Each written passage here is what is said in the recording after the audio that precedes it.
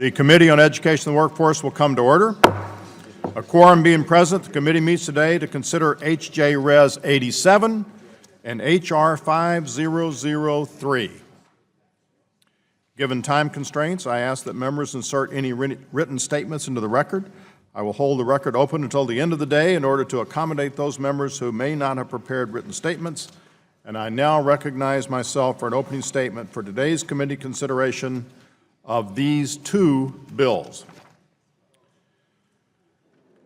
Today, the committee will consider two proposals as part of our ongoing efforts to promote responsible solutions to the challenges facing the American people.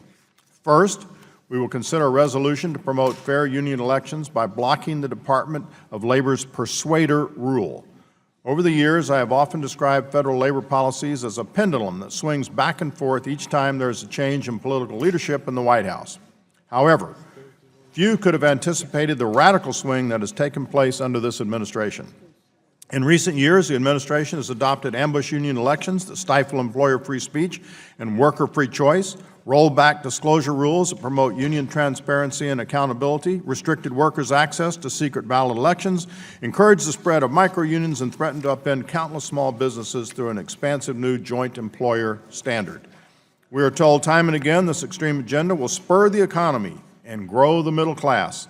Yet despite all the significant changes that have been imposed on our workplaces, wages remain stagnant and good-paying, full-time jobs are still hard to come by.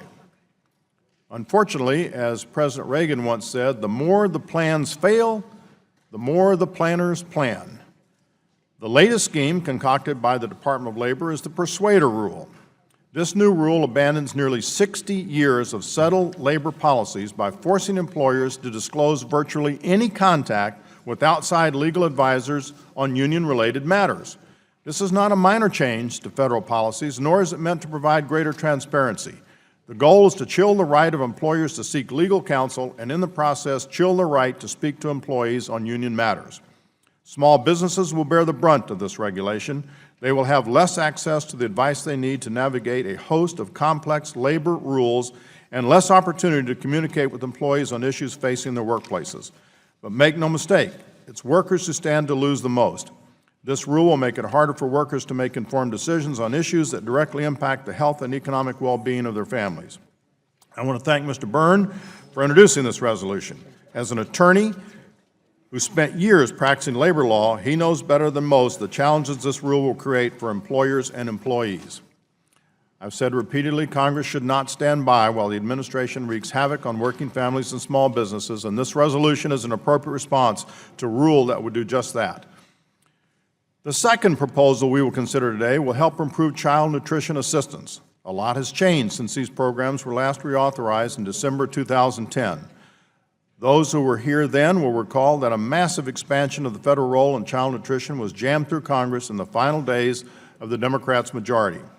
What had always been a bipartisan issue descended into a partisan one. At the time, state and school leaders warned about the negative consequences this expansive approach would inflict on their communities and schools, and those warnings have come true. The rules stemming from the 2010 law have resulted in billions of dollars in new cost, while student participation has declined. The vast majority of schools may be in compliance with these new rules, but that doesn't mean it's been easy or without cost or that it's having its desired effect. This legislation promises a more responsible approach. The bill includes reforms that will strengthen the WIC program, help rein in waste, fraud, and abuse, and provide more flexibility to states to better serve families during the summer months. I want to applaud Mr. Rokita, the chairman of the K-12 subcommittee, for introducing the legislation. I know he will describe in greater detail the reforms in the bill. However, I want to discuss two important areas. The first area is standards. The legislation requires the Department of Agriculture to review every 3 years federal meal pattern and nutrition standards. This review must be based on sound science and include the participation of school leaders. Any resulting standards must reflect the needs of all students and not result in higher cost or fewer students being served. The health and science communities are constantly expanding and changing our understanding of nutrition. In fact, Politico recently reviewed the, quote, shifting science on sodium, close quote, and highlighted a study published in the Journal of the American Medical Association that found the government's recommended sodium levels may increase the risk of death. If experts in the field are changing their views on nutrition, federal standards should change as well. Second area I want to touch on is community eligibility, which allows federal dollars to subsidize students who are not otherwise eligible for assistance. When that happens, we have fewer resources for those who truly need help. That's why the bill makes a modest change to this provision to better target taxpayer resources while ensuring every child who is eligible for assistance can receive assistance. Because of this and other common sense reforms, we're able to increase the federal reimbursement in the breakfast program. This is the first time in more than 25 years schools will receive a greater reimbursement in the breakfast program, making sure the neediest kids don't start their day hungry. And we do it at no additional cost to taxpayers. That's what's possible when we make smart investments in these programs. I challenge my colleagues to ask your school leaders if they would welcome greater flexibility in these programs. Ask them whether they would welcome a seat at the table when it comes to the standards imposed on their schools, and ask them if they would welcome more federal support in serving a healthy breakfast to their students. Providing all children access to healthy meals is a vital priority to both Republicans and Democrats. Children cannot succeed in the classroom if they are hungry or malnourished. That's why I urge my colleagues to help improve our investment in child nutrition assistance by supporting this legislation, and I will now recognize Ranking Member Bobby Scott for his opening remarks. Thank you, Mr. Chairman. The resolution we're taking up today would harm workers' free choice in deciding whether to be represented by a union for the purposes of collective bargaining. Since its inception in 1959, the Labor Management Reporting and Disclosure Act has required employers and union advice consultants to disclose both direct and indirect persuader activity. In 1962, the Department of Labor issued informal guidance which classified indirect persuader activities as non-reportable advice and did so without ever going through the notice and comment period. This interpretation created a massive loophole which left workers in the dark about indirect persuader activity and rendered a key part of the Act's disclosure requirements inoperative. To address this problem, the Department of Labor commenced formal notice and comment rulemaking in 2011. And on March 24, 2016, the Department issued its Persuader Rule, which closed this loophole. The final rule requires consultants and employers that hire them to file reports involving indirect persuader activity. I applaud the Department's final rule as it brings reporting requirements back in line with the statute's mandate. Now, some question the legal authority of this action, but the Act, Section 208, clearly states, and I quote, "The Secretary shall have the authority to issue, amend, and rescind rules and regulations as he may find necessary to prevent the circumvention or evasion of the Act's reporting requirements." Now, that congressional directive is precisely what DOL followed, ending a 54-year circumvention of the Act's reporting requirements. Some opponents also argue that the workers have a right to hear both sides of the debate. I agree, but as they hear both sides, workers deserve to know whether or not what they are hearing is a product of certain well-known consultants hired to influence their decisions, and how much their employers are paying them to influence their views. This Persuader Rule is about transparency, and thanks to the rule, the curtain will be pulled back and working men and women will be able to see their employers' arrangements with union avoidance consultants. Moreover, the Persuader Rule evens the levels the playing field. Unions already must disclose far more information about lawyers and consultants than is required of employers and their consultants under the rule. As we learned on the April 27th subcommittee hearing, union reports filed with the Department of Labor can be hundreds of pages long. The union's reporting form is a mere 4 page. The employer's reporting form is a mere 4 pages, and the consultant's form a mere 2 pages. Despite the fact that attorneys and law firms have been increasingly engaged in persuader activities, the American Bar Association questioned whether or not their attorneys should have to comply with the DOL's final rule. Any attorney who confines himself to only giving legal advice incurs no obligation to report. Rather, attorneys must disclose their arrangements when they cross over from giving standard legal advice to engaging in activities to persuade employees against organizing and exercising their own rights. Now, none of the information required to be reported, such as the identity of the client or fees paid, is covered by the attorney-client privilege. Moreover, attorney-client privileged information is expressly excluded from the reporting requirements. And this is actually consistent with the ABA Model Rule of Professional Conduct 1.6, which outlines the duty to keep information related to a client confidential, but it states, a lawyer may reveal information relating to the representation of a client to the extent the lawyer reasonably believes necessary to comply with other law or court order. That principle is no different than requiring an attorney to disclose lobbying activity for a client under the Lobbying Disclosure Act. Mr. Chairman, I ask unanimous consent at this point to include a letter for the record from 32 leading attorneys outlining their position on this issue. Without objection. Mr. Chairman, this markup is a lost opportunity. Today we should be considering legislation that an overwhelming majority of Americans support. There are bills available for markup to raise the minimum wage, to reduce wage theft, to strengthen worker safety, and to promote a secure retirement. Instead, since the majority took control in 2011, this committee has used its time to hold 24 hearings on markups solely focused on ways to weaken the ability of workers to organize and bargain for a better life. The resolution for today will undermine the principle of transparency embodied in the Reporting and Disclosure Act. Transparency is not just a union value, it's a democratic value, and this rule furthers the workers' ability to make an informed choice. The only losers from the DOL's persuader rules are those who have been lurking in the shadows, shielded by a DOL policy that was at odds with the direct language in the statute that Congress provided 50 years ago. Mr. Chairman, I urge the committee to vote no on the resolution of disapproval, and I'll reserve my remarks on the second bill to when the nutrition bill comes up. And the gentleman yields back. The committee will now proceed to the consideration of the joint resolution, H.J. Res. 87, for amendment. Without objection, the joint resolution will be considered as read and open for amendment at any point, and any amendment offered shall be considered as read. Does any member seek recognition on the joint resolution itself? Mr. Byrne. Thank you, Chairman Klein. I'm proud to have introduced this resolution, and I appreciate the opportunity to speak in support of it today. This resolution is about standing up for the rights of workers and employers. Let me say that again. This resolution is about standing up for the rights of workers and employers. The Obama administration, those that support them in this issue, have continually put the interest of union leaders ahead of what's best for hardworking Americans.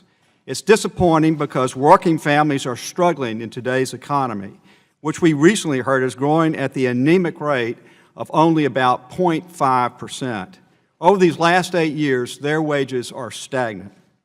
Instead of focusing on ways to grow the economy and empower more Americans with opportunities to move up the economic ladder, the administration has been working around the clock to check off their big labor wish list.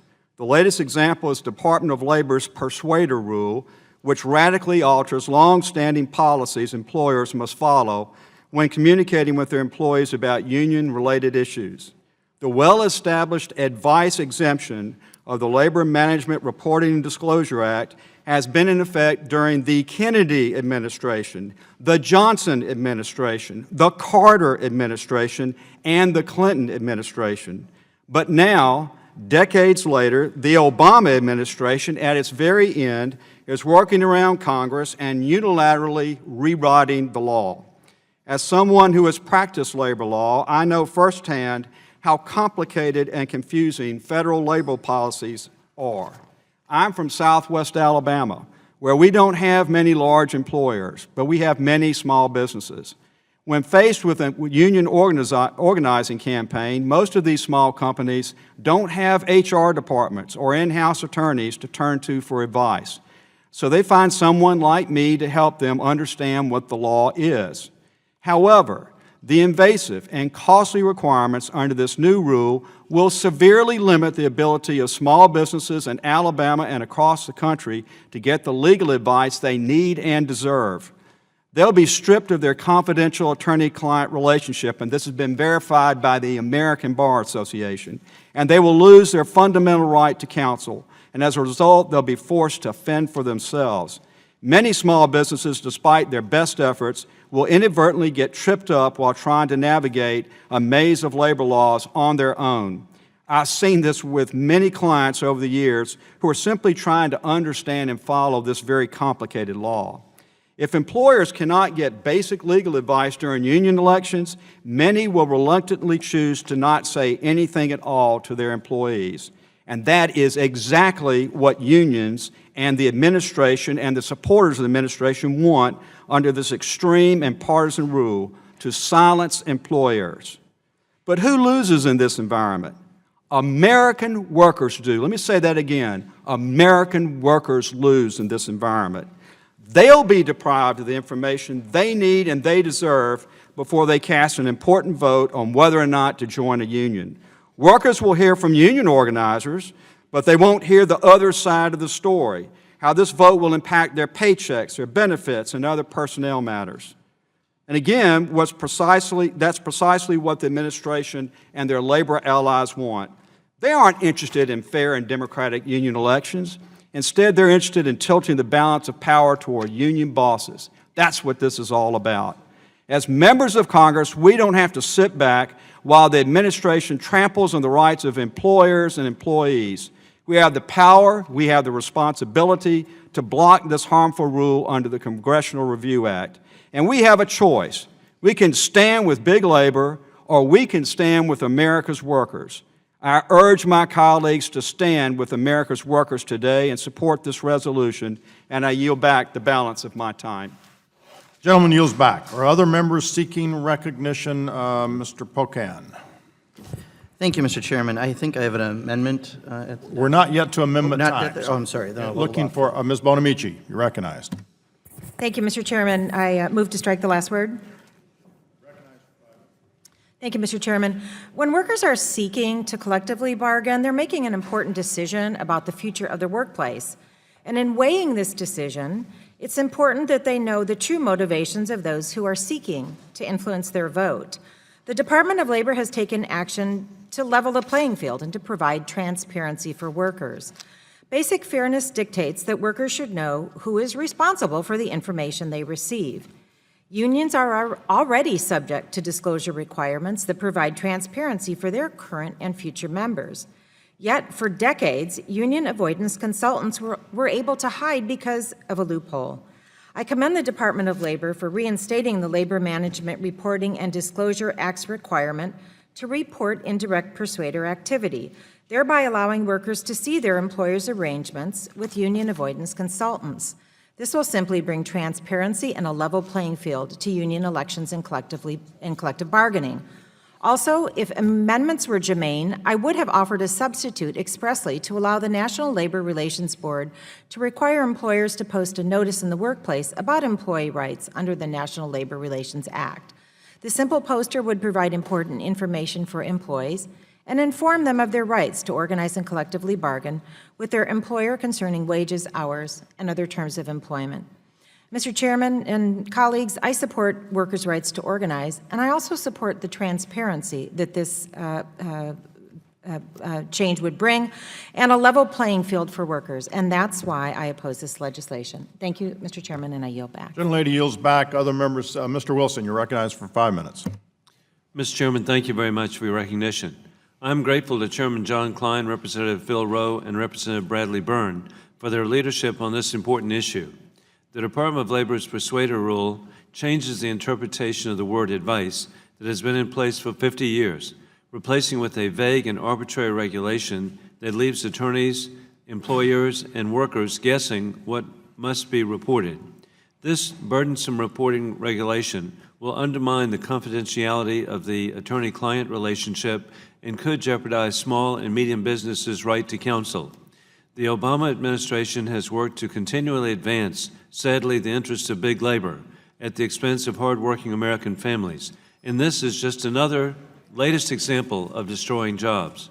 Over the past several months, I have met with many community leaders throughout the 2nd Congressional District of South Carolina who have expressed their concern about this new regulatory scheme and the impact it will have on businesses throughout our community, again, destroying jobs. I'm grateful to be an original co-sponsor of the House Joint Resolution 87 and urge its passage. I yield back the balance of my time. Gentleman yields back. Mr. Polis, you're recognized for 5 minutes. I move to strike the last word. Thank you, Mr. Chairman. Just 3 weeks ago, in these very hallowed chambers, the HELP Subcommittee held a hearing on the Department of Labor's Persuader Rule. At the hearing, we got to hear from several witnesses, including Attorney John Newman, who did extensive research on the Persuader Rule and the very important impact it will have. As we knew and learned more about at the hearing, when workers seek to organize and bargain collectively, often employers enlist the assistance of outside consultants known as persuaders or union avoidance experts to orchestrate and roll out the anti-union campaign. That's fine. That's legal. What the Persuader Rule is about disclosing those expenditures in the terms of those agreements. The rule ensures that employers are complying with current law. It helps develop a level playing field. We looked at the amount of information that unions have to disclose with regard to union organizing activities, and I held up a stack of papers 8 inches high. We then looked at the corresponding disclosures that anti-union and companies have, and it was 3 or 4 pages.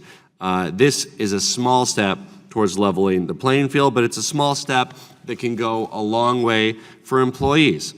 Imagine being an employee and told time and time again, there's no money to give you a raise, there's no money for an increase in benefits, only to find out that your employer is spending hundreds of thousands of dollars on union avoidance consultants, hundreds of thousands of dollars that perhaps could have gone to better wages or working conditions for you and your coworkers.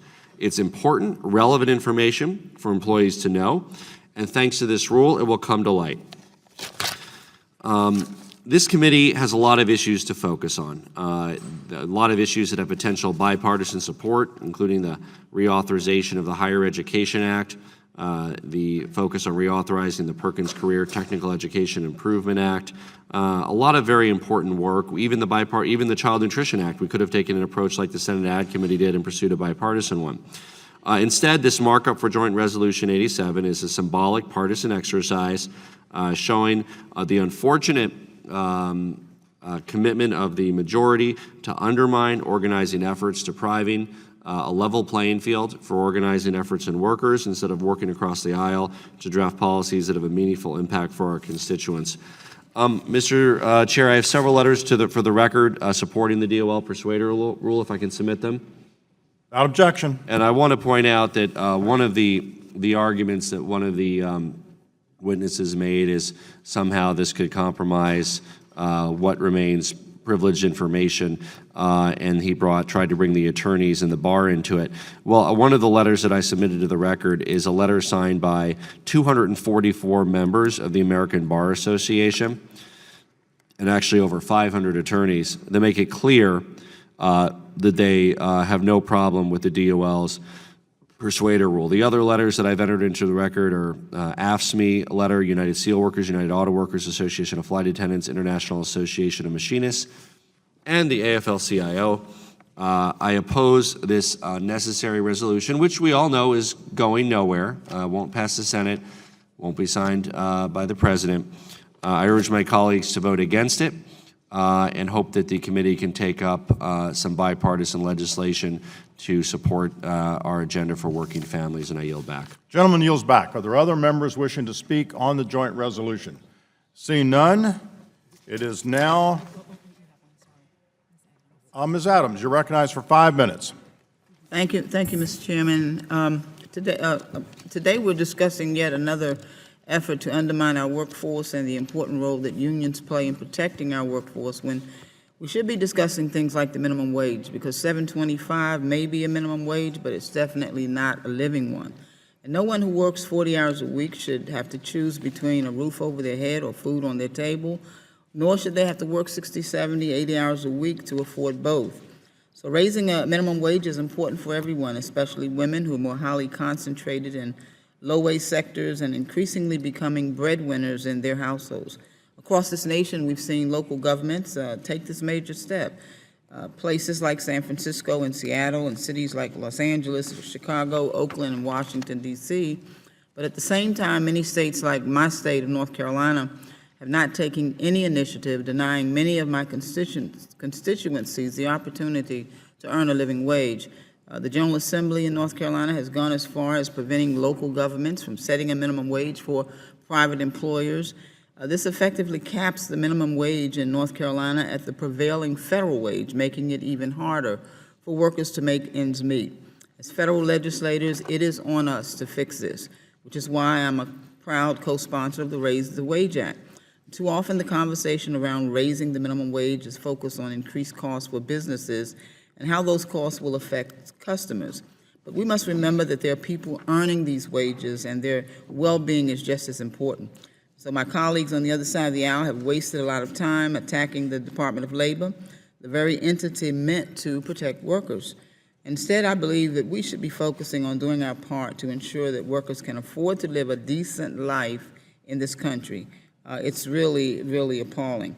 And so I hope that everyone today will get back to the business of advocating for workers instead of actively disparaging them. Thank you, Mr. Chair. I yield back.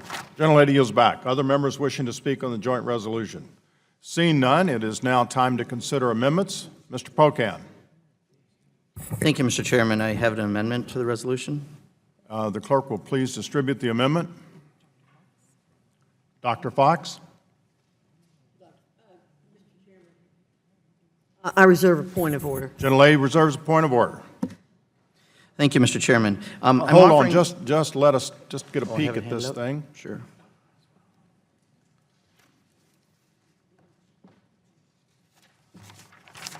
And the gentleman's recognized for 5 minutes to explain his amendment. Thank you, Mr. Chairman. I'm offering an amendment today to ensure that the American people know exactly what my colleagues are attempting to do with this resolution of disapproval. My amendment does not alter the resolution in any meaningful way, but rather it would put in plain text the legislative and regulatory history of the Labor Management Reporting and Disclosure Act. My friends on the other side of the aisle spend a lot of time talking about transparency. Often is the case in this instance, it's clear it values transparency for some over transparency for all. The Persuader Rule seeks to address the unfairness in the implementation of the LMRDA by requiring employers and consultants who are hired by employers and the consultants they retain to disclose their anti-freedom of association action. By supporting this resolution and opposing the Persuader Rule, it seeks to undo. The majority is saying that they value transparency for labor unions, but not for employers. They are saying that one set of rules applies to unions and no such similar rule to employers. You think that the intent of the statute from the discussion by people on the other side of the aisle was by design.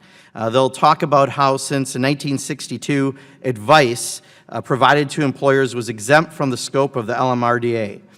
What they won't tell you is that 1959 House version of the legislation excluded persuader advice from the scope of the bill, but the Senate version did not.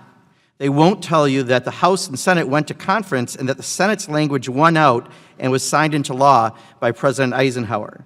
In 1962, with no notice nor public comment period, Solicitor of Labor Charles Donahue issued an interpretation that ignored the statute of the law.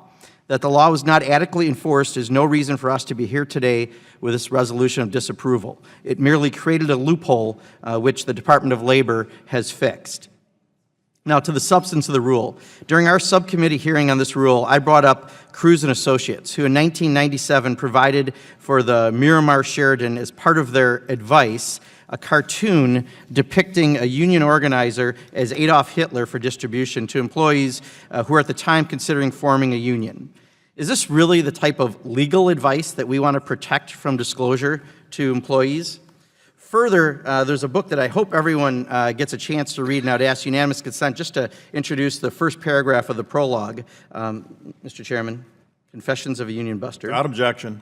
Thank you. And let me just read part of that first paragraph. Union busting, this is by a person who professionally was a union buster. Union busting is a field populated by bullies and built on deceit. A campaign against a union is an assault on individuals and a war on the truth. As such, it is a war without honor. The only way to bust a union is to lie, distort, manipulate, threaten, and always, always attack. The law does not hamper the process. Rather, it serves to suggest maneuvers and define strategies.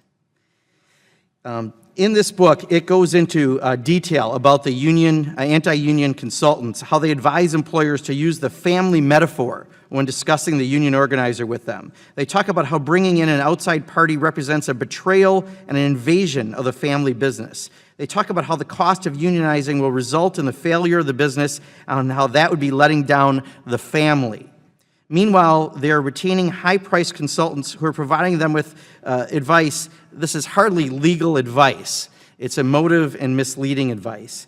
And speaking of the union disclosure forms, I would note that the form that union has to fill out is well over 100 pages, with the forms required by employers and the anti-association consultants would be 2 and 4 pages. Mr. Chairman, my amendment is 3 pages long and is simply legislative history of the bill in question. Any one of our constituents could read it and within a couple of minutes understand the issue. My amendment would not kill the resolution or modify it in any significant way.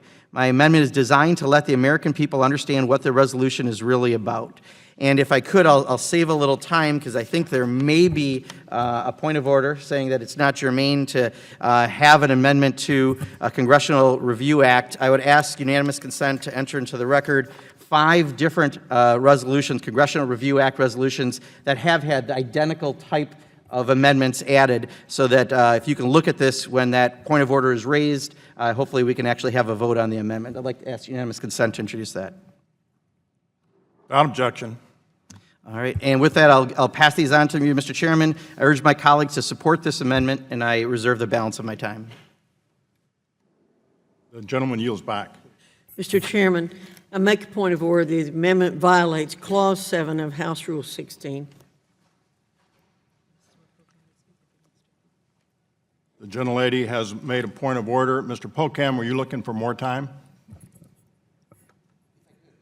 You're recognized.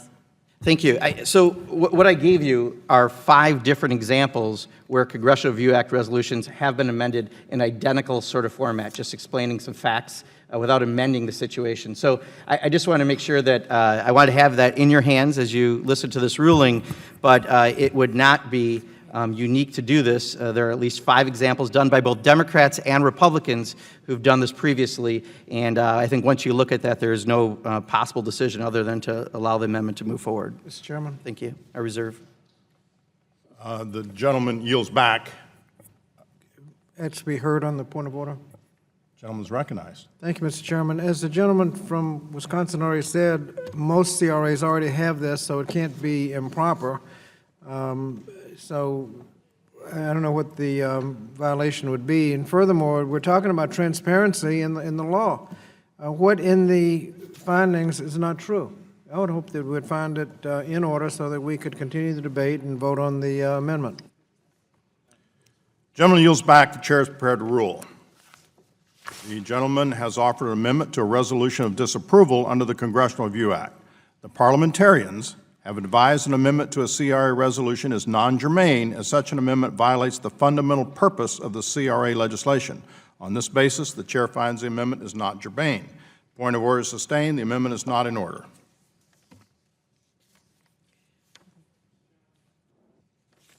Mr. Scott. I challenge the ruling of the chair. Appeal the ruling of the chair. Mr. Chairman, I move to table the appeal of the ranking member.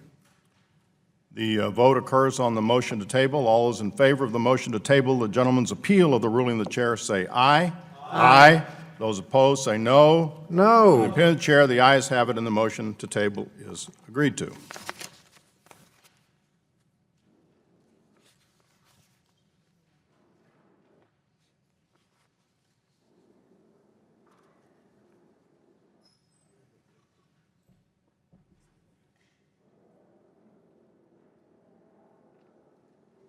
All right, I've caught up here.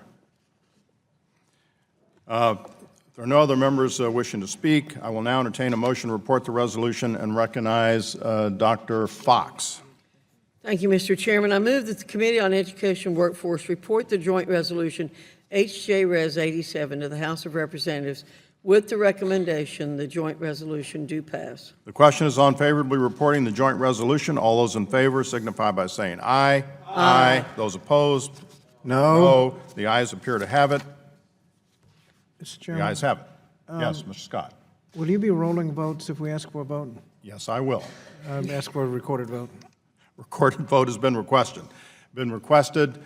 It is my intention to roll this vote and all votes, unless it's a procedural vote, that I can't roll until the end of the consideration of both pieces of legislation.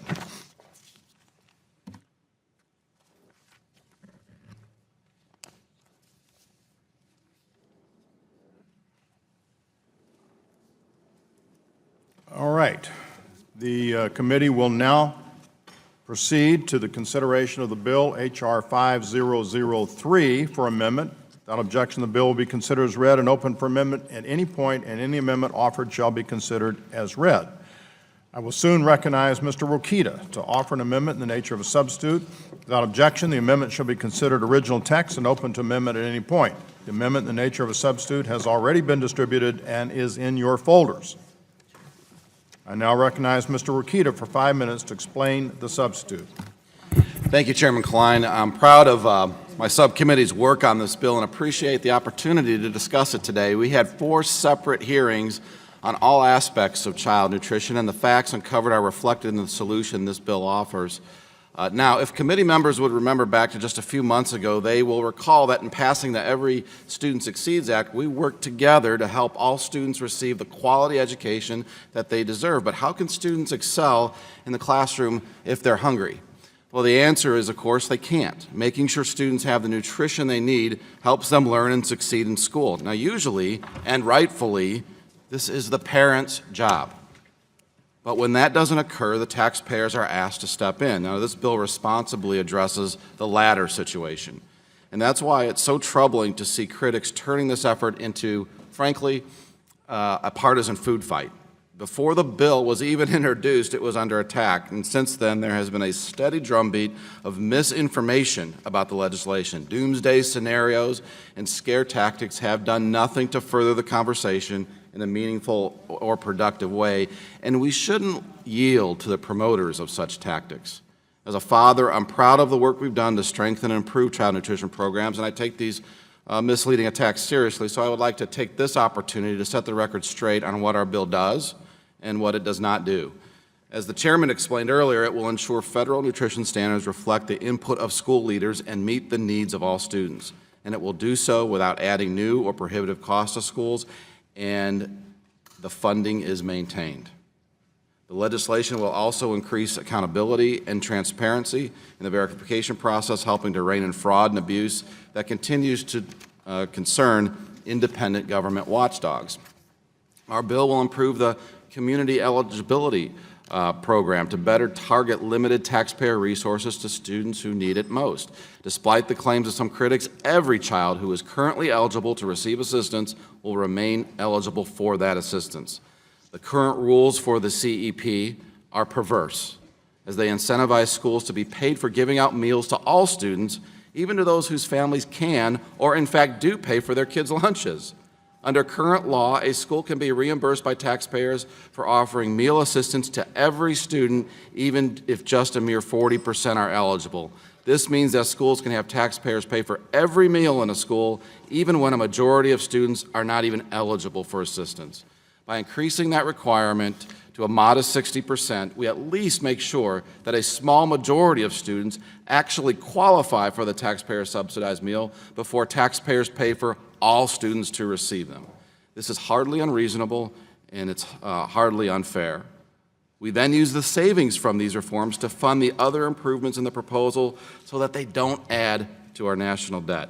Contrary to inaccurate claims that breakfast assistance would be hurt, our bill actually provides a higher reimbursement for breakfast, a rate that hasn't been adjusted since the 1980s. We would also use funds to provide better access to summer meals, making it easier for poor students to receive nutrition even when school is not in session. We also stopped several school lunch standards, quote unquote, championed by First Lady Obama that only have resulted in food being thrown away. These are reforms school administrators and health experts have said they wanted for years. Ensuring that students in actual need have these strong provisions in place is how we the people should judge our success. Now, in a recent post in The Hill, Robert Doar, the former commissioner of New York City's Human Resources Administration, wrote the following quote, "The House bill tightens CEP, While there has been pushback by Democrats who worry that eligible funding will not be able to children will not be able to access the program, facts show that the difficulty of applying for the program has been exaggerated. In New York City, online applications were allowed and an automated computer match between the SNAP agency and the school system was developed to allow all children in households receiving SNAP benefits to automatically become eligible for free school meals. 87% of school-age SNAP participants were directly certified for free meals. This extends the reach of the school meal program without making every student, such as those who are not eligible or do not meet the criteria, eligible for free lunch, unquote. Additionally, the bill includes provisions that will support nutrition education and help bring families into schools to engage in the healthy development of their children. These are just some of the reforms that the Improving Child Nutrition and Education Act will make, but they, along with others in the bill, are positive, common-sense solutions that we should all support. These solutions will ensure schools are able to serve their students and families, that they're able to serve them well. The substitute amendment I am offering makes a number of changes, including technical clarifications to the underlying bill. Among them are changes that will require a minimum of 60 days for the public to comment on proposed revisions to meal standards, and a flexibility program that will allow 3 states to provide healthy meals with a fixed level of funding free from federal interference. The amendment also clarifies that the Secretary should explore ways to remove duplication and increase efficiency in the WIC program. So with all that, Mr. Chairman, I urge my colleagues and all of them to support this important legislation, and I yield back. Gentleman yields back. Mr. Scott, you're recognized. Thank you, Mr. Chairman. Mr. Chairman, more than 60 years ago, Congress passed the National School Lunch Act as a measure of national security to safeguard health and well-being of our nation's children. Through enactment of this first federal child nutrition program, Congress recognized that feeding hungry children was not just a moral imperative, but also vital to the health and security of our nation. This committee is tasked with making sure that all children have an equal shot at success, so it's only fitting that child nutrition programs fall within our committee's jurisdiction. Just as there is a federal role in ensuring that every child has access to quality education, regardless of where they live, what they look like, or their family's income, there is a federal role in ensuring that every child has access to healthy and nutritious food. Research has repeatedly shown that a lack of adequate consumption of specific foods, such as fruits and vegetables, is associated with lower grades among students. Child obesity affects all aspects of children's lives, from their physical well-being to their academic success and self-confidence. So if we compromise on what students are served in schools, we compromise both on their health and their potential for learning. Here we have a choice to make. We can put money into these important programs now and support healthy eating in schools, or we can cut corners and spend more money down the road on chronic diseases or other social services. Either way, we spend the money. In fact, researchers estimate is $19,000 is the incremental lifetime medical cost of an obese child relative to a normal weight child who maintains that weight throughout adulthood. And so it's important to keep this trade-off in mind when we talk about reauthorization of child nutrition programs. The whole hallmark of a good reauthorization is that it makes progress. It moves us forward. It builds on what works and makes improvements on what needs to be improved. Unfortunately, this bill reduces nutrition standards, denies benefits to many who are now receiving benefits, and cuts back on after-school, out-of-school, and summer services.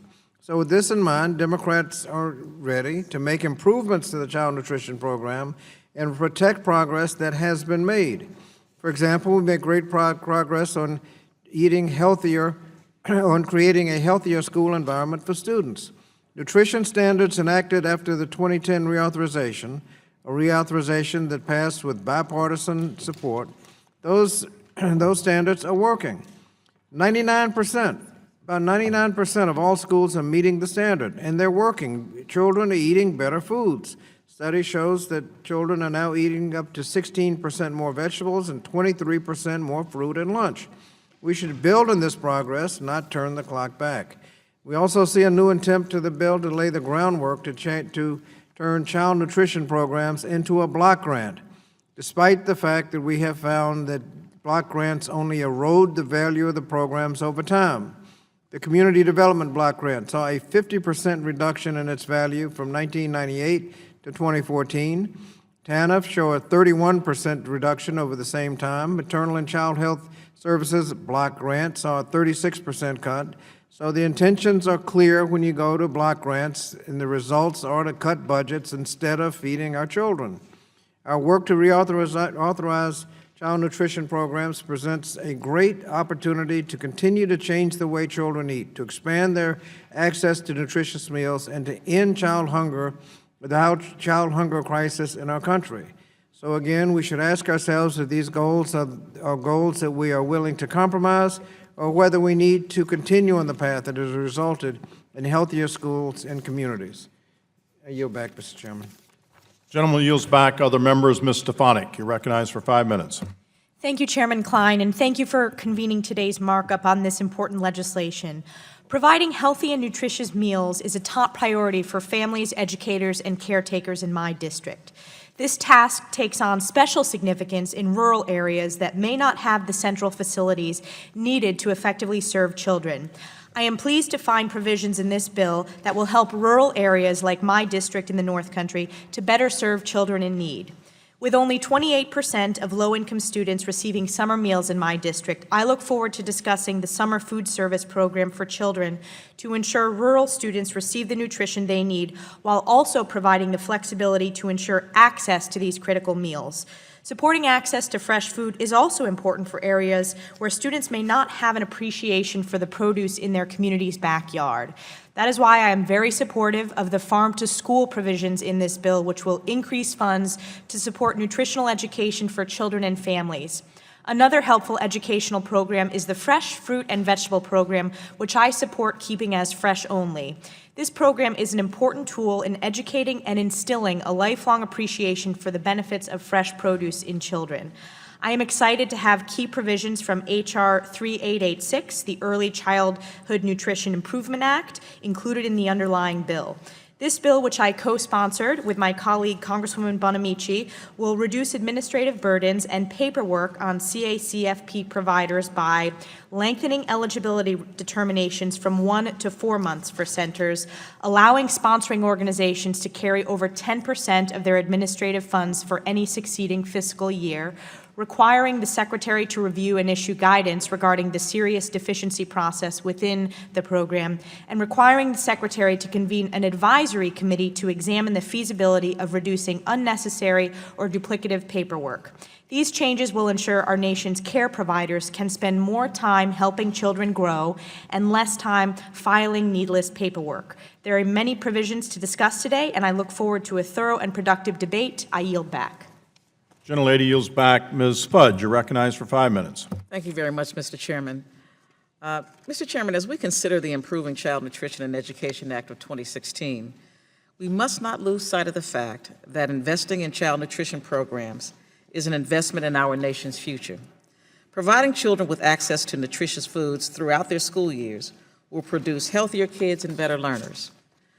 With 1 in 5 American children experiencing food insecurity, we cannot afford to take a step backward. This bill does nothing to move us forward.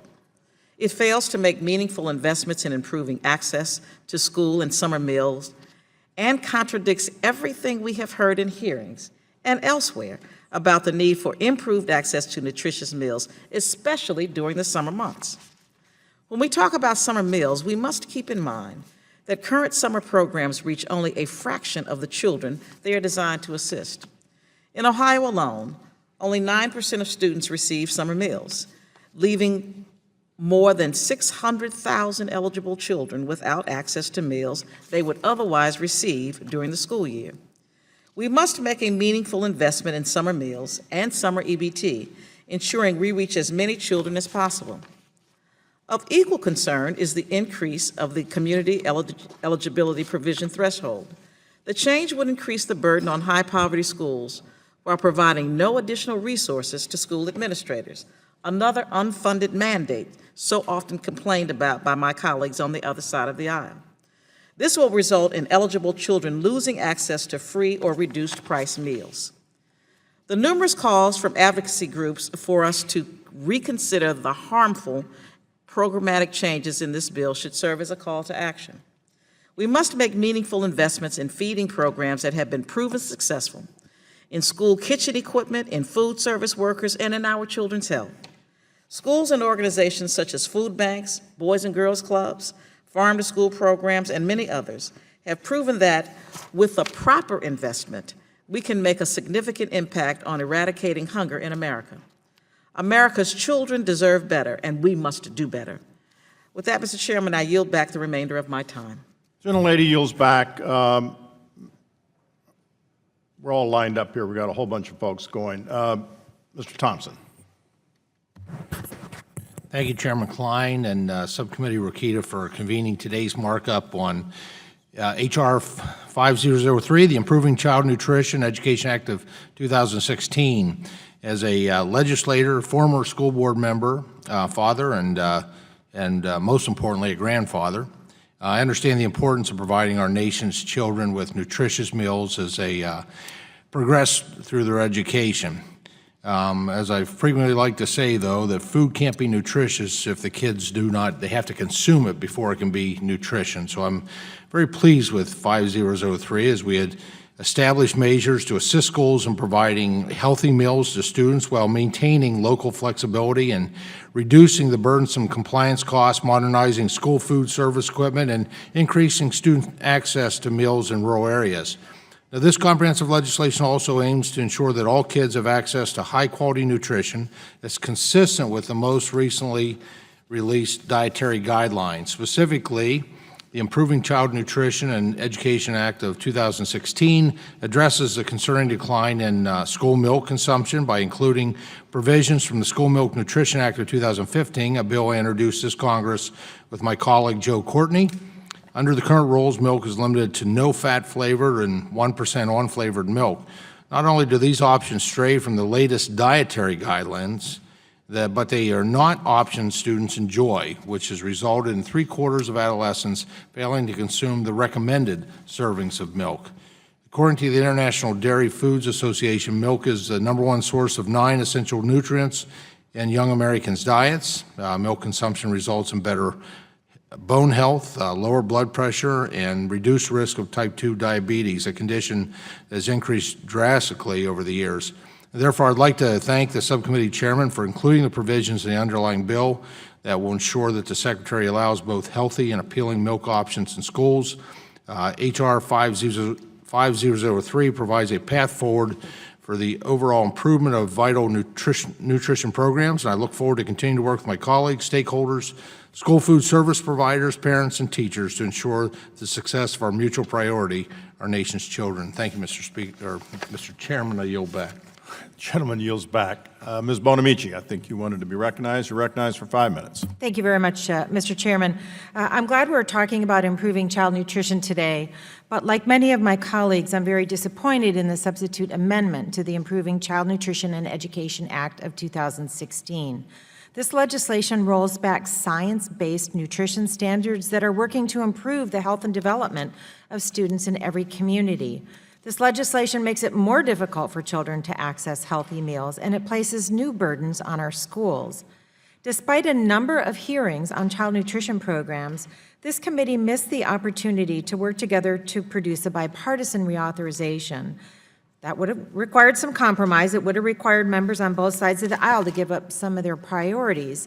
But instead, this legislation we're considering reflects the views of only some members of this committee. In fact, the various versions of the legislation that have been made public in the past weeks have become increasingly partisan, unfortunately, and it does not have a path toward becoming law. The legislation not only does not strengthen the summer EBT program, which has demonstrated tremendous success in addressing food insecurity among children, it curtails the program and denies states the flexibility they need to administer it effectively. The legislation chips away at nutrition standards that have been adopted in nearly every school and diminishes the role of science in setting standards. 1/3 of the children in our country are overweight or obese. 1/4 of young adults are too heavy to serve in our armed services. I don't understand why we would choose to roll back reasonable standards that are already in place and offer up foods that are less healthy to our kids. This legislation raises the community eligibility qualification threshold. Now, I've heard some of my colleagues defend this policy as a way to make sure that undeserving children don't get subsidized meals. but the evidence is clear that community eligibility reimbursements are based on analyses that approximate the number of qualifying children. The policy in this legislation doesn't improve program integrity. It merely strips schools of streamlined, less burdensome processes and erects new barriers to nutritious meals for low-income children. The legislation creates a new block grant program, something the School Nutrition Association has called reckless. This proposal abandons our promise to make sure that low-income students are given an opportunity to succeed by having access to the healthy meals that support physical and mental development and academic achievement.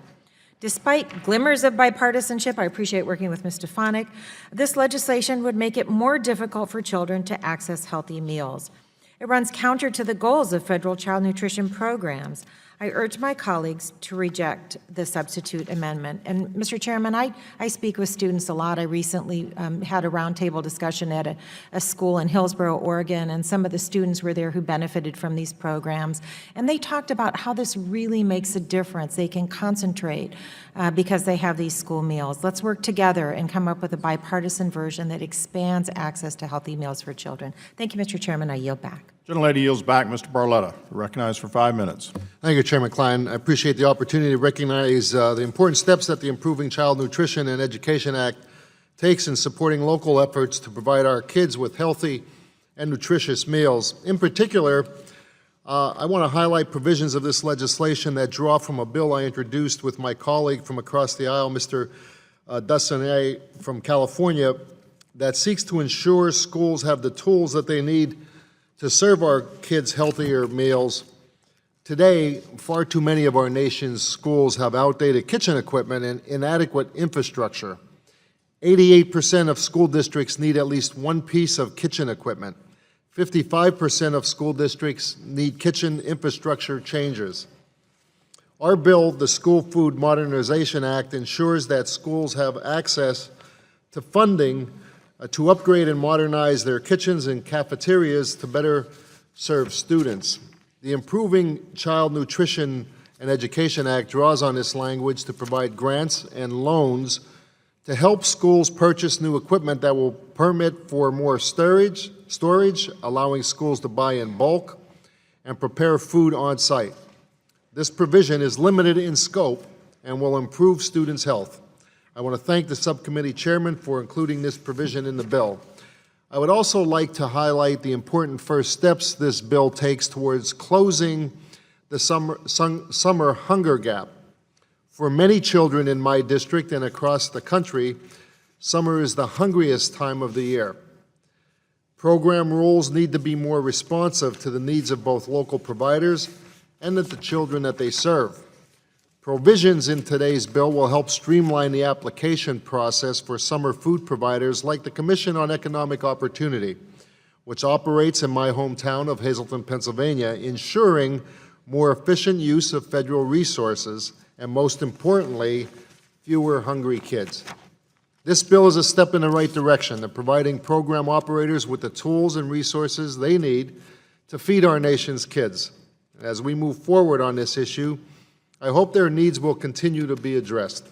Again, I thank my colleagues on the committee for including these important reforms in the bill, which will help us deliver on the promise of providing healthy meals to our nation's children. Thank you. I yield back the balance of my time. Gentleman yields back. Are there other members seeking? Ms. Adams, you're recognized for 5 minutes. Thank you, Mr. Chairman. A student with an empty stomach suffers more than hunger. These students are more likely to have poor academic performance, behavioral problems, and the inability to concentrate. Student hunger can also lead to a lack of motivation and increased sickness. And this is why it's imperative that we pass a strong child nutrition reauthorization, something some of my colleagues have decided not to do. I'm truly disappointed that we're calling the Improving Child Nutrition and Education Act, despite that it does nothing of the sort. Instead, this bill makes it increasingly difficult for low-income families to access federal nutrition programs for their children. And if this bill becomes law, low-income students who rely on these programs will surely go hungry. This legislation does significant damage to the nutrition standards set forth in the Healthy, Hunger-Free Kids Act, which will set us back in our fight against childhood obesity. And for a bill that claims to provide greater flexibility, it simply denies the flexibility of participating in the summer meals program through summer EBT to more participants.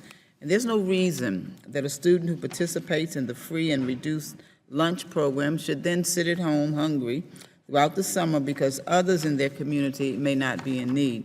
This bill also does irreparable damage to the community eligibility provision by reducing the qualification threshold from 60% to 40%.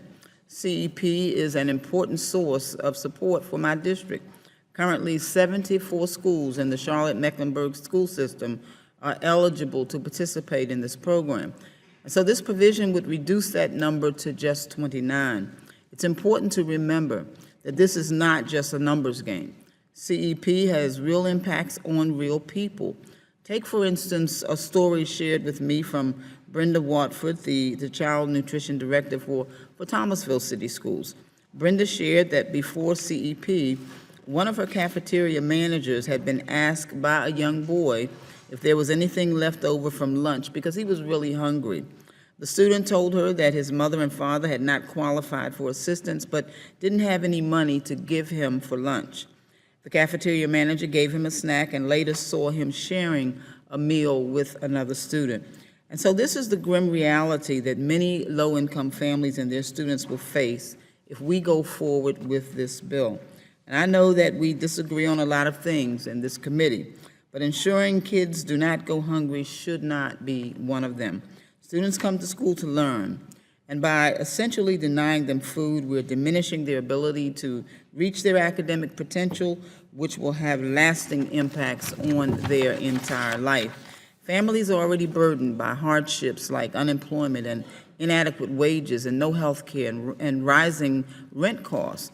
And so there's no reason that we should be adding to their stress by denying their children a meal and forcing them to spread their limited resources even further. Can any of us look these children in the eye and explain proactively contributing to their hunger? If not, then I urge each and every member of this committee to oppose this legislation. Thank you, Mr. Chair. I yield back. Gentlelady yields back. Mr. Wilson, you're recognized. Thank you, Mr. Chairman. I'm grateful to Chairman John Klein and Congressman Todd Rokita for their important work on this issue. They have programs within the child nutrition reauthorization will be critical to playing a role in the lives of millions of children throughout the nation as it provides meals to the most vulnerable, trusting their parents. Currently, child nutrition programs help to assist states and communities as they serve families and children in need. However, federal regulations have imposed a series of rules that make it expensive and difficult to provide the healthy and nutritious meals that American families deserve. Over the past several months, I've heard from various groups throughout the 2nd Congressional District of South Carolina who have expressed concerns that these burdensome rules have led to higher cost and fewer children being served. This legislation works to strengthen the child nutrition programs by fighting fraud and abuse, empowering parents, allowing states and schools to better serve their students and families, restoring trust in the local elected school boards. By ensuring that our children have access to nutritious meals is a priority that everyone on the committee shares. I'm grateful to support H.R. 5003, Child Nutrition and Education Act of 2016, and urge its passage. I yield the balance of my time. Gentleman yields. Are there other members seeking recognition? Other members seeking, Mr. Corbello, you're recognized. Thank you, Chairman Klein and Chairman Rokita, for your hard work on this legislation. As a former school board member in Miami-Dade County, this legislation is very important to me, and I thank all of you for the opportunity to have this discussion. The measure we're considering today has some worthwhile initiatives. The improvements to school lunch facilities provision will help schools acquire much-needed equipment that will help them provide healthy meals to children. I'm also pleased that the bill includes an increased reimbursement for the school breakfast program. The Healthy Hunger Free Kids Act provided an additional 6 cents, but no increase for breakfast. So I appreciate that this increase was included in the Improving Child Nutrition and Education Act of 2016. This legislation offers relief to states like Florida because it creates a definition for state agency That includes the commissioner or individual who administers agricultural programs in Section 205. Since school nutrition programs are administered by the Florida Department of Agriculture, this eliminates the requirement that the department obtain a waiver from the Florida Department of Education. I'm also happy to say that this measure provides a great focus on nutrition education through the Farm to School program. And I support efforts to make sure that taxpayer-funded assistance is benefiting the low-income children and families who truly need the help. However, this legislation is far from perfect. There are many provisions that need to be addressed as we continue through this process, especially those that significantly roll back the work that has been done to ensure that kids have access to healthy meals. I'm sure that many members of this committee have heard from groups with concerns related to standards for snacks and meal items served a la carte, in addition to the demonstration program pilot. While the demonstration project is very limited to only a few states and it contains collaboration assurances in development and implementation of any plan that a state creates, I worry that many students could lose access to healthy meals. However, I appreciate the work that the committee has done to ensure that there are at least some requirements in the demonstration project as it is drafted in the substitute. While my intention is to support the legislation we are considering today, I certainly look forward to working with my colleagues to improve this legislation to ensure that we are doing right by America's school children. Thank you, Mr. Chairman. I yield back. Gentleman yields back. Seeing no other request to speak on the substitute, it is time to move to amendments. For what purpose does the gentleman for Virginia? Mr. Chairman, I have an amendment at the desk. Gentleman has an amendment at the desk. The clerk will distribute the amendment. Mr. Chairman, Dr. Fox. I reserve a point of order on the amendment. Gentlelady reserves a point of order.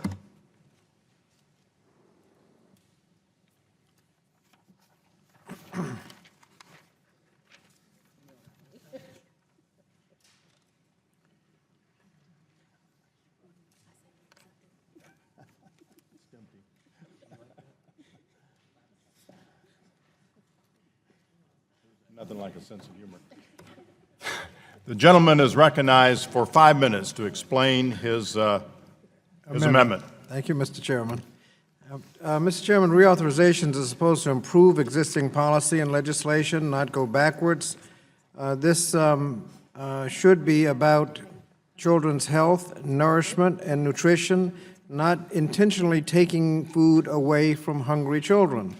This Republican bill to reauthorize the 2010 Healthy and Hunger-Free Kids Act is not a reauthorization. It's an attempt to impale any progress made towards ensuring food security for all children, healthy meals for all students, and the respect and investment our children deserve. This bill would roll back nutrition standards, take a stab at a block grant program, kick many food-insecure children out of the school lunch and breakfast programs. Apparently, this is what the House GOP and Speaker Ryan meant when they promised a bold agenda to increase opportunity in America and treat low-income children and families with respect. This bill is more representative of child nutrition policy out of the Hunger Games. President Snow wouldn't even have written something like this, so the title in its current form suggests that the changes made in to our country's child nutrition programs improve the health outcomes, but this title should be accurate. That's why the amendment would change the name of the bill to the Hunger Games Act of 2016. This bill takes food away from low-income children, substitutes high-quality meals with low-quality food alternatives, and allows states through block grants to spend child nutrition dollars on anything, even projects unrelated to feeding children. Such initiatives could only make sense in the world of Hunger Games, so let's call it like it is and give appropriate homage to the bill's effects. And just, Mr. Chairman, I'd like unanimous consent to insert into the record the number of schools under CEP that would lose their eligibility and the tens of thousands of children in several congressional districts that would lose nutrition programs if this bill were to pass. Without objection.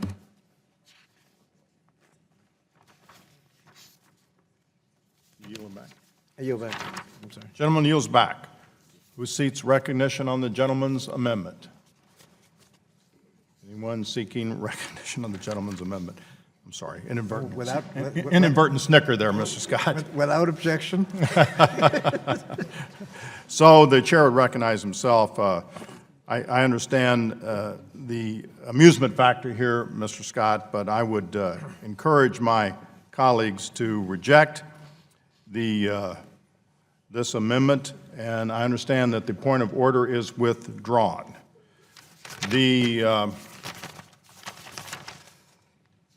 The question occurs on the amendment. All those in favor say aye. Aye. All those opposed say no. No. In the opinion of the chair, the noes have it. The gentleman's amendment is not agreed to. Are there other members? Mr. Chairman, Yes, Mr. Scott. have an amendment at the desk? The gentleman has an amendment at the desk. The clerk will distribute the amendment.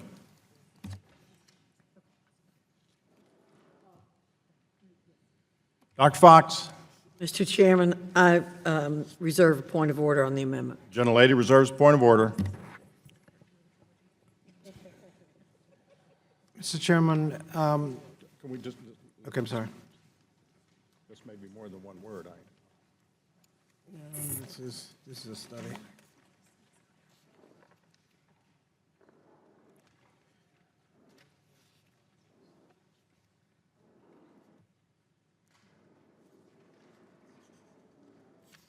This red one?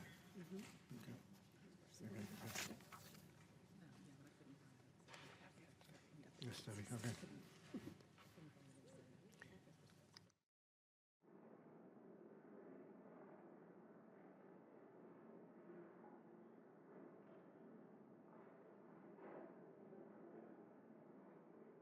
Gentleman's recognized for 5 minutes to explain his amendment.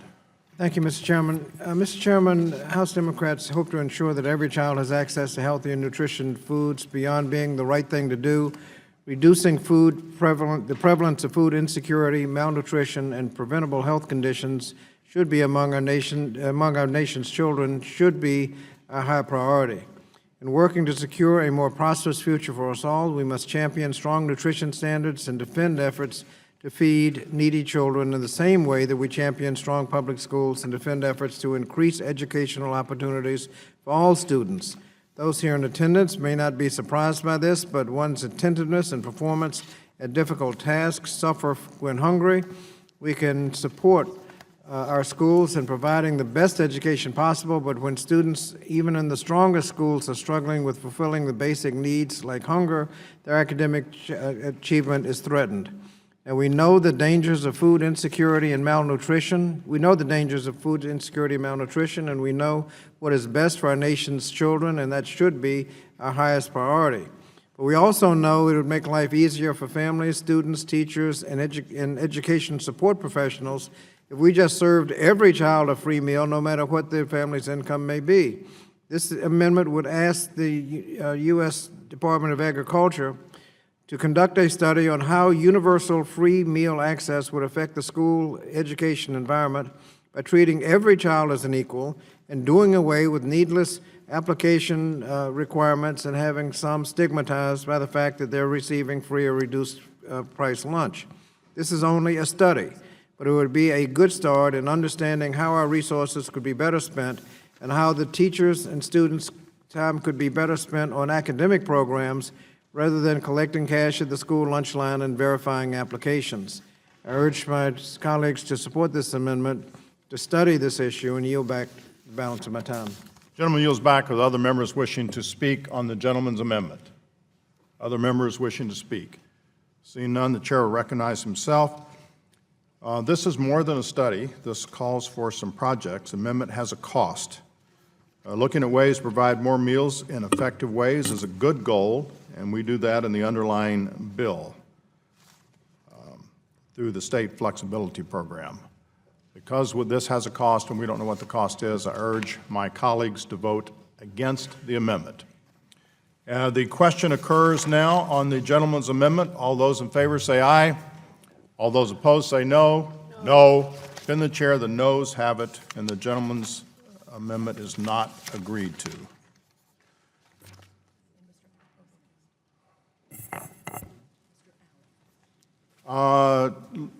Mr. Allen, do you have an amendment at the desk? Yes, I have an amendment at the desk, Mr. Clerk will Chairman. distribute the amendment.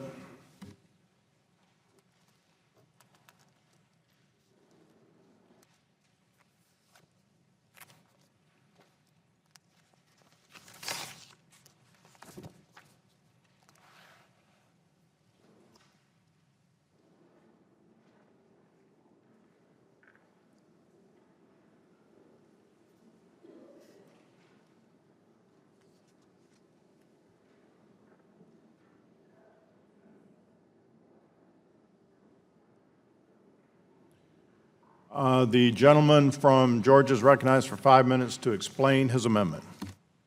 Mr. Chairman, we're all in agreement that no child in need should go hungry in America. It's our moral duty as people of faith and Americans to take care of our children. However, too often the response to a problem is a big government-led solution. The government is not always the answer. I strongly believe that our local churches, businesses, charities, individuals, and families can and should come together to fight hunger and poverty in our communities, especially for children. Many already do so. I think we could take community involvement a step further by providing meals for children in need at school. I also believe that the business community should have a stronger role in making investments in the nutritional needs of children today, because they are the workforce of tomorrow. This is why our military saw the need for the nutrition programs in 1945 to ensure that we had healthy soldiers. As a business owner myself, I know that we can and should do more to provide our children's nutritional needs. That's why I'm offering an amendment today for the Secretary of Agriculture through an independent researcher to examine alternative funding mechanisms and delivery to improve nutrition program effectiveness and efficiency while reducing costs, like our Farm to Lunch program. The study will analyze how businesses currently partner with schools or institutions and examine better ways to work with the private sector businesses. We will also find out through the study the potential cost savings of business partnerships, regulatory barriers to the business community involvement, and how to better utilize their contributions. We need more data on how to get the business community involved because they benefit, and this study is a step in the right direction. I know that we can convince them that this investment is important. We must stop the cycle of the government being the answer to every problem we face as a nation.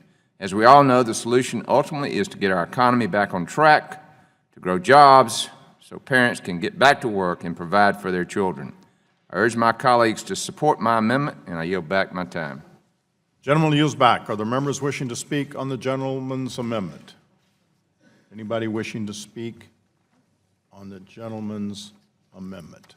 Well, Mr. Chairman, Mr. Scott. I was going to wait until you spoke to ascertain whether your rule against additional costs would apply to this amendment as it applied to the last amendment. But since you hadn't offered to say anything, I would hope that the language of this amendment would also include the study that I had suggested, and all could get studied at the same time. And so with that, Mr. Chairman, I would hope we'd work to make sure the language as we go forward would include that opportunity, and I yield back. Gentleman yields back. There is a slight cost to this study. We know what that cost is, and it's accounted for in the bill. So this is a good amendment. I support this amendment and hope my colleagues will vote for it.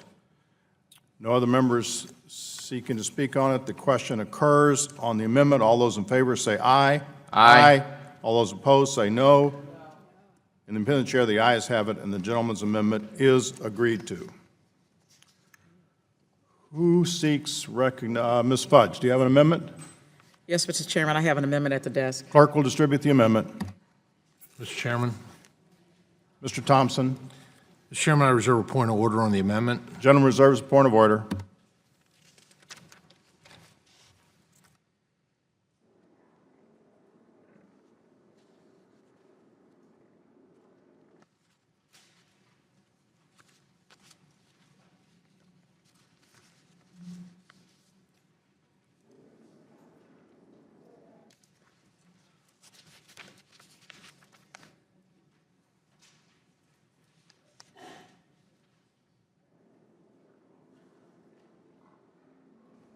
The gentlelady is recognized for 5 minutes to explain her amendment.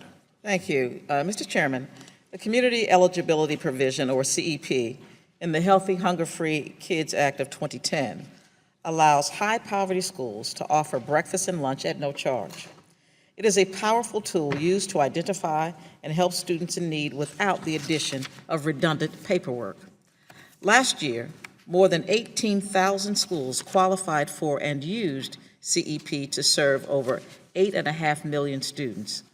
However, the Improving Child Nutrition and Education Act of 2016 guts the successful community eligibility provision, making it difficult for schools to qualify for CEP by requiring 60% of all students to be certified for meal assistance rather than the current threshold of 40%, all to just save a few dollars at the expense of hungry children. The change would require significantly more paperwork. It would lead to far fewer schools qualifying for the program and more children going hungry every day. This bill would be detrimental to the communities we represent. In my district alone, all of the Akron City schools would lose eligibility despite the fact that more than 50% of its students are eligible for free and reduced price meals. In fact, many of the members in this room will face serious consequences if this bill is enacted. In less than a 2-year time frame, more than 7,000 schools will be forced to reinstate applications for meal assistance. My amendment maintains the current threshold so that our schools can effectively address child hunger and reflect the bipartisan agreement struck in the Healthy Hunger-Free Act of 2010. Mr. Chairman, rather than enact a misguided measure that simply reduces children's access to nutritious meals, members of Congress should seek to protect and strengthen the CEP. And, Mr. Chairman, it's my understanding that some of my colleagues may be bringing to this meeting today binders showing how much paperwork is required in some of these programs, and I really thank them for doing that, because what they're doing is creating that same amount of paperwork in a program that we know works. So, Mr. Chairman, I would suggest that we think long and hard about making this a more difficult process, more costly process, and another unfunded mandate. And with that, I urge a yes vote on my amendment, and I yield back the balance of my time. Gentlelady yields back. Other members wishing to speak? Ms. Davis, you're recognized for 5 minutes. Thank you, Mr. Chairman. This is such an important point. You know, I think that sometimes we really just don't acknowledge and recognize the number of children and families that are affected by what we do here. And I really would hope that people would go visit the schools that are affected by this. Go talk to the families there.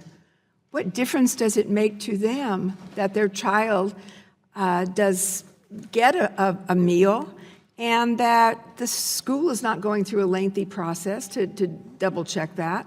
But more than anything else, the fact that young people are sharing meals together, that there's no stigma attached to the fact that they, do qualify versus those who do not qualify under this new initiative that's going forward. I'm just really struggling to figure out how we're improving things for our young people. I understand that part of the offset here is about reimbursing by a few pennies for those lunches. But if you go to the school, if you talk to the people who see the faces of those children every single day who are going to drop out of this certification, then those few cents really mean little when there's so many thousands of children that we're talking about. I have a list here of schools within both what you would call blue schools and red schools, if you want to designate in that way. And it's striking and it's dramatic. So please, I just would hope that people would go back and check with the schools and see how many children would be affected by this. One of my colleagues suggested national security as part of the reason that we have these programs today, that the military recognized that you cannot have children going to school who do not have proper nutrition. Is that any different today? I would suggest it's not any different. In fact, it's probably worse on many levels. So please, in terms of trying to be sure that young people do not have to suffer deficits in their learning as a result of the deficits that they may be experiencing in their stomachs. Let's give them that chance. And this change is dramatic, and it's going to be impactful. And if you don't know the impact it's going to have on your children in your district, then I really would hope people would check that out and find out what that number is going to be. I appreciate the gentlewoman bringing this forward. Gentlelady yields back. Other members wishing to speak. Mr. Rokita, you're recognized for 5 minutes.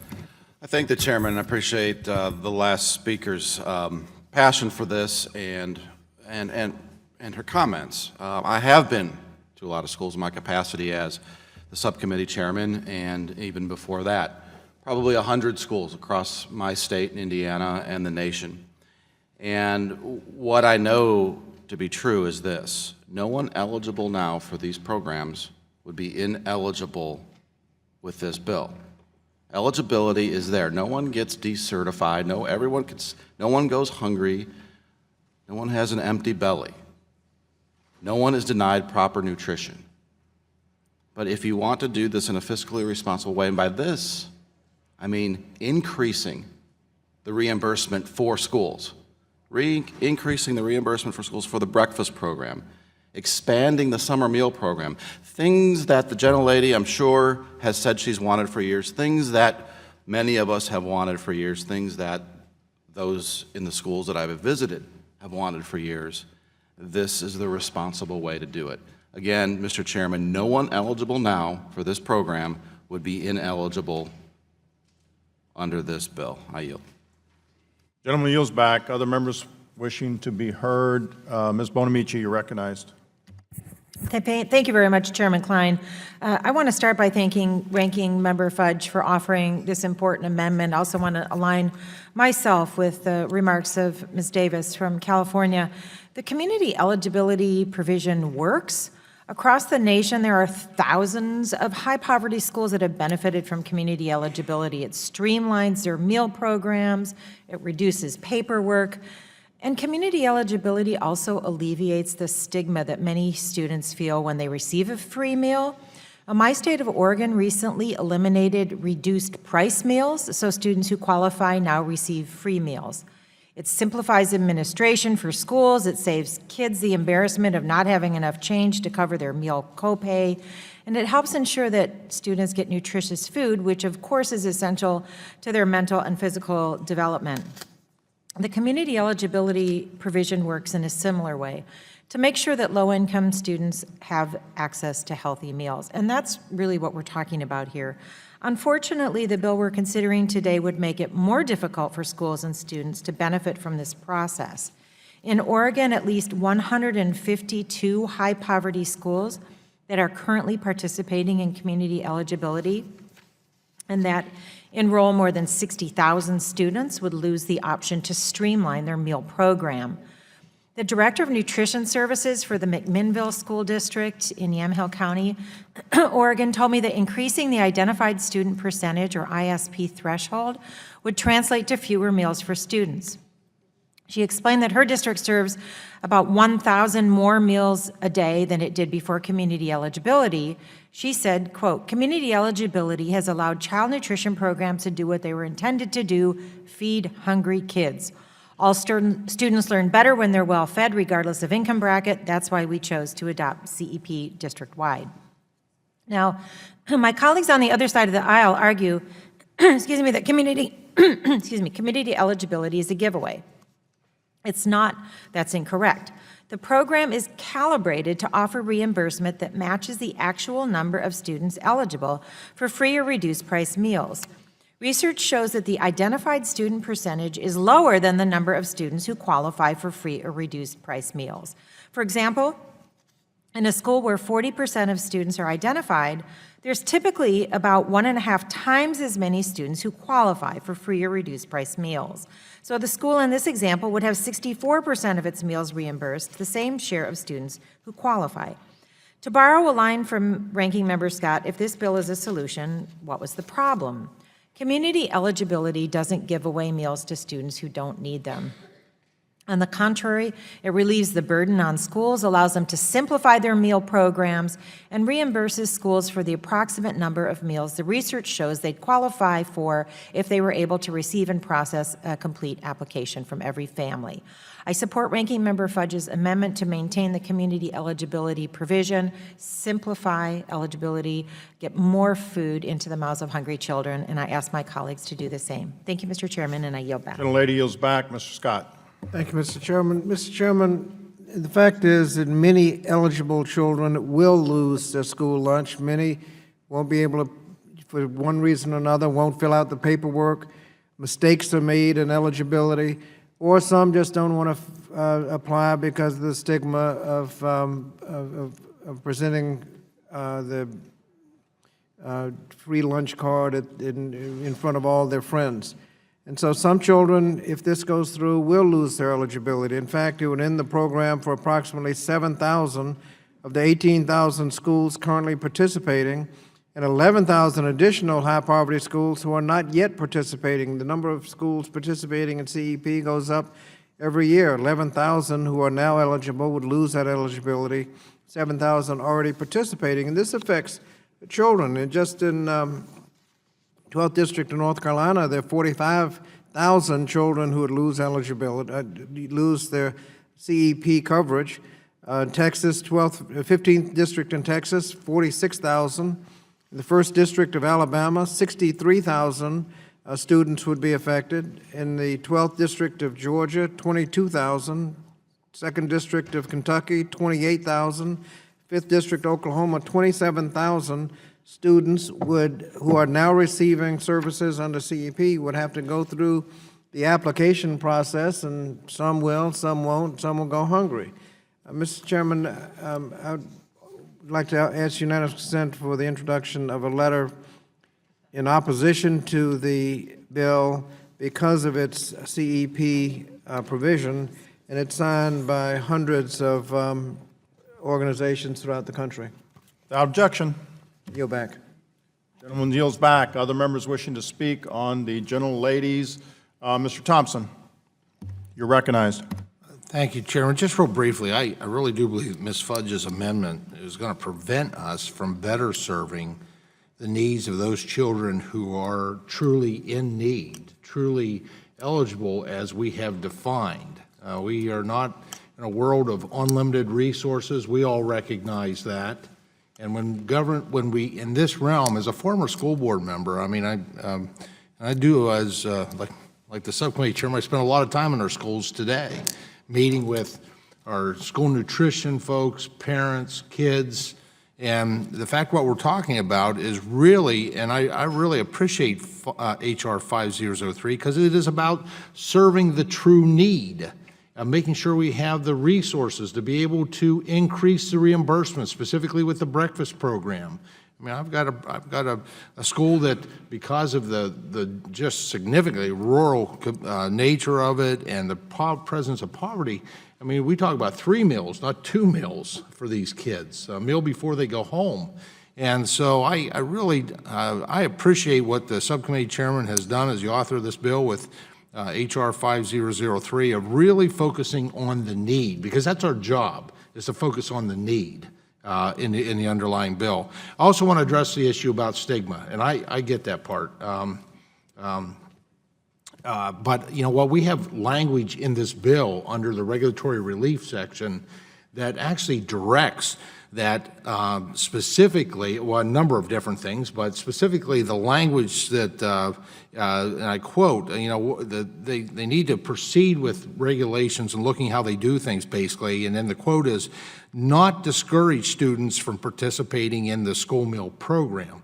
So I think that puts the responsibility back on those professionals in the schools so that, as Mr. Scott referenced, I don't want those kids to show up at a school in the lunch line with a different color meal ticket, and I think if they honor the language, if this is implemented according to the spirit of which it was written, our schools wouldn't be having them do that, because that, to me, that easily is construed as discouraging. So finding other ways to be able to implement this law. So, and I think the regulatory relief section of that addresses that stigma issue.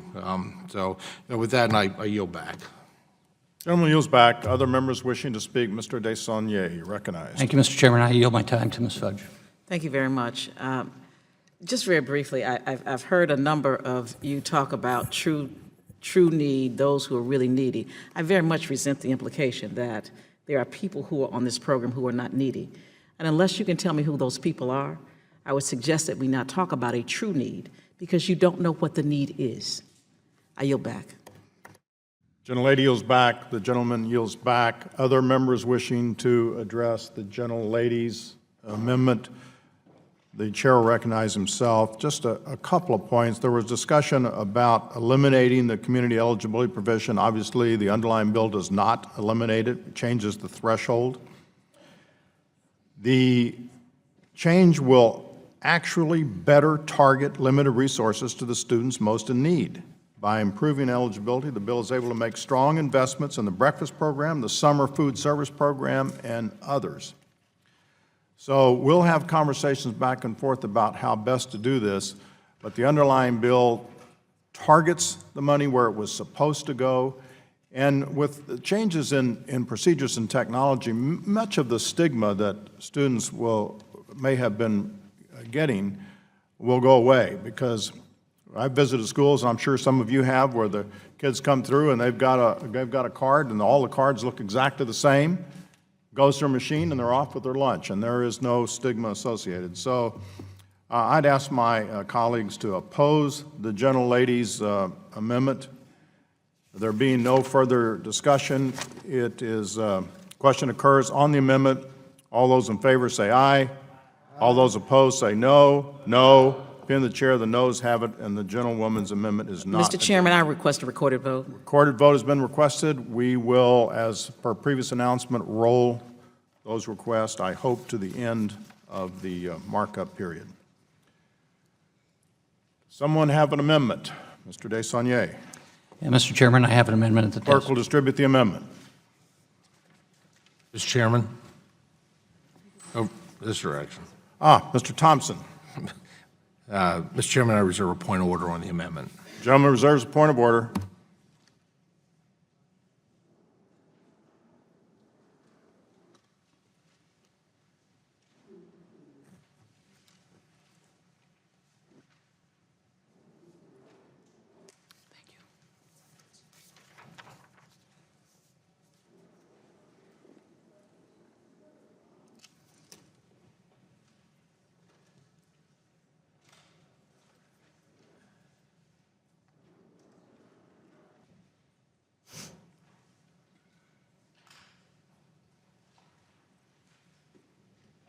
Mr. Desaulniers, you're recognized for 5 minutes. Thank you, Mr. Chairman. Mr. Chairman, this amendment is simple, straightforward, and non-controversial. To the millions of students and parents who are endangered by potentially contaminated water in our schools. When Congress passed the Healthy Hunger Free Kids Act in 2010, among its many virtues was a requirement that the water served to our students during school mealtimes is safe. Since that time, however, schools have not received any guidance on how to comply with this important safety measure. The so-called certifying process for potable drinking water in schools, as it exists today, is simply a box on a form checked by the school administrators. The process does nothing to promote the health and safety of our children, nor does the process ease the minds of parents who, in the wake of Flint, Michigan water crisis, are wondering if their children are ingesting dangerous chemicals while in school. The public health crisis in Flint was a game changer, leading many experts to question whether Flint is symptomatic of a larger problem that touches every state in the nation. Knowing what we know now, how can anyone reasonably argue against an amendment to help states test the safety of water being served in our schools?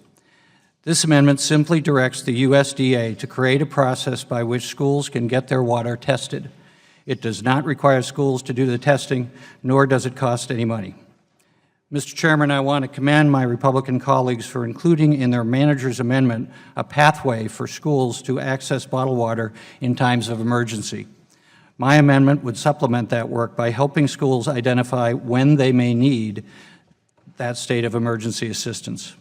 A vote for my amendment is a vote to cut through red tape to help schools improve the health and safety of our students. At the end of the day, would you rather know if your child is drinking hazardous water at school, or would you rather not know? The answer to me seems obvious. I ask for your aye vote. I yield back the balance of my time. I thank the gentleman. Point of order is withdrawn. Are other members wish to be recognized? Mr. Bishop from Michigan, you're recognized for 5 minutes. Thank you, Mr. Chair. First of all, I want to thank the gentleman for his proposed amendment. I understand and appreciate the sentiment, but I do believe that this is a state issue. Coming from the state of Michigan and being in the front row of what's going on in Michigan and seeing the suffering of so many families and children, I can completely understand where this amendment comes from, and I like I said, I appreciate it. But this is a state issue and should be considered a state issue. I had the opportunity to speak with some of the state legislators from Michigan yesterday. They've formed a committee already. It's underway. The governor's involved, the lieutenant governor's involved, and they have done an incredible job addressing an issue at a state level and a local level that the federal government could never figure out in a month of Sundays. So, in my opinion, if we're going to get to the bottom of this, and if we truly want to solve this problem, we have got to stop with this nanny state policy of coming up with a federal template every time a problem comes up and trying to jam it down in the states when the states are fully capable of doing it themselves. That's what the 10th Amendment was all about in the first place, and we ought to be mindful of that fact. I would also remind the committee that we just passed the Every Student Succeeds Act, which we all know is so important for our K-12 education. And part of that law, the sentiment of that law, was to take the federal control away and push it back down to the states, because we believed as a committee, as a Congress, the President signed into law, that the states and local units have a better understanding of how to create those educational environments than the federal government, and that federal templates don't work if you try and apply them to Missouri or Michigan, Hawaii or Virginia, wherever it might be, they don't always fit. States are more capable of coming up with the right solutions. They ought to be given that latitude to do that. And I would also say, just in closing, that the state of Michigan relied on the federal government for a solution, and the federal government failed it epically.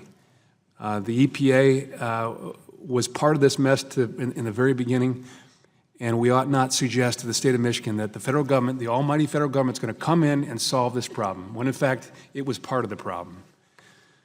So I appreciate the sentiment. I appreciate the suggestion. And I also want to speak to one more thing before I forget. This is an unfunded mandate. A significant cost will be associated with this. I don't know what more we can dump on the states. This is just, to me, another big government grab in effort to try and create a political solution. It just does not work. And I'm more in line with my state legislative colleagues who have really gone out of their way to try to address this problem. And I want to leave it to them to create this solution and work with them in the process. With that said, Mr. Chairman, I yield back. I thank the gentleman. Are there other members seeking recognition? Mr. Scott, you're recognized for 5 minutes. Thank you, Mr. Chairman, and I thank the gentleman for offering the amendment. We're all too familiar with the lead-contaminated water negatively affecting children and expected mothers in Flint, Michigan. If this were a state-only issue, we can see how that's worked out, and if you want to know whose fault it was, we can just wait for the trials for those who've been indicted and those who are about to be indicted. Unfortunately, there are 47 other counties where children are at risk for the same issues affecting Flint, Michigan. 5 of those counties have already shown that they have a larger portion of children affected than in Flint, Michigan. The research is clear that the most affected populations from lead exposure are young children and expected mothers. Proper nutrition is one of the most effective ways to mitigate the effects of lead, which is one reason I oppose watering down healthy nutrition standards in taking healthy food opportunities from children, many of whom live in food deserts. But even if children have an opportunity to eat foods rich in nutrients that can mitigate the effects of lead, they will not improve unless they have access to drinkable water. That's why we should establish the process that's pointed out in this, that's established in this amendment, and I would hope that we would pass it so that the water in schools can be tested. Would the gentleman yield? I yield. I just want to point out to my friend from Michigan, I think we took extra time, and I appreciate his situation and his comments, to make this as minimus an intrusion and actually help with the states. And I know in California, having been a member of the legislature there, we have real concerns about many of our school districts as well. So I actually think this is a simple, fairly cost-free effort for the Department of Agriculture to use their expertise to supplement the efforts by all states, including Michigan. Thank you. I yield back. Thank the gentleman for yielding. Are there other members that wish to be heard? Seeing none, I recognize myself for 5 minutes. I ask my colleagues to oppose this amendment. What happened in Flint is, of course, a tragedy and a failure of government at every level. While I share my colleagues' desire to help the Flint community, this bill is about improving federal programs that deliver nutrition assistance to low-income children and families. That is why the underlying bill already includes authorization for the Secretary to help schools and child care facilities to provide clean water in emergency situations. We provide this authority at no additional cost to taxpayers. So with all that, I think my colleague from on the Republican side of the aisle from Michigan said it well, and I urge my colleagues to oppose this amendment.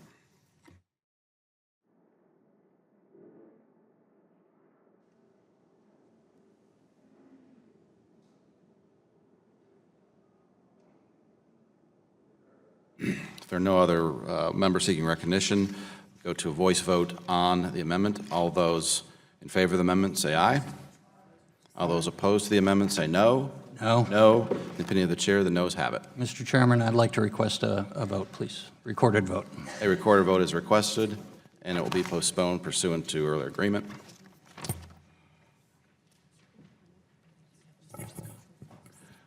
Are there other amendments? Mr. Scott, you're recognized.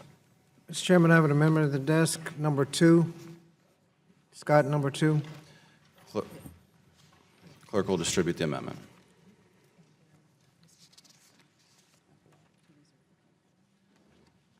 Mr. Thompson, you're recognized. Which amendment is this? Is this coordinates? This is a Scott amendment. You're reserving the point. Gotcha. Mr. Chairman, I reserve a point of order on the amendment. Point of order is reserved.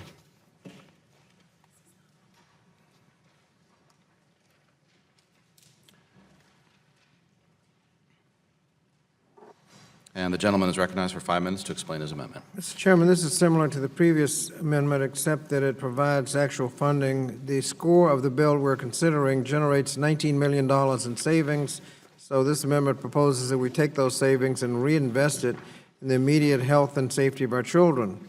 This amendment would authorize $19 million in funding to provide clean water to schools and learning centers that are not able to make available to their children drinkable water from, it's different. The other set up a process. This actually sets up the funding. And we're not talking about Flint, Michigan.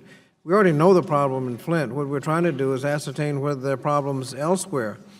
And so, Mr. Chairman, I would hope that we would pass the bill that would provide funding for testing of lead so that we can establish whether or not there are problems. We know 47 counties where children are at risk of the same problem. We already know that the 47 counties where there are problems, 5 of which have a larger portion of children affected than Flint, Michigan. So I would hope that we would take the money and make sure this testing gets done so that we won't have the tragedies that we're suffering now in Flint, Michigan. I thank the gentleman. Without objection, the point of order is withdrawn. Are there other members seeking recognition? Ms. Bonamici, you're recognized for 5 minutes. Thank you, Mr. Chairman. I just want to speak in favor of this amendment offered by Mr. Scott. We know that there are problems across the country with drinking water. We know the problems that arise when children ingest drinking water with lead, as we've seen in Flint. We know that that's a problem elsewhere. And we also know in a country like the United States of America, we have the funds to do this. It's a matter of priorities.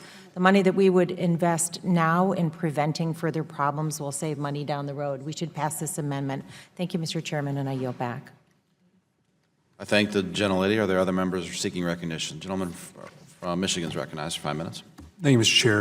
Again, I appreciate the sentiment of the amendment. I would also just reiterate what I offered in my previous statement, and that is that states are already doing this. In fact, not just the states, but every local unit of government, every school district is engaged in this. In Michigan, the private sector is involved. We have people coming out of the woodwork to help the people of Flint and to help with the funding for the testing of water. No amount of federal control is going to change what Michigan has done. Michigan relied on the EPA, and the EPA failed. Michigan learned a lesson out of that, and that is don't rely on the federal government, and that's why they've done such a great job in lining up support, and that's why the private sector has rallied to support. It really is amazing what's going on in Michigan to help the city of Flint, and I'm sure that every state in the union will have the same reaction and will rally to the support of those areas that need testing and need relief from such a tragic situation. And that said, Mr. Chairman, I believe this is a state issue, and we ought to let the states handle this, and I would urge members not to support this amendment. I thank the gentleman. Are there other members seeking recognition? Seeing none, I recognize myself for 5 minutes, and again, I think the gentleman said it well. I understand the importance, but this is not the bill to do this, as schools are not experts in this matter. I believe we should adhere to the experts on this topic to ensure that it's done right. So with that, I urge my colleagues to oppose this amendment. Are there other members seeking recognition? If none, the question occurs on the amendment. All those in favor say aye. Aye. All those opposed say no. No. In the opinion of the chair, the noes have it, and the gentleman's amendment is not agreed to. The gentleman asked for a roll call vote. Pursuant to Committee Rule 13B and House Rule 11-2H, and as is the committee's practice, further proceedings on this amendment shall be postponed. Are there other amendments? Mr.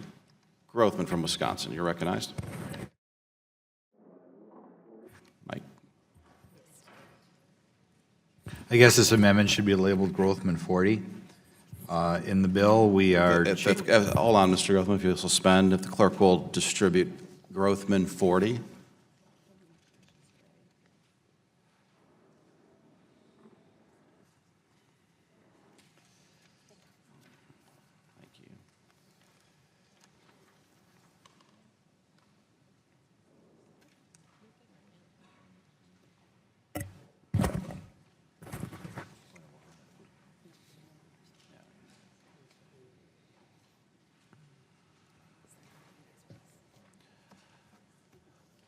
My apologies, Mr. Grothman. You're recognized for 5 minutes. Thank you. You'll notice it's a relatively short amendment.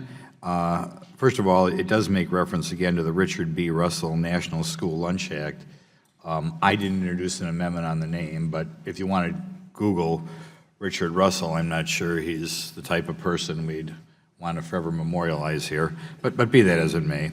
In the bill, we're increasing the amount of kids in poverty that you need in your school district before we reimburse lunch for everybody from 40% to 60%. That's saving about $300 million a year. We are not able to get the exact figures because this isn't passed yet if we increase it from 60 to 80%. However, let's say it's probably about the same amount. That would be a not insignificant cost savings. I think it's a time where, particularly with regard to mandatory programs, we ought to, whenever we reauthorize any program, look to see as to whether we're spending money unnecessarily. When I talk to people in my district, the fact that we're reimbursing for kids who may be families of millionaires is almost comical. As a matter of fact, I think if I talk to people in my district, not only would they say we shouldn't be giving free lunch to kids who, every kid just because 60% of the kids are of poverty. I think the average person back home would say even if 90% of the kids are poverty, why are we giving money in which a school program could establish a program in which a kid who's a millionaire is getting free lunch. So what we're doing is we're taking that 40 to 60% in the bill and changing it from 60 to 80. First of all, is the cost savings, and secondly, because I just think, you know, there's a problem whenever you educate parents that it's the government's responsibility to take care of their children in a way that's unfortunate even for poorer parents, but for middle class and rich parents, it's just preposterous, quite frankly. Gentleman yields. I yield. Are there other members seeking recognition? Mr. Scott, you're recognized. Mr. Chairman, the gentleman was, I think, candid in pointing out that he can't give the exact number of children affected, but he did say with a 60% poverty. That's not what CEP actually does. 60% is the number who are automatically eligible for one reason or another, not 60% in poverty. When you have 60% automatically eligible, when you go through all the application process, you can have many more, sometimes almost all of the students eligible, where it makes the administrative expense and going through individually qualifying each and every one, when virtually all are going to qualify, that administrative burden only costs money that could have been spent by the school lunches, and since to disqualify more people that are actually eligible that don't get the paperwork done, more in that category than the people who are not eligible that will obviously not benefit from the school lunches. When you go to 80% automatically eligible, you're talking about a school where virtually everybody is going to be qualified. The difference in cost from going to 60 to 80, how many additional low-income students, how many additional ineligible students are you talking about? And I can't imagine it's worth the administrative process to find out. We don't have that information, and I would hope that we would not make a bad situation going from 40 to 60 worse by actually going from 40 to 80. But you point out that the threshold is not those in poverty. That's those who are categorically eligible for one reason or another, usually because they are on another program. Thank the gentleman. Gentleman yields. Gentleman from Tennessee is recognized for 5 minutes. Thank you, Mr. Chairman. I find it offensive to me that everybody sitting at this dais makes a six-figured income. Not a single person up here doesn't make over $100,000 a year. Our salary is $174,000 a year. I can't imagine any of us with our children or our grandchildren accepting a free lunch. It's unbelievable. And the argument that we've created a system so bureaucratic that it's harder to check whether you're eligible or not than just to give you the program speaks ill of us, I think, when it's that complicated. With all due respect to my good friend, Mr. Scott, if we've made it so hard for our administrators to find out who's even eligible, it's just cheaper to have everybody have a free lunch, we need to fix that. And with that, I yield back. Thank the gentleman. Gentleman yields back. Are there other members wishing to be recognized? Hearing none, I'll recognize myself for 5 minutes. This amendment will raise the community eligibility provision threshold to 80%, which would double the threshold from 40% that is currently in place.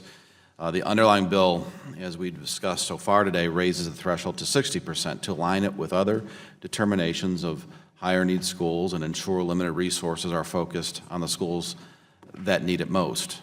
I understand that there are varying opinions on what that threshold should be. But I believe setting it at 60 is the right approach at this point, and I do appreciate the concerns raised by the gentleman from Wisconsin, the gentleman from Tennessee, but I request that committee members oppose this amendment. Are there any members wishing to be recognized? Hearing none. All those in favor of the amendment say aye. All those opposed say no. No. In the opinion of the chair, the noes have it, and the amendment is not agreed to.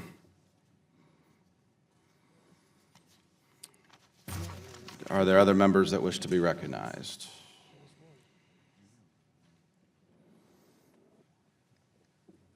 Yeah. Mr. Chairman, if it's not too late, I ask for a roll call vote.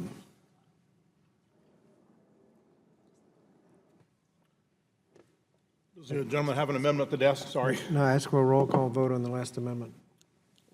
Roll call vote has been requested. Consistent with a previously announced policy, that will be rolled. Are there members who have an amendment? Mr. Chairman. Mr. Scott. Mr. Chairman, I have an amendment. That's Scott number 3. The clerk will distribute the amendment. Dr. Rowe. Mr. Chairman, I reserve a point of order on the amendment. Gentleman reserves a point of order.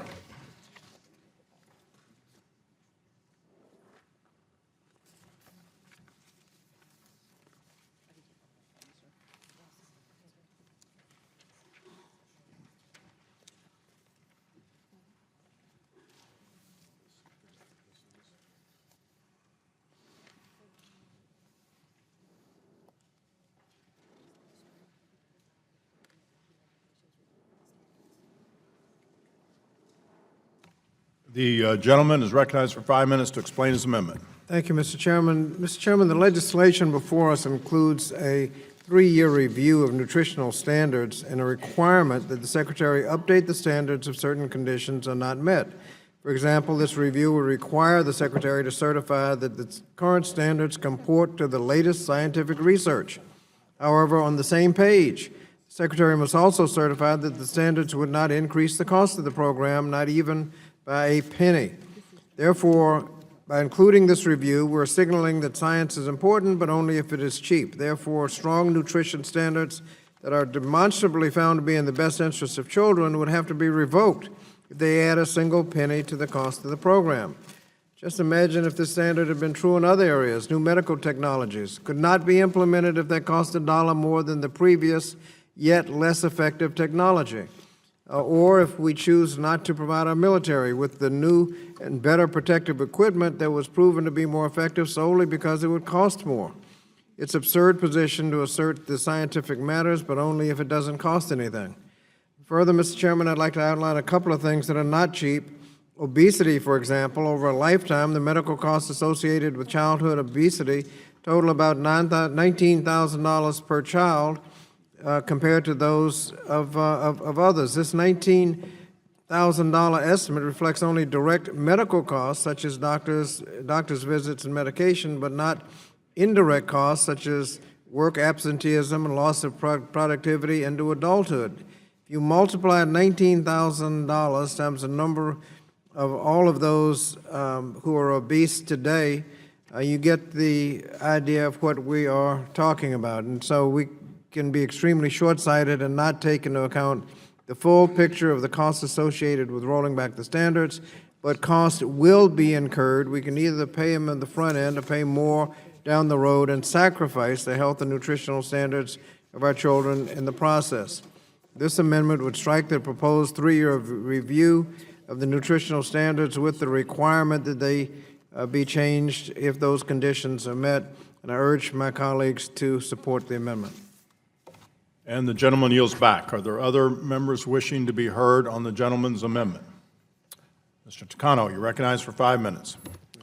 Mr. Chairman, I ardently support Ranking Member Scott's amendment and its intent to keep in accordance with nutrition standards. I'm glad we're talking about the opportunity. I'm glad that we're marking up this bill. However, I'm sure my colleagues are deeply concerned about the changes to the child nutrition as they seem offered in this bill. I am especially concerned about changes to nutrition standards and making it harder for kids to access items such as fresh fruits and vegetables.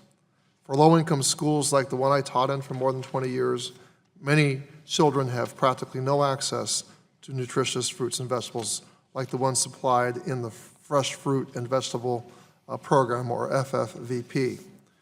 FFVP is an essential and proven program that gives children the chance to start a lifestyle of making healthy choices. Those healthy choices start early in life and are directly related to the concerns that Ranking Member Scott raised about childhood obesity and obesity that follows that child into adulthood. Proposed changes to the program would be a step backwards, and I'm hoping to work with committee leadership and staff to ensure that our most vulnerable children will still have access to healthy and nutritious fruits and vegetables, along with a whole nutrition regimen that is fact-based and is in accordance with our best research. And Mr. Scott's amendment, I believe, does that. Gentleman yields I yield back. back. I yield back. Without objection, the point of order is withdrawn. Are there other members seeking recognition?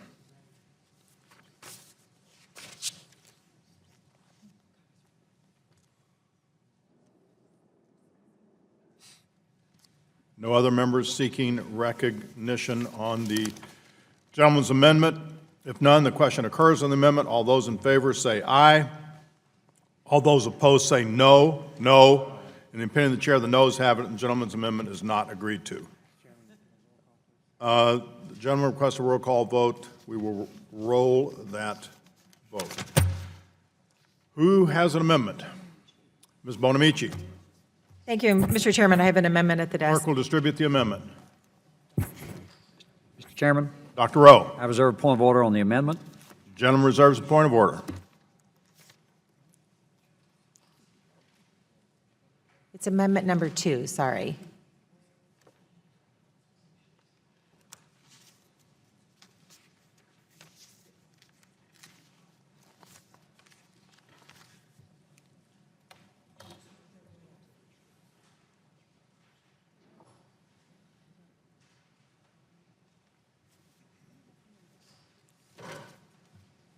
Thank you.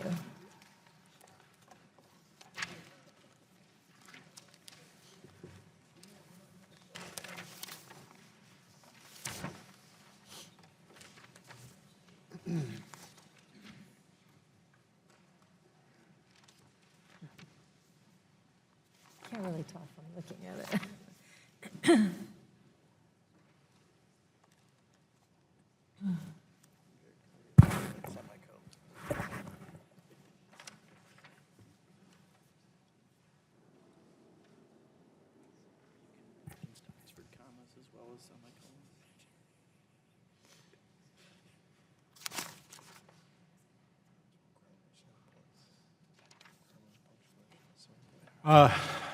We're trying to read fast. The gentlelady is recognized for 5 minutes to explain her amendment. Thank you, Mr. Chairman. This amendment preserves an important nutrition standards for food that is sold in our nation's schools. It repeals the paragraph in the underlying substitute amendment that rolls back thoughtful limits on the amount of salty and fatty foods that kids can purchase from a la carte lines. In the Healthy, Hungry, Free Kids Act, Congress established the expectation that food sold in schools, not only school meals, should be nutritious. These standards hadn't been updated since the 1970s. The Department of Agriculture provided a number of reasonable exemptions to the standards, and one exemption allows food service providers to sell items from reimbursable meals on the a la carte line, even if the items don't meet the nutrition standards on their own. Currently, food service providers can offer entree items on the a la carte line during the day they're served in a meal and the day after.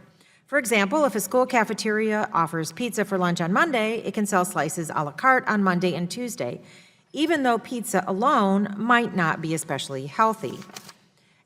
And some students, no doubt, would forgo Monday's balanced meal and opt to purchase 3 slices of pepperoni instead. So the USDA provides this flexibility to make it easy for school cafeterias to use the food they prepare and to allow students some choices among the items that are part of the school meals. The current expectations are entirely reasonable. They strike an appropriate balance, and they work. A number of studies have shown that asking schools to sell healthy snacks and a la carte items does not affect the revenues of food service programs, and more importantly, kids are eating more fruits, vegetables, and whole grains and developing lasting, healthy eating habits. Healthy snacks help address childhood and adult obesity, as well as the cost of treating ailments associated with obesity. Nonetheless, The legislation we're considering today would let school cafeterias sell meal items on the a la carte lines any day of the week. This punches a big loophole in the nutrition standards. So the pizza that's sold in a meal on Monday could be then purchased separately on Monday, Tuesday, Wednesday, Thursday, and Friday. Now, this is important because nutrition standards for meals are based on weekly averages. A lot of us enjoy a cheeseburger every once in a while, but we don't eat one each day of the week. Well, some people might, but might not be healthy. The same should be true for our students. Of course, it's fine for them to eat an occasional cheeseburger, and nutrition standards allow for this. In fact, the current a la carte exemption allows kids to get their fill of cheeseburgers or pizza. There's simply no reason to undo a reasonable, workable limit on less than healthy foods and tell our kids it's okay to eat the same thing that might not be healthy every day of the week, especially at a time when 1/3 of our children are overweight or obese. And when I was in the state legislature, we worked on school nutrition issues, and some of the best testimony came from the students who came in and said, we sit in nutrition classes and learn about what's healthy. We expect to get healthy food at school. So I encourage my colleagues to support this amendment, which will keep in place a common sense and workable expectation that students who purchase items from their cafeteria's a la carte lines have access to balanced and nutritious foods on the other days of the week. Thank you very much, Mr. Chairman, and I yield back.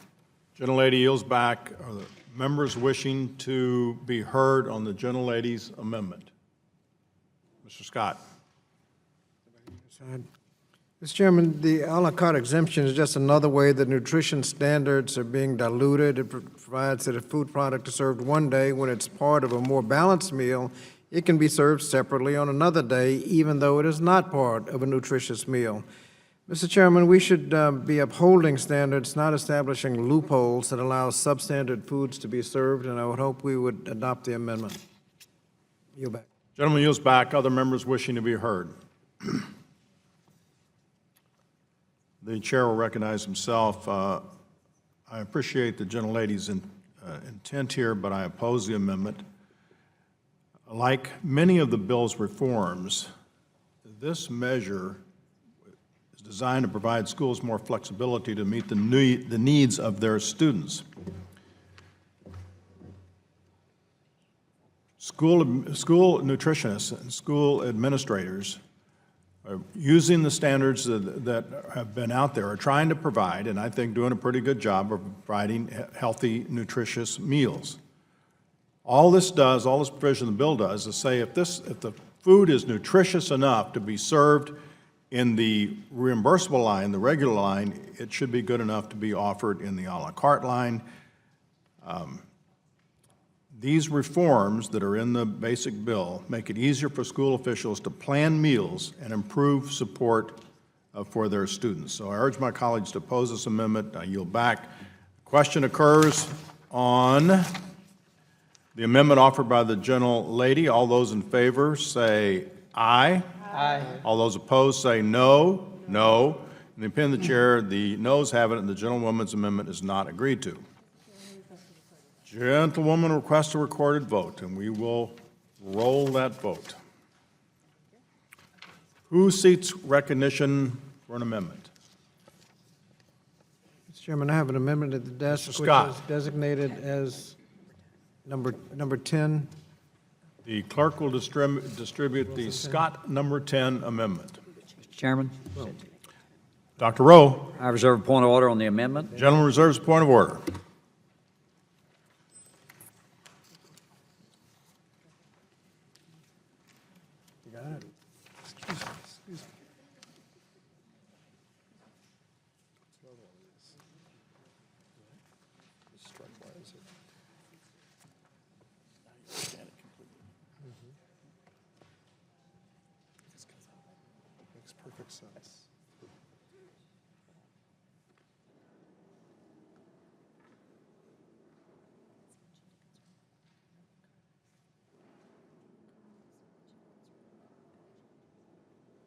The gentleman's recognized for 5 minutes to explain his amendment. Thank you, Mr. Chairman. Mr. Chairman, the Healthy Hunger-Free Kids Act of 2010 updated nutritional standards to better align them with the dietary guidelines for Americans and to address the risk of preventable diseases related to poor eating habits and to improve nutrition so students can learn. Mr. Chairman, 99% of school districts are already complying with this, and there's no reason to dilute these standards, but this amendment gets rid of another little loophole that allows substandard foods to be served. The bill unfortunately seeks to significantly weaken existing evidence-based nutrition standards in a variety of ways, including the provision that this would remove, which requires that regulations resulting from any 3-year standard do not infringe on the ability to serve cultural foods, whatever that means. The legislative text does not provide any further detail as to what type of food this cultural designation represents. As a result, nearly any food that is deemed important to a particular area is given a pass from nutritional standards designed to protect the health of our nation's children, be it deep dish pizza or biscuits and gravy or about anything. The House uses this cultural designation in a way to weaken standards by exempting so-called cultural foods from the whole grain rich standard and sodium standards and others, and I would hope that we would delete this loophole. I yield back. Gentleman yields back. Are there other members wishing to be heard on the gentleman's amendment? Seeing none, the chair recognizes himself. I'm not excited by this amendment, but I'll support the amendment. I yield back. The question occurs on the amendment offered by the gentleman from Virginia. All those in favor say aye. Aye. All those opposed say no. In the opinion of the chair, the ayes have it, and the gentleman's amendment is agreed to. Are there members who have an amendment? Members who have an amendment. Mr. Takano. The clerk will distribute the gentleman's amendment. Mr. Chairman, Dr. Rowe. I reserve a point of order on the amendment. The gentleman reserves point of order.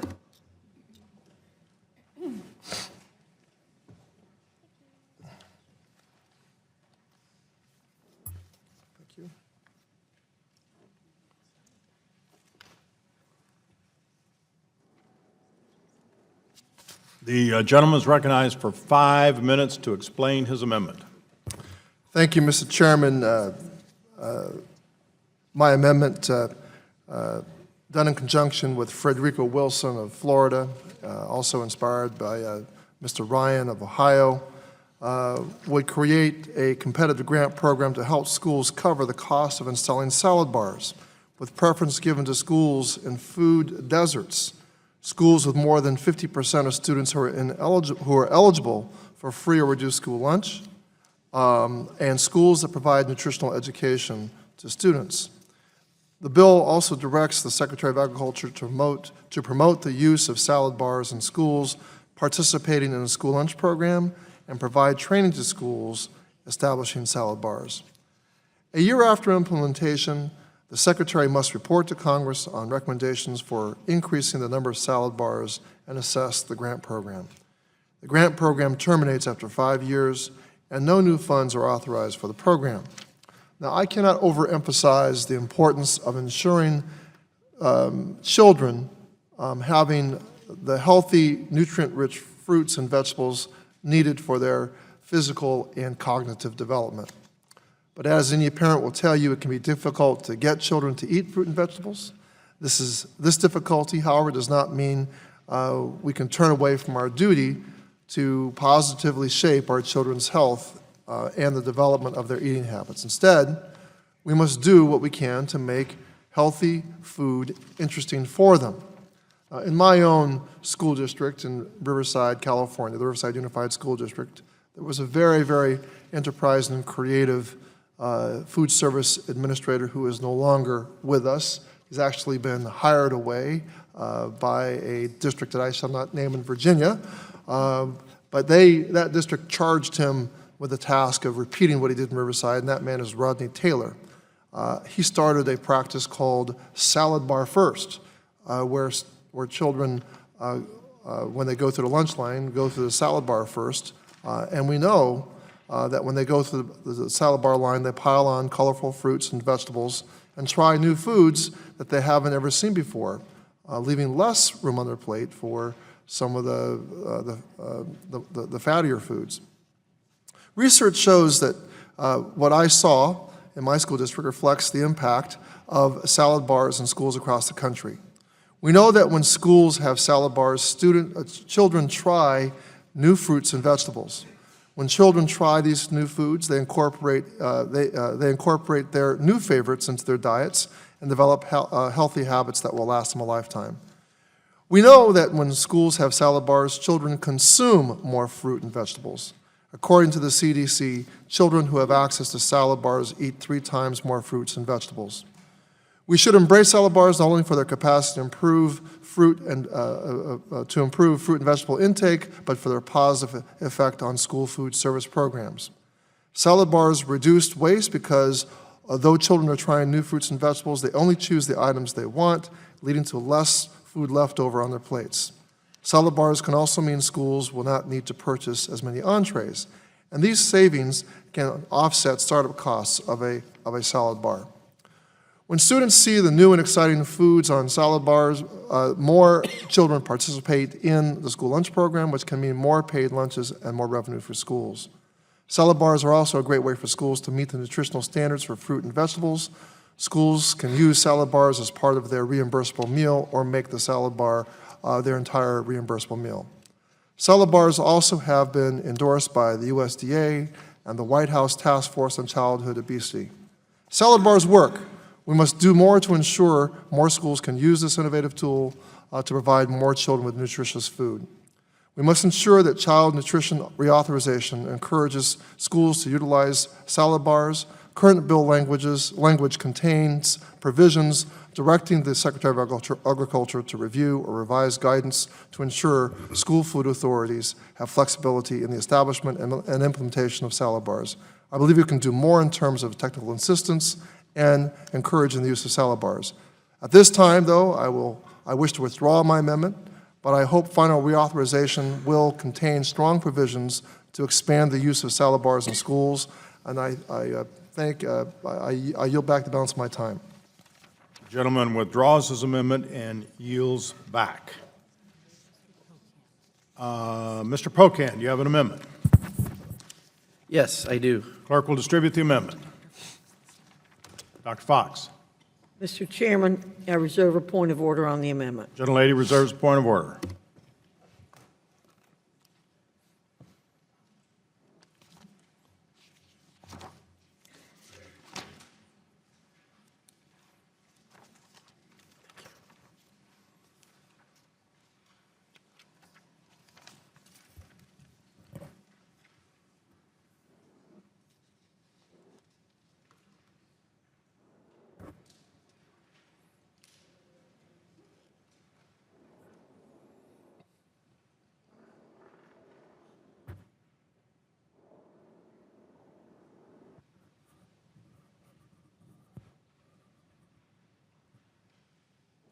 The gentleman's recognized for 5 minutes to explain his amendment. Thank you, Mr. Chairman. This amendment mirrors some bipartisan legislation that Representative Katko and I have introduced. It has 3 sponsors from the other side of the aisle on this committee. It's a bill, or it's an amendment specifically that deals with training for food service professionals who work primarily part-time hours, are working very extensively in all aspects of cafeteria work, including preparing meals, maintaining a safe and healthy environment, and helping students learn about and practice healthy nutrition and eating habits. One of the issues with these workers, many of which are lower paid employees, is that they work multiple jobs, makes training very difficult to occur during non-paid hours or at a cost to the employee that's hard to do with their schedules and hours. This would specifically ask that those trainings happen either during the work hours or if it's happening outside of those hours, that people are compensated for that training. Again, it's a bipartisan piece of legislation. I think it's something that I hope that we can add to the bill through this amendment process, and I would yield back my time. The gentleman yields back without objection. The point of order is withdrawn. Are there members seeking recognition on the gentleman's amendment? Chair will recognize himself. The gentleman's amendment is a mandate on schools. It says a training program carried out under the subparagraph shall be. The bill already includes language to require schools to consider employees' needs when planning training. So I appreciate the gentleman's interest in making sure that training has occurred and that the schedules of food service personnel be considered, but I'm going to oppose this amendment and ask my colleagues to oppose the amendment. The question now occurs on the gentleman's amendment. All those in favor say aye. Aye. All those opposed say no. No. In the opinion of the chair, the noes have it, and the gentleman's amendment is not agreed to. Recorded vote has been requested and will be rolled. Are there other members with an amendment? Mr. Takano, I'm led to believe, has an amendment. Mr. Chairman, I have an amendment at the desk. Clerk will distribute the amendment. Dr. Fox. Mr. Chairman, I reserve a point of order on the amendment. Gentlelady reserves a point of order.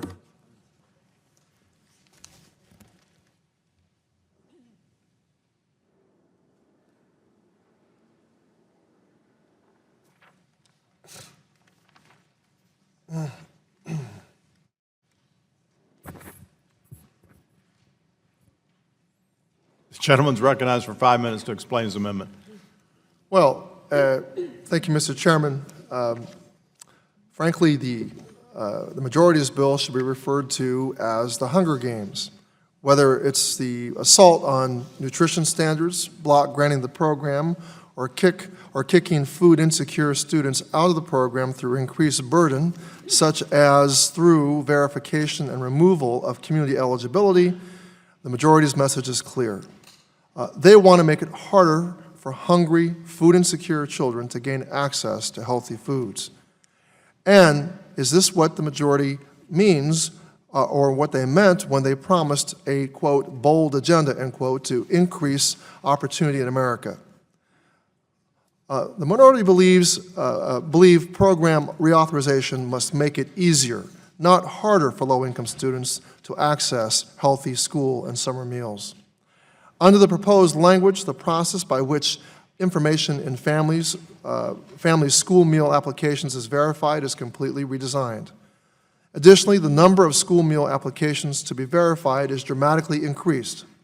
I'm very concerned that increasing verification requirements so significantly would inevitably cause eligible students to lose access to free or reduced price school meals. One of the primary ways that students lose school meal benefits under the current verification system is failure to respond to follow-up requests for additional income information. Often, families do not respond because the request fails to reach their current address. Communications are not conducted in the primary language of the household, or families simply do not understand why more information is being requested. This results in many otherwise eligible students from families who have added difficulty completing the verification process being removed from free or reduced price meals. Under the proposed framework, the number of applications to be verified will likely increase significantly for many school districts. With such steep increases in verification, a disproportionate number of vulnerable families, such as those who are homeless, migrant, immigrant, or have limited English proficiency, may lose access to school meals for which they are eligible. Further, an expansion of verification will not improve accuracy or integrity, as shown by USDA studies on heightened verification efforts. The studies showed that instead of improving error rates, they caused enrollment barriers for eligible students, for eligible children. This is why we are offering the language in H.R. 5003 the amendment. This is why we're offering an amendment to H.R. 5003, and it will improve. We believe that the language in 5003 will prove burdensome for school districts and require significant time and effort on the part of administrators, school cafeteria, and families. The amendment that I'm offering removes the proposed changes to the verification process and allows stakeholders to use their time to better educate and prepare our young people for the future rather than for paperwork. Mr. Chairman, I yield back. Gentleman yields back. Are there members wishing to be heard on the gentleman's amendment? Members wishing to be heard on the gentleman's amendment? Seeing none, the chair will recognize himself. In the underlying bill, the changes to verification are put there to ensure schools are targeting services to eligible students, avoiding wasteful spending, and preventing fraud in the program. Instead of looking at a very narrow threshold of applications, school districts will now review a broader pool of applications to better ensure the right students are receiving the right benefits. To help target this provision to schools that need additional assistance with verification, the bill allows school districts with high performance in verification to lower the required sample size. Further, it allows the top 20% of school districts in a state to further decrease the sample size. Yes, this bill increases the verification requirements, but it does so to ensure only eligible children and families receive the benefits they're entitled to and to protect the taxpayer investment in these programs, an obligation that I feel we all have. So I'm going to ask my colleagues to vote no on the amendment. I forgot to mention that without objection, the point of order is withdrawn. The question now occurs on the amendment. All those in favor say aye. All those opposed say no. No. Depending on the chair, the noes have it, and the gentleman's amendment is not agreed to. Mr. Chairman, I request a recorded vote. Recorded vote has been requested, and it will be rolled. Are the members seeking, Ms. Stefanik, do you have an amendment? I have an amendment at the desk. Clerk will distribute the amendment.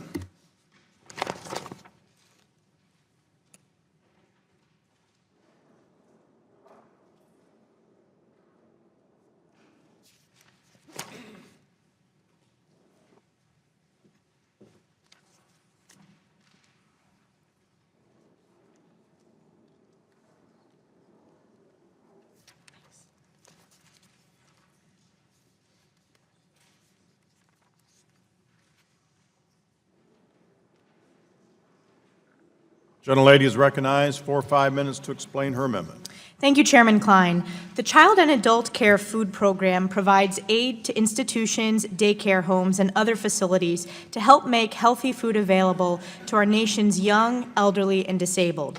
With over 3 million children and 120,000 adults receiving meals through this program on a daily basis, the perseverance and dedication of our nation's caretakers is clear. While there are many successful aspects of CACFP, there are substantial hurdles that still face providers. Chief among them are the enormous administrative burdens caused by duplicative monitoring from the federal government. With both the Department of Agriculture and the Department of Health and Human Services providing health and safety oversight on CACFP, the amount of compliance, operations, and financial reporting a provider must file is stifling. Instead of focusing additional time on those in their care, many providers spend countless hours jumping through hoops. Although we must carefully monitor this program to ensure the highest standards in care are achieved, we certainly can do better when it comes to how that oversight is executed. That is why I'm offering this amendment, not to create more work or to lessen oversight, but to make government work more efficiently. This amendment would require the Secretary of Agriculture to work with the Secretary of Health and Human Services to improve health and safety oversight and monitoring practices as they relate to CACFP. The secretaries would be required to issue guidance to the states on how to reduce duplicative monitoring or oversight practices and provide recommendations to the states in cases where multiple state agencies also administer CACFP programs. This amendment simply requires the federal government to find ways to more effectively provide much-needed health and safety oversight so caretakers can spend less time on onerous and duplicative reporting and more time serving children. I urge my colleagues to support this common-sense amendment, and I yield back the balance of my time. Gentlelady yields back. Are there members seeking recognition to address the gentlelady's amendment? Mr. Scott. Mr. Chairman, I just have been handed the amendment, and I read it to conclude that the goal is to reduce unnecessary regulations, not to jump to the lowest common denominator. So I would, I think that's a good amendment, and would, under those circumstances, support it. Gentleman yields back. The chair will recognize himself if there are not other members. This amendment will help the state streamline the monitoring of the Child and Adult Care Food Program to improve oversight and ease administrative burdens on states and child care providers. This amendment will help states coordinate their monitoring visits without sacrificing the safety of children in these programs. It's a good amendment, improves the underlying bill. I urge the committee to support it. I yield back. The question now occurs on the gentlelady's amendment. All those in favor say aye. Aye. All those opposed say no. Depending on the chair, the ayes have it, and the gentlewoman's amendment is agreed to.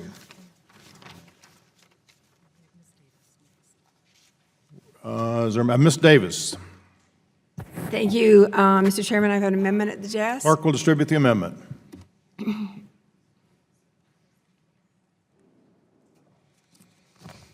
Chairman. Mr. Thompson. Mr. Chairman, I reserve a point of order on the amendment. Gentleman reserves a point of order.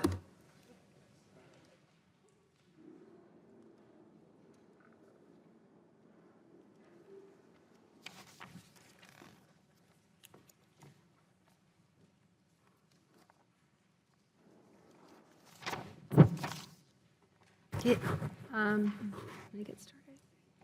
The gentle lady is recognized for 5 minutes to explain her amendment. Thank you, Mr. Chairman. Mr. Chairman, this amendment addresses an issue that I think all of us can agree will serve no purpose other to impose a federal mandate on school districts working hard to get eligible children enrolled.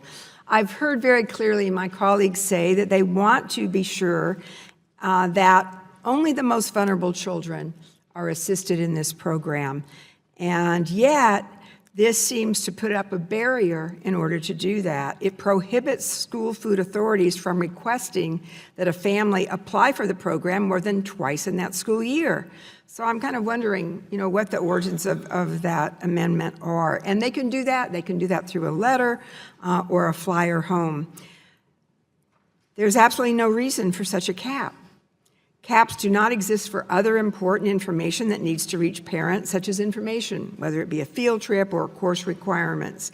And we all know family circumstances can change, such as the loss of a job that may impact a child's eligibility for a free and reduced price meal. And clearly, at the time that a note's received, may be one of, some unrest in the family. It seems to me that children whose parents may be hard to reach thanks to irregular work hours or needing to move frequently, language barriers, or any other factor are likely to be those most in need, and those are the children, of course, that we want to reach. This amendment would remove that cap and allow school food authorities to conduct outreach as they see fit, based on the needs of the communities they serve. Clearly, this is an effort to I guess in some thinking is to get back to local control. I think that it's reasonable. I know from having been a school board member for a number of years in a large district that schools can make these decisions, I think, about how many times they need to reach out to parents, and I think we need to let them do that. I yield back. Gentlelady yields back. Are there members wishing to be heard on the gentlelady's amendment? Members wishing to be heard on the gentlelady's amendment. The chair would recognize himself.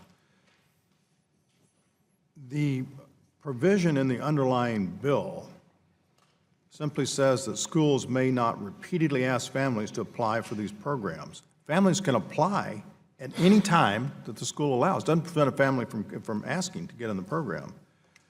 It just makes sure that they're not being badgered, I think would be the word of the author of that. So I think the provision of the bill is pretty solid, and I would oppose the gentlelady's amendment. The point of order was withdrawn. The question, Mr. Courtney, have you decided to be heard? No comments about basketball? I was going to say, I'll resist the invitation, but... Gentleman's recognized. Thank you, Mr. Chairman. I want to yield to Ms. Davis. Am I recognized? Okay, thank you, for yielding to me, Mr. Courtney. I I'm still a little baffled then, because I think twice a year, if you think about that, at the beginning of the year and probably at the springtime, you know, there are a lot of things that happen in families today. And I think we just have to recognize that. I don't think this is badgering. I think that if a family feels that they're being harassed in some way, surely you know, that family is going to say something to the school district. But I would think that there are many more families who are reached. And I think I just have to wonder, you know, are we just trying to keep the cost down by not making that additional effort to assist those families and to let them know that this program exists? And again, it may be a family that a child has come into that eligibility where it didn't exist initially. So let's give a little room here, I think, for school districts that are trying to do the right thing and not have the federal government telling them what to do. Gentlelady yields back. Are there other members who wish to be heard? If none, the question occurs on the amendment. All those in favor say aye. Aye. All those opposed say no. No. The pin of the chair. The noes have it. And the gentlewoman's yes. Request a recorded vote. Are there other, Mr. Polis, do you have an amendment? I do. I have an amendment at the desk. Clerk will distribute the amendment. Polis one. Mr. Chairman. Polis 2. Polis 2. Polis 2. Mr. Chairman. Mr. Thompson. Mr. Chairman, I reserve a point of order on the amendment. Gentleman reserves a point of order.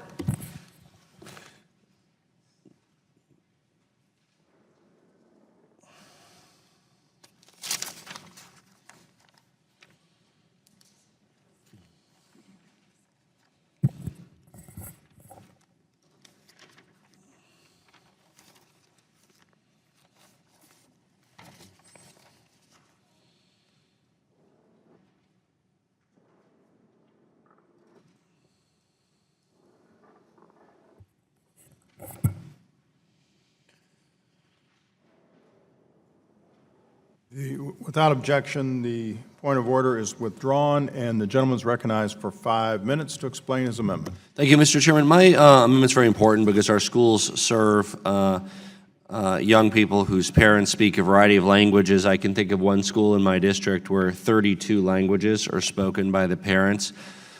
My amendment would simply require forms for free reduced price meals to be offered in a language the parent or guardian of a child can understand. It's a very small change. These are standardized forms. We need to print them in a number of languages. It also includes languages that says reasonable efforts, and it'll really help improve verification. It doesn't solve the verification problem, but it helps mitigate the fact that some students lose meals just because their parents don't read or write English. Verification showed that 32% of applicants selected for verification, nearly 141,000 had school meal benefits revoked due to non-response to the verification request. I wonder how many of those were simply because the parents couldn't understand the verification request because they only speak Korean or Chinese or Spanish. When families do not receive their request for verification in their primary language, it's far less likely that they'll respond. And in Colorado, of course, we have a particular need for forms in Spanish because that is a very popular language that many parents speak as well. And when schools fail to provide verification requests in a household language, we really shouldn't penalize the child. The child can't always help with translation. They might be a first grader or second grader. They might be learning how to read and write themselves. They may be limited English proficiency themselves if it's their first year or two in school.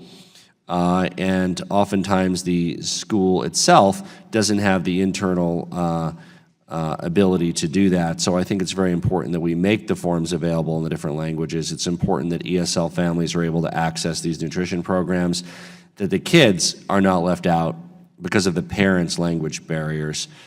This amendment would help ease those barriers and ensure communications are linguistically accessible before anybody is removed from the program, to prevent anybody from wrongly being removed from the program. So I think that this is an important amendment. I think it'll help reduce the risk of people being incorrectly eliminated from the program, and I would urge its adoption, and I yield back. The gentleman yields back. Are there other members wishing to be heard on the gentleman's amendment? Are there other members wishing to be heard on the gentleman's amendment? Without objection, the point of order is withdrawn. And since no other members wish to be heard on the gentleman's amendment, the chair will recognize himself. Let me start by saying that I agree with the gentleman that families, it really is important that families have access to forms they understand. That's already done. The problem, and I understand, and almost all of us in most of our districts have kids with many, many different languages, and nevertheless, it is incumbent upon the providers to the schools to communicate with them in a language that they can understand. However, the problem that we're grappling with here in the gentleman's amendment is we have no idea what the cost is here, because the amendment says that the local educational agency shall reinstate eligibility for free or reduced price meal benefits until such time that communication is provided in the primary language, minimum of 10 days to respond. The local educational agency shall be retroactively reimbursed for meals served during the interim. I think I'd like to find a way to get the gentleman's language in a way that we don't have this mystery cost.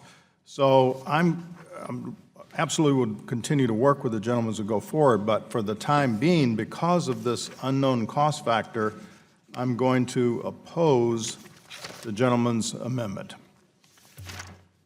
The question occurs on the amendment. All those in favor say aye. Aye. All those opposed say no. No. The opinion of the chair, the noes have it, and the gentleman's amendment is not agreed to. Roll call vote, Mr. Chairman. Yes. Request a recorded vote on that. Gentleman requests a recorded vote. And I have an amendment at the desk as well. And the gentleman has another amendment at the desk.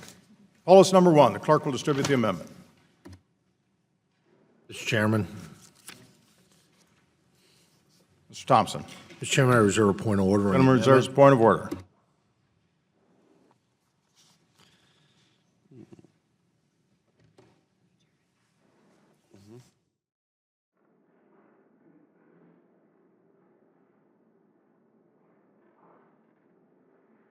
Gentleman's recognized for 5 minutes to explain his amendment. Thank you, Mr. Chairman. This is a very short and simple amendment. It simply adds stakeholders. So when we're talking about the nutrition standards review, it adds a parent, a pediatrician, and a dietitian who conducts child nutrition research. HR 5003 already includes a provision for review of sodium and whole grain requirements. There's a list of required stakeholders who are consulted during that review, but I feel that that list is missing folks who have very important expertise to offer. My amendment would add 3 very critical groups to that process: dietitians, pediatricians, and parents. A dietitian, first of all, understands the comprehensive picture of the evidence and science, and of course should be consulted. Dietitians who conduct child nutrition research know what proper nutrition can do for children. They also understand the sensibilities and tastes of children and what they're likely to eat. A pediatrician and knowledgeable healthcare perspective and an MD is obviously a critical addition. Doctors, of course, see firsthand how important nutrition is.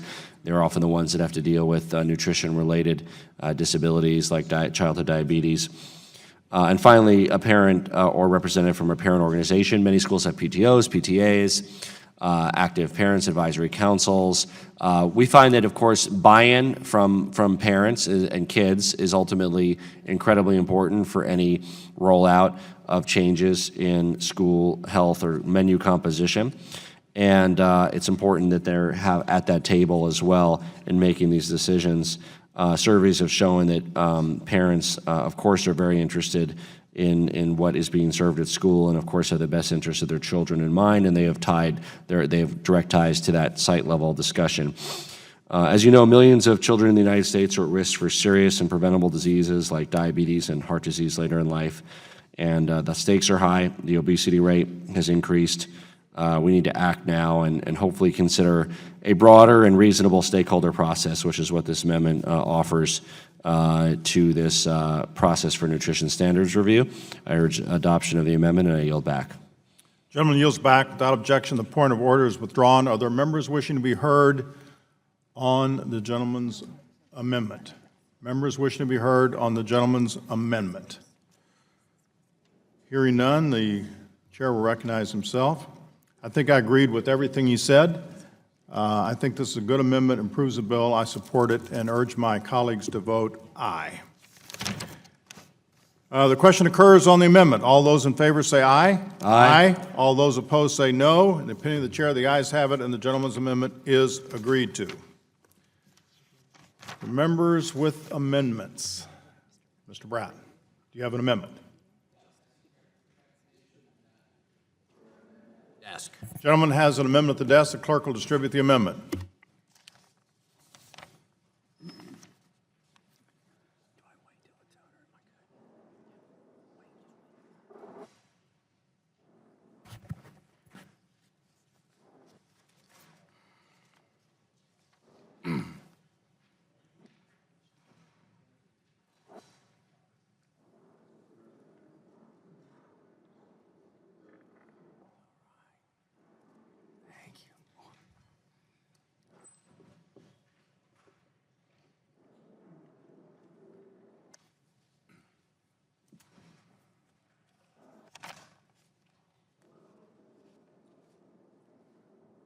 The gentleman is recognized for 5 minutes to explain his amendment.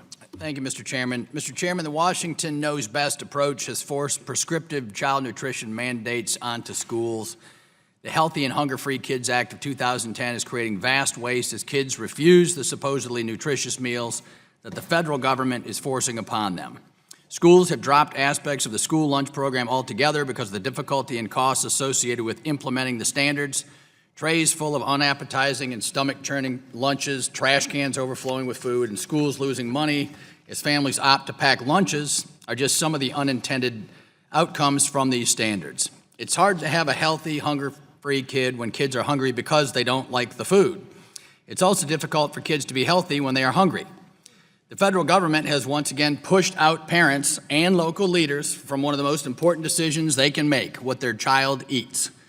Parents who have the most at stake with their children and who already teach them to make dietary decisions that reflect their unique needs should guide what their children eat. Washington should stay out. Congress should ensure that parents' decisions for their children are protected.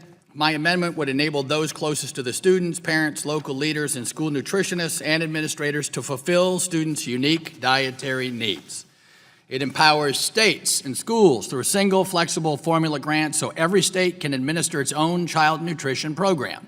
This ensures that every school receives necessary resources to feed nutritious meals to students. It reserves the full authority for setting and administering school nutrition programs solely to the states, cutting out Washington bureaucrats. It restores Congress's Article I responsibility over funding by making it part of the annually funded discretionary budget, and it allows states to set aside money in a rainy day fund in case times of economic hardship. These reforms are modest but necessary, I think, in removing the detailed federal standards that place the government between parents and their children. Please join me in reversing poorly crafted federal mandates that have led to higher costs for schools and fewer students participating in the lunch program. I also ask for your support to return decision-making back to the states, schools, and parents where it rightfully belongs.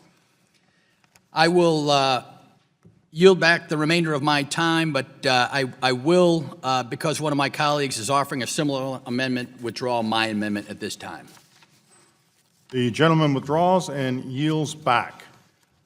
I want to advise members that we are tracking activity on the floor. There will probably be a call to vote sometimes in the next 30 minutes. When that happens, we will recess quickly, vote, and come back. Are there members who have amendments? Mr. Scott? Thank you. I have an amendment at the desk, number 4, Scott, number 4. The clerk will distribute the amendment, Scott, number 4. Mr. Chairman. Mr. Thompson? Mr. Chairman, I reserve a point of order on the Gentleman reserves a point of order.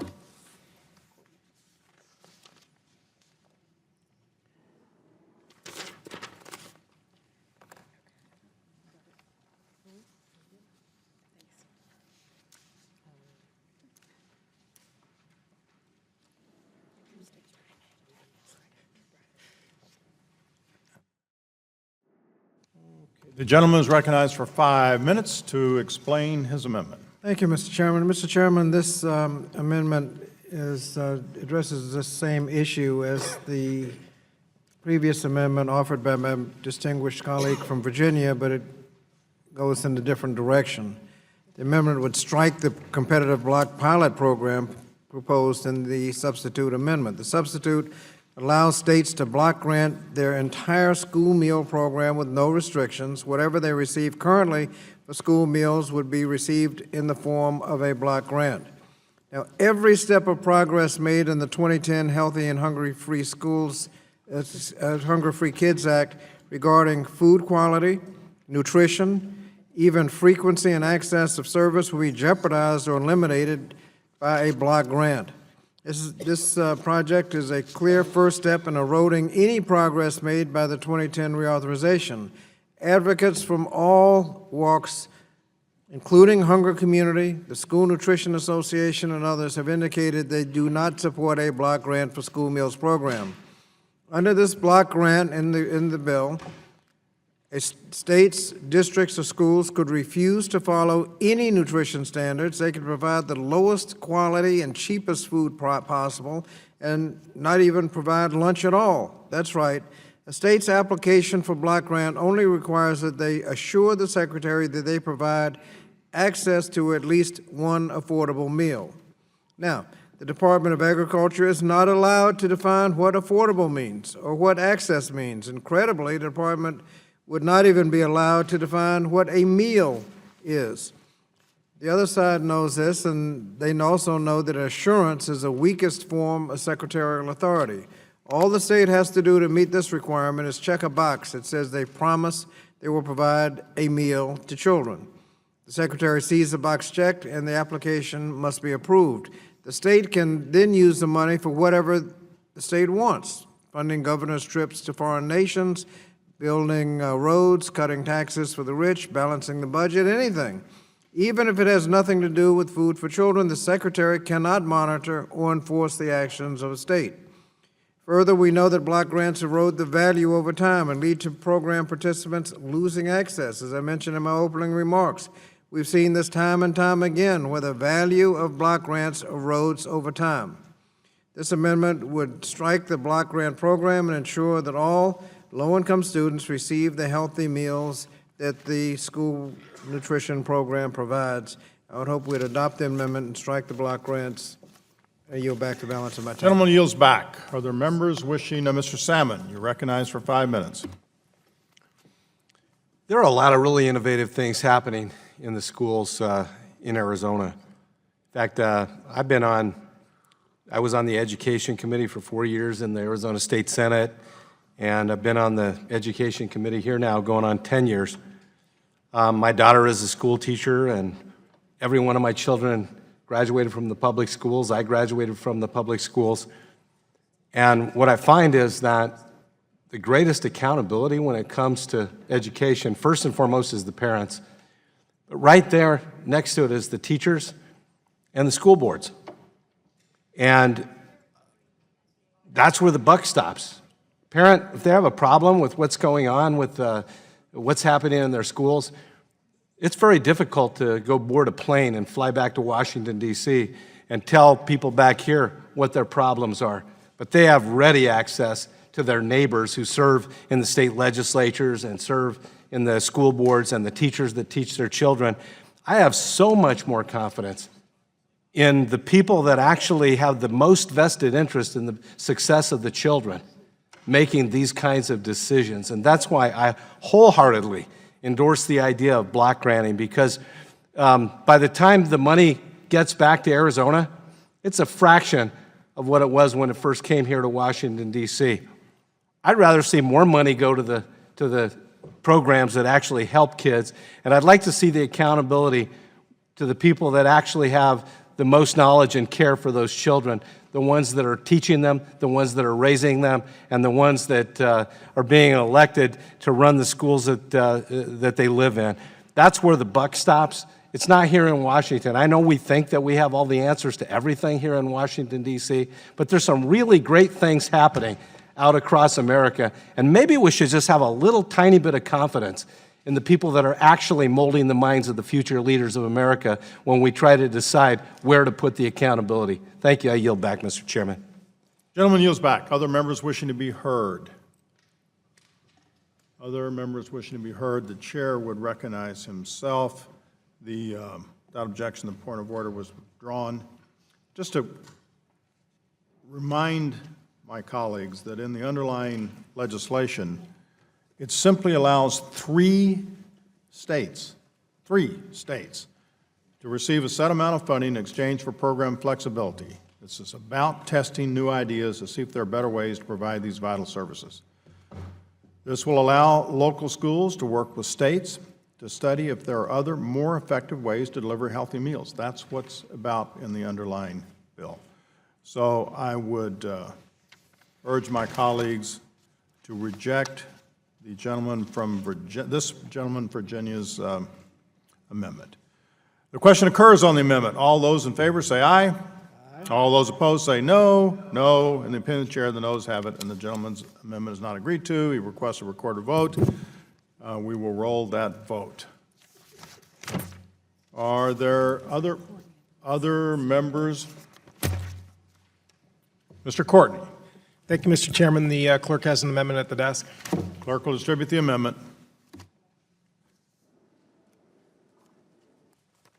Mr. Chairman, I reserve a point of order. Gentleman reserves a point of order.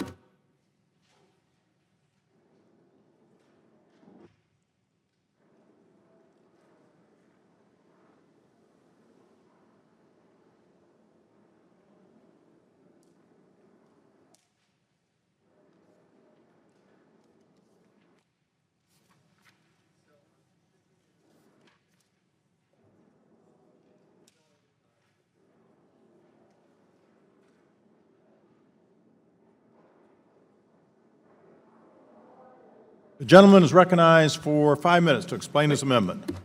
Thank you, Mr. Chairman. Mr. Chairman, this amendment ensures that the USDA review allowable milk options for both school meals and a la carte consumption by considering types of milk that are commonly available in the marketplace. What I mean by that is that, as Mr. Thompson described earlier, the trends in terms of milk consumption are declining at a distressing rate. And what this amendment basically says is that the USDA can review and have the opportunity to look at other ways to present milk in terms of larger quantities than half pints, and also with low-fat flavoring as well. And the reason for that is that, unfortunately, from 2012 to 2014, schools served 187 million fewer half pints of milk, despite the fact that public school enrollment was growing. Milk is the #1 source of 9 essential ingredients in young Americans' diets and provides multiple health benefits, including better bone health, lower blood pressure, and reduced risk of cardiovascular disease or type 2 diabetes. It is a source of 3 out of 4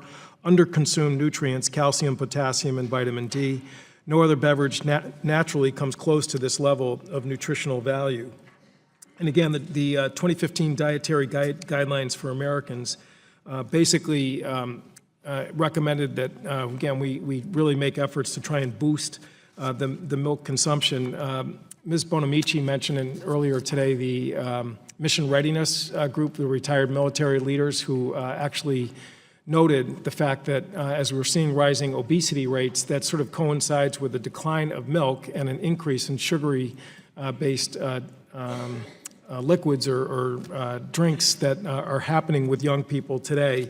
So again, this is not a mandate. It's not going to come in and tell school systems how to serve dairy products, but it is an attempt to try and come up with better ideas about ways of turning this trend around and boosting milk consumption. My good friend, Mr. Thompson, has worked with our office on this legislation, and again, I think it's a good improvement to the bill, and I would urge members to support it and yield back the balance of my time. Gentleman yields back. Members wishing to speak, Mr. Thompson. Thank you, Chairman. Chairman, I'd like to express my strong support for Representative Joe Courtney's amendment, which seeks to clarify and strengthen milk provisions in the underlying bill. As I stated in my opening remarks, overall milk consumption in schools is declining at an alarming rate. In fact, from 2012 to 2014, schools served 187 million fewer half pints of milk, despite the fact that total public school enrollment increased during that time. Representative Courtney's amendment adds definition to the provisions in H.R. 5003, which will work to reverse this alarming trend. His amendment will ensure that new 2015 dietary guidelines are considered by USDA moving forward, and that the agency is staying apprised of factors that may be causing students to underconsume milk or milk products in both the cafeteria-aligned and a la carte sales. When enacting policies, especially those that directly impact the health of children, we as a legislative body must do our best to ensure that the most up-to-date and well-rounded information is being taken into account. And I appreciate Mr. Courtney's offering this amendment, and I urge my colleagues to support it. Thank you, Chairman. I yield back. Gentleman yields back. Without objection, the point of order is withdrawn. Are there other members seeking to be heard on the gentleman's amendment? Chair would recognize himself. I think this is a fine amendment. I encourage my colleagues to support it. The question occurs on the amendment. All those in favor say aye. Aye. All those opposed say no. In the opinion of the chair, the ayes have it. The gentleman's amendment is agreed to. Apparently, Mr. Scott has an amendment. Thank you, Mr. Chairman. I have an amendment to desk Scott number 7. Clerk will distribute Scott number 7. Mr. Chairman. Mr. Thompson. Mr. Chairman, I reserve a point of order on the amendment. Gentleman reserves a point of order.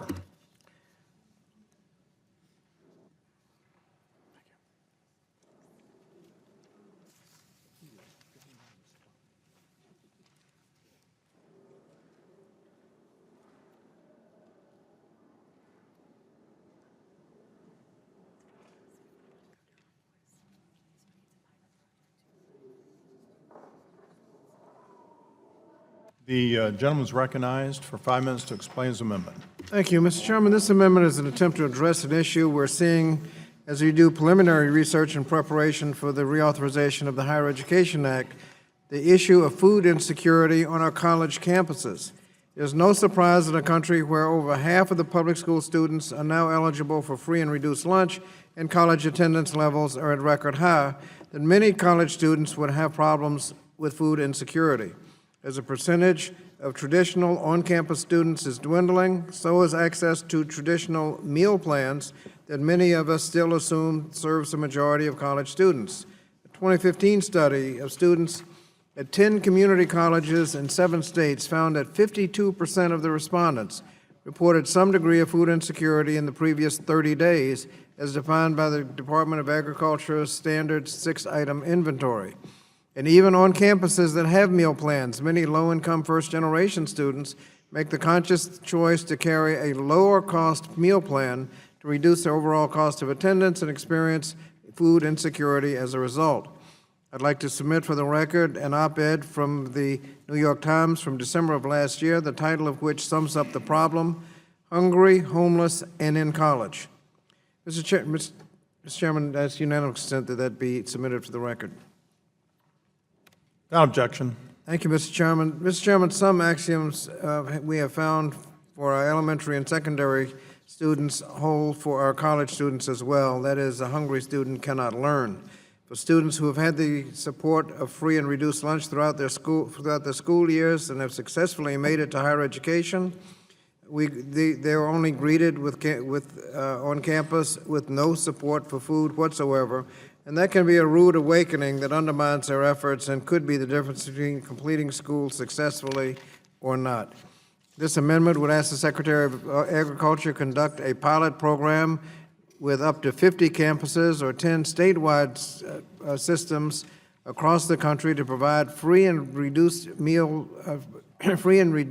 priced meals to low-income students on campus. While the Secretary could further define low income, the amendment allows any student who is eligible for a Pell Grant to be eligible for inclusion in the program. Priority would be given to schools with the highest portion of low-income students and schools that develop innovative ways to eliminate logistical hurdles and stigmas somewhat time associated with free and reduced lunches. All participants would be subject to evaluation, and at the end of the pilot, we'll have a better idea of the possible large-scale solutions to this problem. For students that have the determination to achieve higher education in spite of their socioeconomic status, we should work to eliminate any hurdles in their way to bettering themselves through higher education. I urge the passage of the amendment and yield back the balance of my time. Gentleman yields back. Are there members wishing to be heard on the gentleman's amendment? Members wishing to be heard? Seeing none, the chair will recognize himself. Well, this is an expansion of the program to serve students that was never intended to be covered. And frankly, in many cases, if there's need, there's already many other programs. Cost is $50 million authorized in here, and I appreciate that the gentleman identified the amount, but it's not offset. So I'm going to oppose the amendment and ask my colleagues to oppose the amendment. Without objection, the point of order is withdrawn. Mr. Chairman? Mr. Scott. Mr. Chairman, at this point, I withdraw the amendment and hope that we could address it as we reauthorize Higher Education Act. Gentleman withdraws his amendment. Are there members with amendments? Yes, Mr. Chairman, I have an amendment at the desk. Number 8. Scott, number 8. The clerk will distribute the amendment. Mr. Chairman. Mr. Chairman, I reserve a point of order. Gentleman reserves a point of order.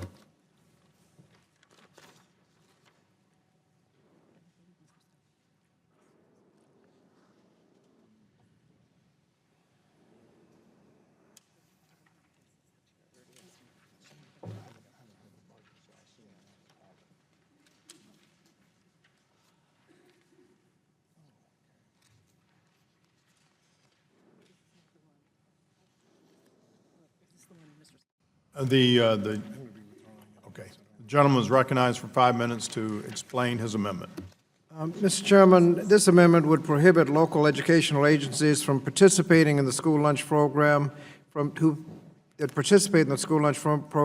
setting up policies or procedures that would create stigma in the cafeteria, including alternative meals to be served primarily to paid lunch, as an alternative meal to the served primary paid lunch for those students with unpaid balances, or creating structures that identify children as eligible for free and reduced lunch.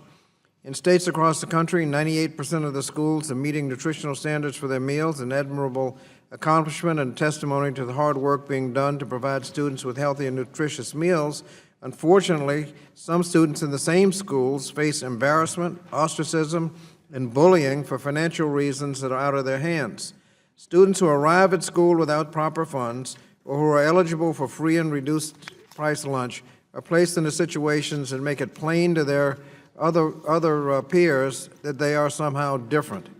For those students with unpaid balances or lacking funds for the day, instead of a healthy, balanced meal offered to classmates in line before them and after them, they're offered, if anything, an alternative meal that is often something like a little cheese sandwich and milk or juice. Some students might get lucky and also receive a piece of vegetable or fruit, but students eligible for free and reduced price lunch face a similar stigma due to efforts to streamline or expedite their movement through the cafeteria or reduce administrative burden. Eligible students are separated into special lines or areas, receive different color badges or cards, have their names called out in front of their peers, among other methods. In some situations, student balances are referred to in the cafeteria either visually or verbally. Now, Mr. Chairman, I recognize that budgets and times are tight in school settings, and the districts and schools struggle to do their best to compensate, but these realities don't change the fact that a hungry child is embarrassed, stigmatized, or denied what could be their last meal of the day because of matters beyond their control. We have another opportunity to do the right thing to our vulnerable students, and children have enough to worry about throughout the school day and school year, and the last thing they deserve is to be subjected to added stress caused by their attempt to fulfill their basic need. We can and must do better. I hope that my colleagues will take this into consideration as we continue the conversation about the access to school meals, but in light of the fact, Mr. Chairman, I'm not exactly sure how this would operate. I would want to withdraw the amendment at this time, but want to make sure that people remember this issue as we go forward. I thank the gentleman, and his amendment is withdrawn. I do look forward to continuing to work with you. We're very excited about technology that's coming along in the schools, so nobody can see what color of card, if you will, that the kids are using when they go through the line. So the amendment is withdrawn. Ms. Clark. Thank you, Mr. Chairman. I have an amendment at the desk. Clerk will distribute the amendment. Mr. Chairman. Mr. Thompson. Mr. Chairman, I reserve a point of order on the amendment. Gentleman reserves a point of order.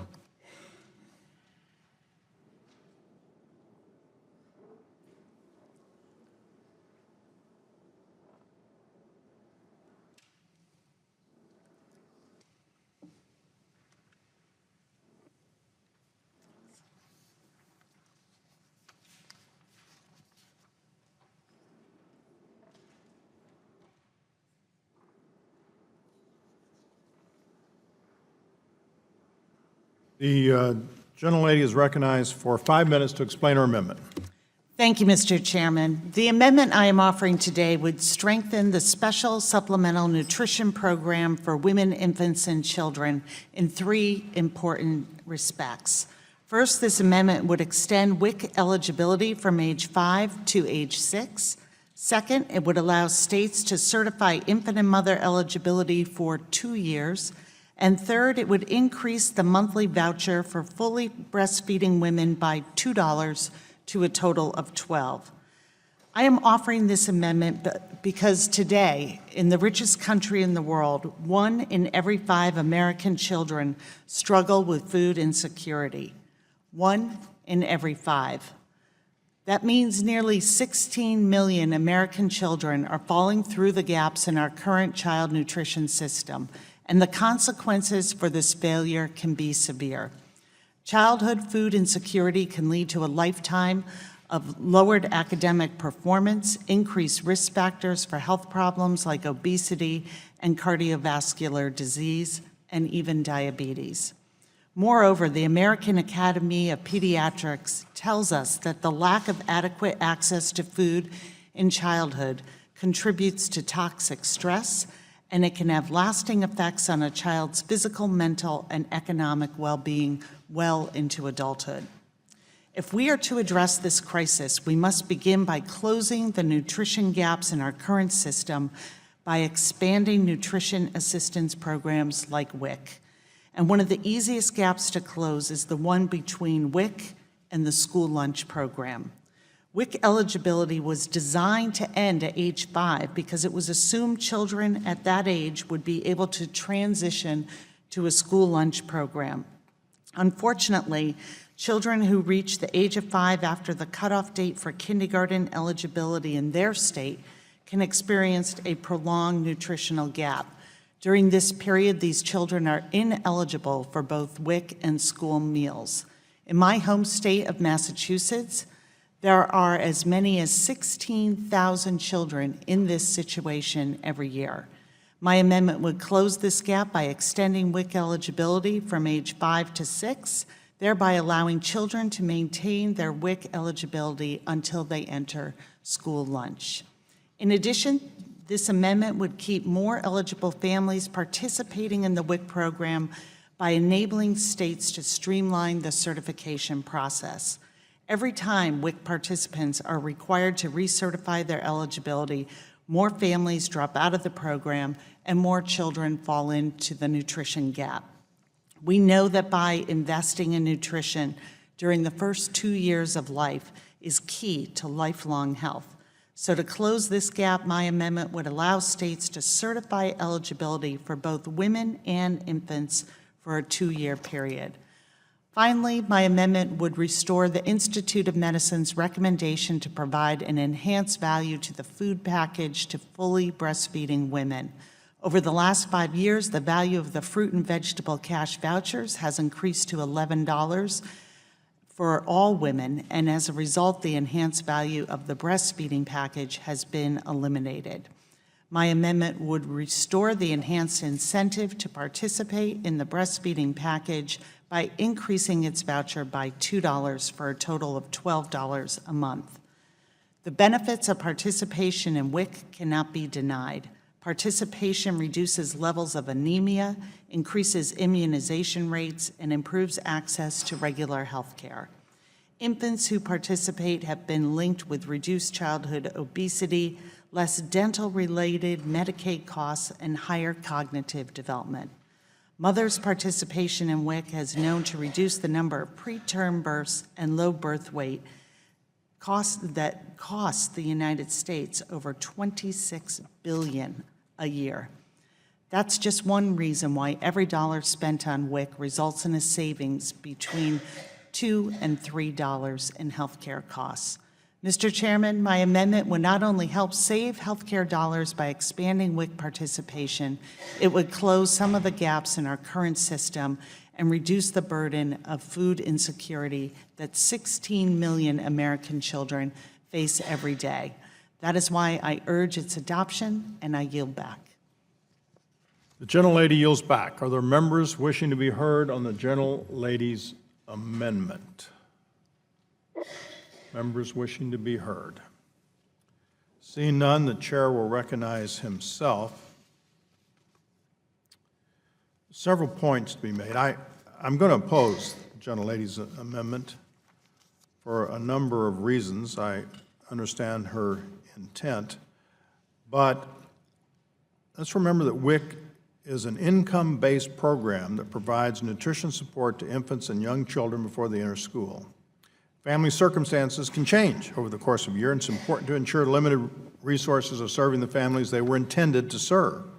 An annual certification, not every 2 years, is the best way for participants to demonstrate their eligibility and to ensure this program is serving those who actually need assistance. And while I'm happy to talk with the sponsor of this amendment to discuss improving the certification process, I can't support the amendment and that point in the amendment. She also, the author, is trying to fill the gap between WIC and going to school and getting the school lunch program. I'll just point out that most 5-year-olds are either in kindergarten or a child care program that provides nutritious meals. This amendment is unnecessary and could lead to duplication or overlap in the services children receive.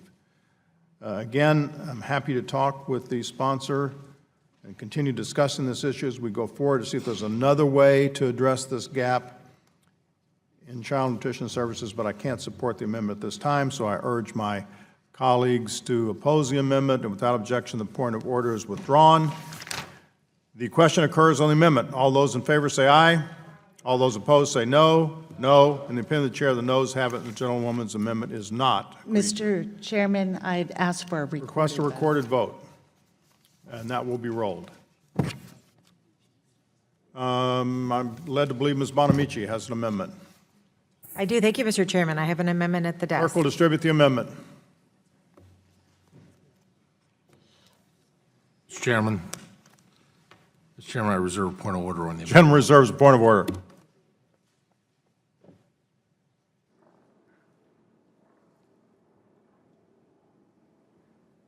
Thank you.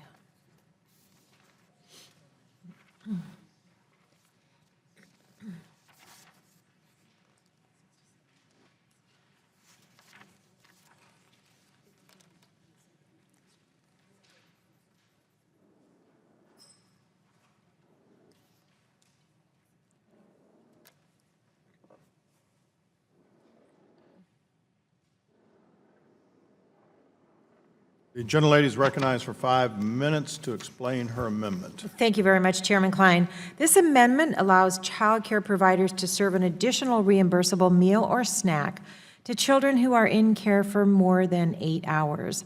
Currently, the Child and Adult Care Food Program limits family child care homes and child care centers to only 2 reimbursable meals and 1 snack for children.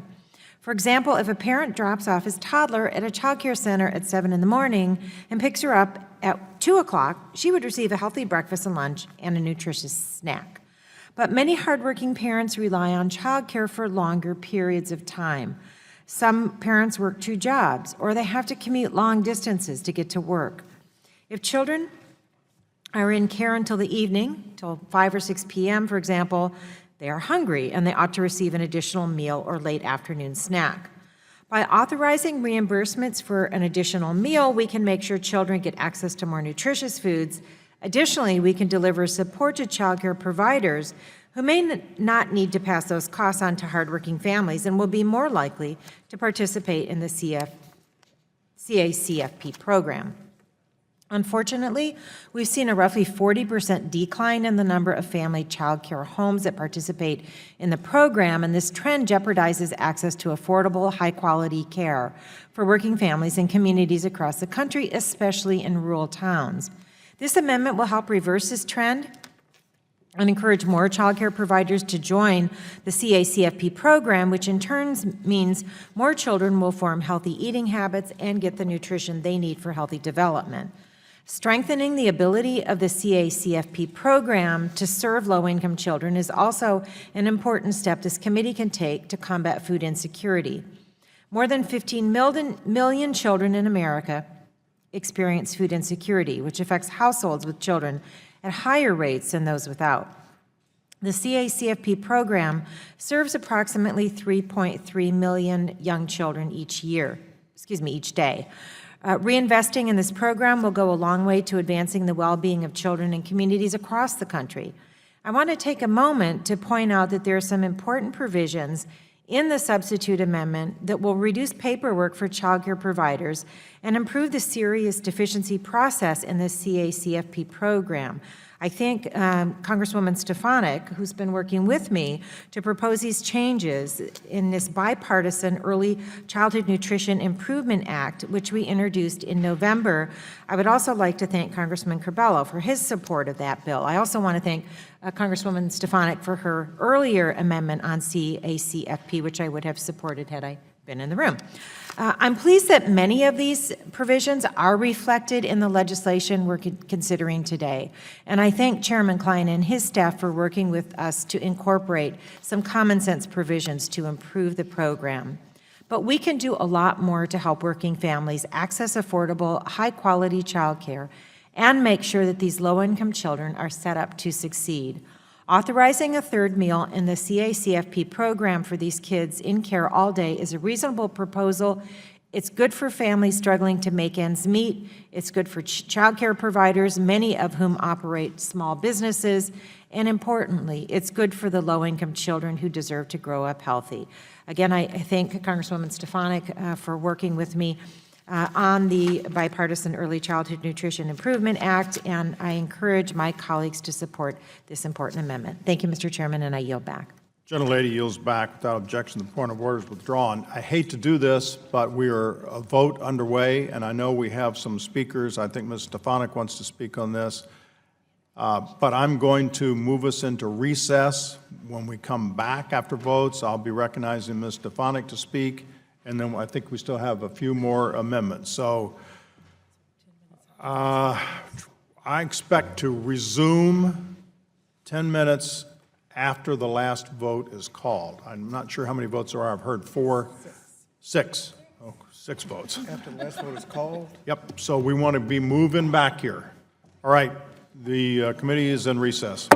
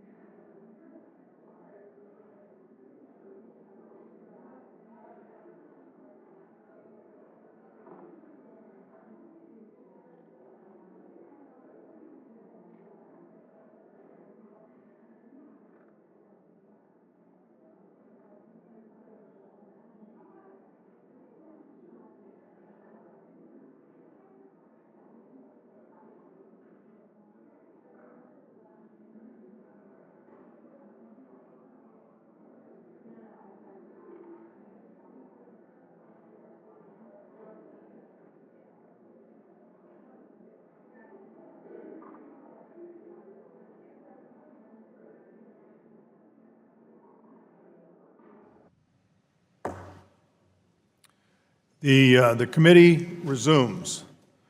When we left to go vote on the floor, we were in the middle of, or somewhere in progress of, the amendment offered by the gentlelady from Oregon, Ms. Bonamici, and I had said that it was my intention to recognize Ms. Stefanik when we came back, and that's exactly what I'm doing. The gentlelady is recognized for 5 minutes on the Bonamici amendment.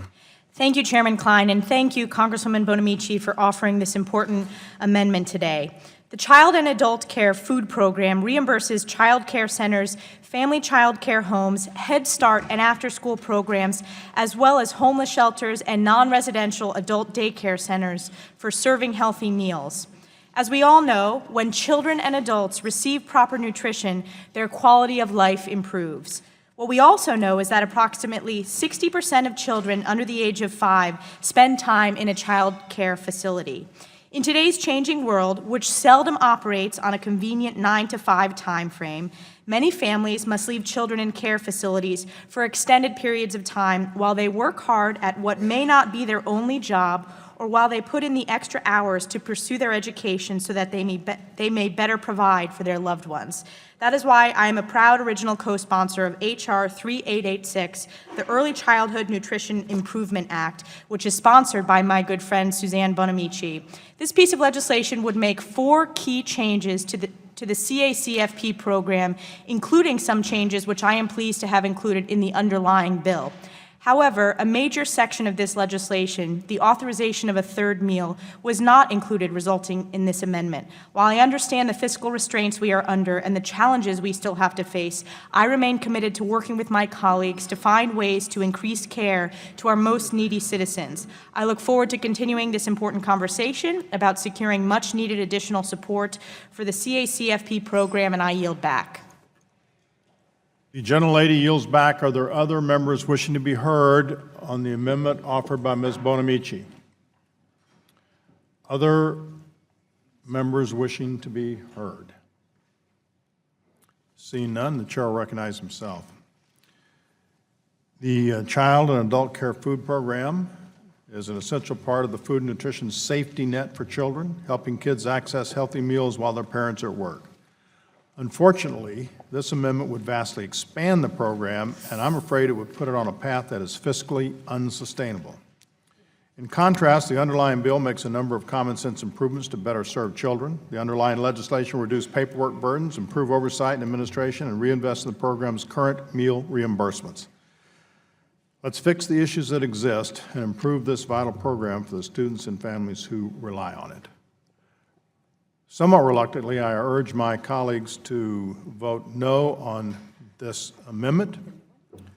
The question occurs on the amendment. All those in favor say aye.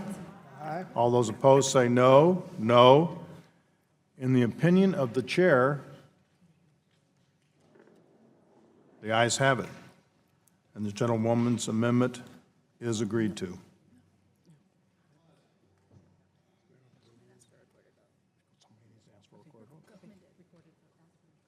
Mr. Grothman has asked for a recorded vote.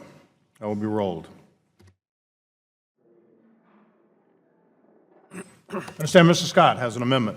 Mr. Chairman, I have an amendment to Des Scott number 5.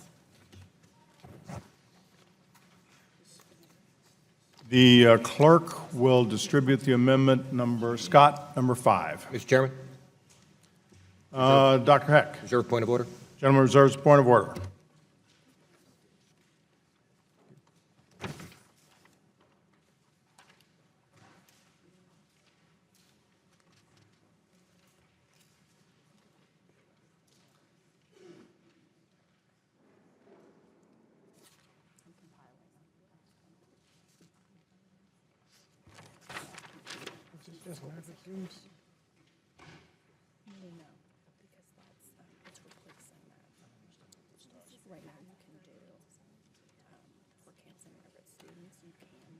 The gentleman is recognized for 5 minutes to explain his amendment.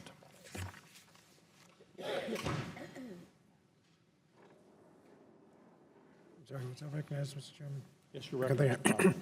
Mr. Chairman, my amendment would allow summer food service sites to better serve children during the summer months by allowing them to receive reimbursement for all of the meals they provide during the day.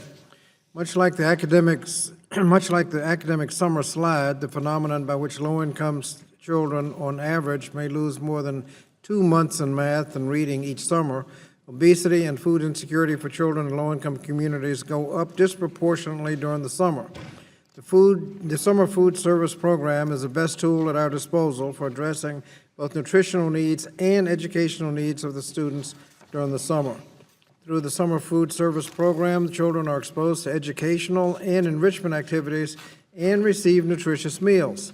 One barrier to making these programs as effective as possible is that the majority of the day-long camps and feeding sites are unable to serve 3 meals to participants.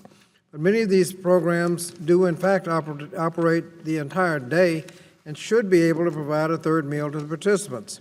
This amendment removes that barrier and establishes a pilot program for sites in 10 states to serve a 3rd meal to children, thereby providing more nutritious meals to children, making summer programs more effective, and actually directly addressing the summer slide. I ask my colleagues to support the amendment. Gentleman yields back without objection. The point of order is withdrawn. Are there members wishing to be heard on the gentleman's amendment? Members wishing to be heard? Seeing none, the chair will recognize himself. The underlying bill strengthens the summer food service program so states and providers are better able to serve meals to low-income children during the summer.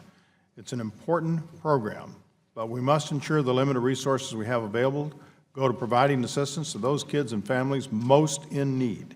Unfortunately, this amendment would vastly expand the federal role in child nutrition. I'm afraid it would place this program on an unsustainable path. Therefore, I urge my colleagues to oppose the amendment. I yield back. The question occurs on the amendment. All those in favor say aye. Aye. Those opposed say no. No.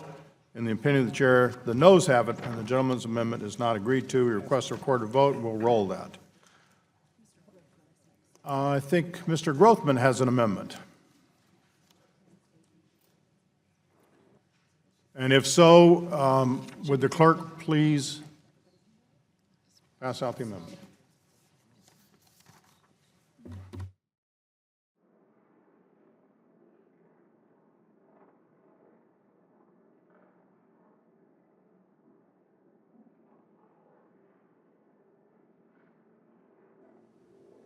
Aye.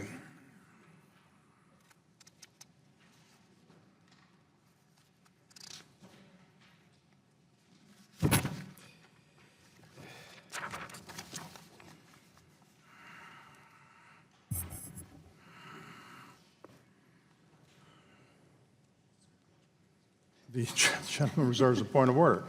The gentleman from Wisconsin is recognized for 5 minutes. I see this is my second amendment, in which I have the name Richard B. Russell on here. I wasn't paying attention. Well, maybe somebody else will take that off for us.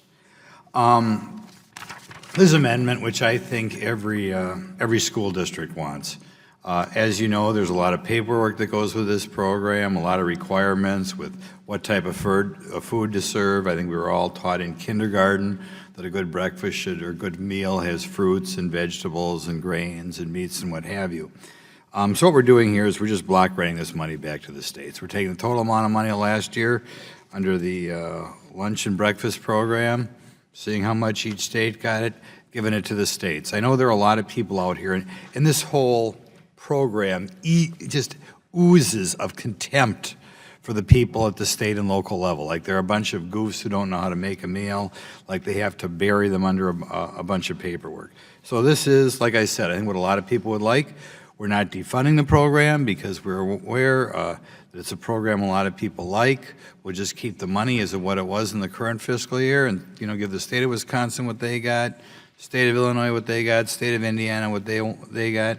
It'll be up to the local voters, local press to make sure that they hand the money out where they should hand it out, but I can't imagine that anybody would like to see this money used for anything else. So it's what I think your school districts want. Whenever I go back home and talk about it, I get about unanimous agreement with every superintendent in my state that this is what we should do.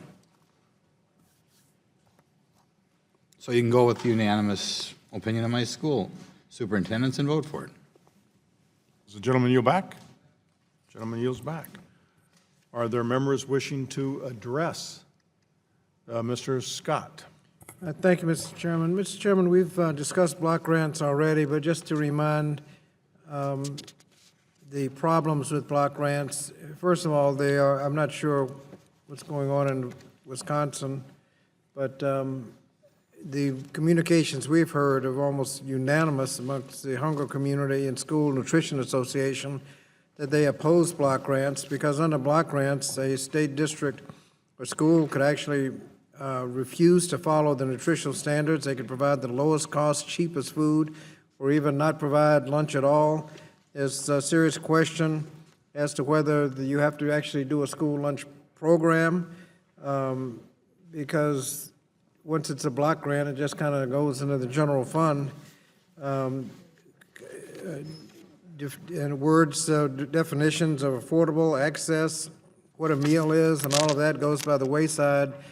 And so you really don't have a program at all. We also know that when you have a block grant, the money starts evaporating, and you can expect the block grant to lose its value significantly over the years, as happens with all block grants, and I would hope that we would support the program and defeat the amendment. I yield back. Gentleman yields back. Are there other members wishing to address the gentleman from Wisconsin's amendment? Other members wishing to address? Seeing none, the chair would recognize himself. I've long been a supporter of block grants. It's an excellent way to provide funding to states to support important programs. But before we block grant programs, we need to ensure there are proper accountability measures in place so that the taxpayer dollars are supporting the right people and achieving the goals of the program. That's why in the amendment offered by Mr. Rokita, the underlying bill, it includes a limited demonstration program to do just that. This demonstration program will allow us to explore whether there are better ways for local school officials, health professionals, and states to work together to provide healthy meals to students. I appreciate the intent behind this amendment, but I believe we need to better understand the impact of block granting these programs before converting the entire program to a block grant. For this reason, I will oppose the amendment. The question occurs on the amendment. All those in favor say aye. All those opposed say no. No. In the opinion of the chair, the noes have it, and the gentleman's amendment is not agreed to. Request a roll call vote. Are there? I'm led to believe Ms. Davis has an amendment at the desk. Thank you, Mr. Chairman. I do have an amendment at the desk. Clerk will distribute the amendment.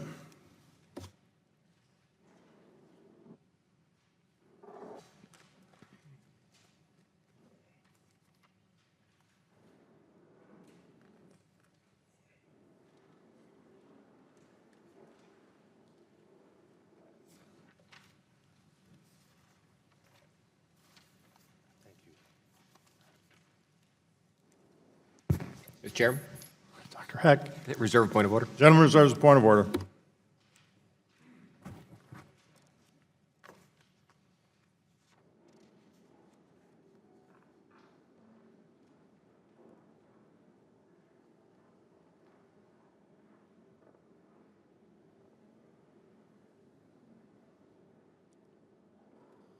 The gentlelady is recognized for 5 minutes to explain her amendment.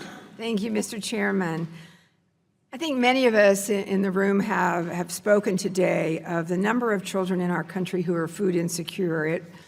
Depending upon what region of the country, often we're looking at around 22% of children on any given day. They can go without a meal, and they can certainly go to bed hungry. I don't need to tell any of us that it even gets worse during the summertime, when children who had access to free and reduced price meals suddenly don't have that access. And the numbers are staggering. About 19 million children lose access to nutritious meals when schools let out.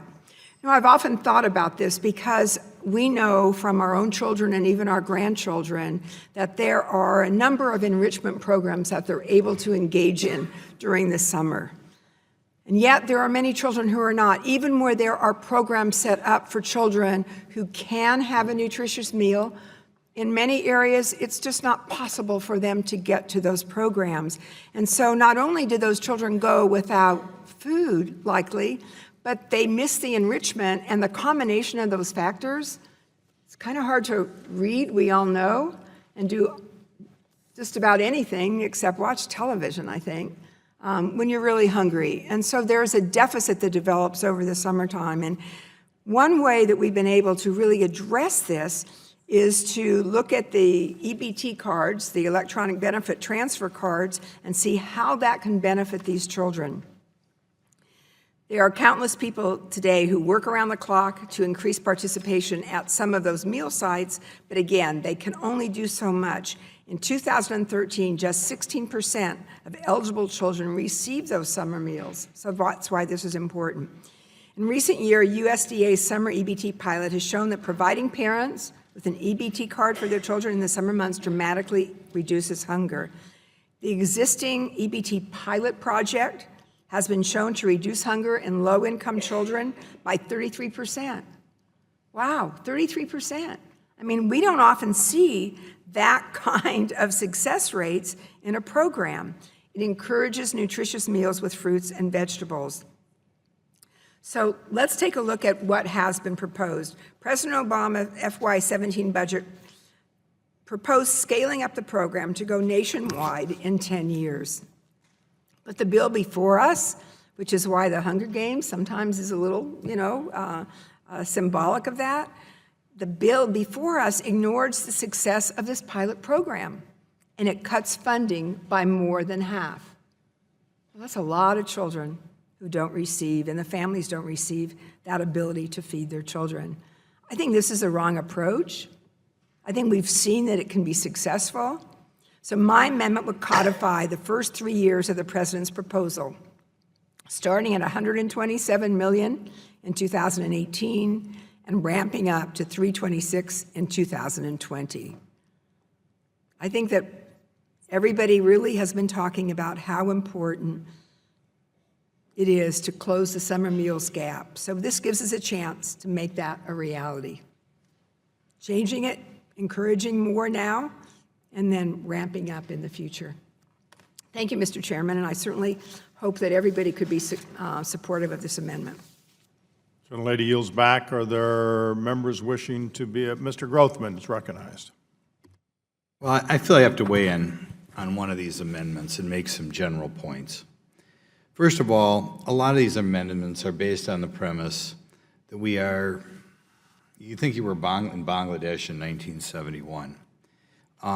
These statistics that say that 1 out of 5 children is food insecure, I think you have to look and see what that definition of food insecure is. First of all, I don't think it's every night. I think it's once a year. And furthermore, the definition does not mean that food is not available. I'll give you 3 other things, though, to think about. Everywhere in my district, which I believe is below average income for the country, that I ask, food stamps are selling for 50 cents on a dollar. Now, you have to ask yourself, if food stamps are selling for 50 cents on a dollar, is there really a shortage of food? The second thing is, if you look at statistics of children and adults, I think right now the average adult is something like 20 pounds heavier than they were 50 years ago. I think the average 11-year-old child, if you can believe what's on the internet, is 10 or 11 pounds heavier than they were 50 years ago, which would again be inconsistent with the idea that we're living in this country in which there's this huge shortage of food. Another statistic, at least we're told, that 40% of the food in this country goes uneaten. But the final point I'm going to make here is, it's not that the only reason we don't put more food out there is because it costs money. I think what we're doing is we're creating a culture in which parents no longer consider themselves responsible for their own children. And there's a value in parents being responsible for their own children and providing their own meals. And I think one of the reasons parents are not doing as good a job with some of their young children as they were 50 years ago is we have trained them that they are not responsible for their children. And this amendment, as many other amendments that we reject today, is another effort to say it's up to the government to always be there and feed your children, or to flip it around, parents, don't worry, it's the government's responsibility to take care of your children. It's just a horrible message to send. So I'm voting no on the amendment. Ms. Bonamici. Thank you very much, Chairman Klein. I want to thank Congresswoman Davis for offering this important amendment. Oregon is one of the pilot states for the summer EBT program, and it's been a big success. The research is clear that this program is effective at helping children get the food they need and at combating food insecurity. In Oregon last year, the summer EBT program increased access to food for more than 47,000 children, many of whom live in the state's most rural counties. Some of those are in my district. Oregon plans to add about 19,000 more children to the program this summer. I've heard from a mother of 2 in Oregon who shared her experience with the summer EBT program. She said this: "There were months when I would skip meals to make sure that my children had enough to eat. Sometimes even my oldest would have to wait to eat until her little sister was full, then she would eat, and then I would eat. That's no way to live for a child or for anybody. Fruits and vegetables used to be those things that I had to let go. Now I could budget enough with the summer EBT money to get the fresh veggies and fruit. They'd be gobbled up in days. And I assure every one of my colleagues that that mother would very much like to be able to provide that food to her children on her own. She's living in tough times. Given the remarkable success of the summer EBT program and its ability to target support to low-income families in America's rural communities, it doesn't make sense to restrict the program, to reduce funding, and deny states flexibility to administer the program. I'm pleased that this amendment makes a reasonable investment in the program.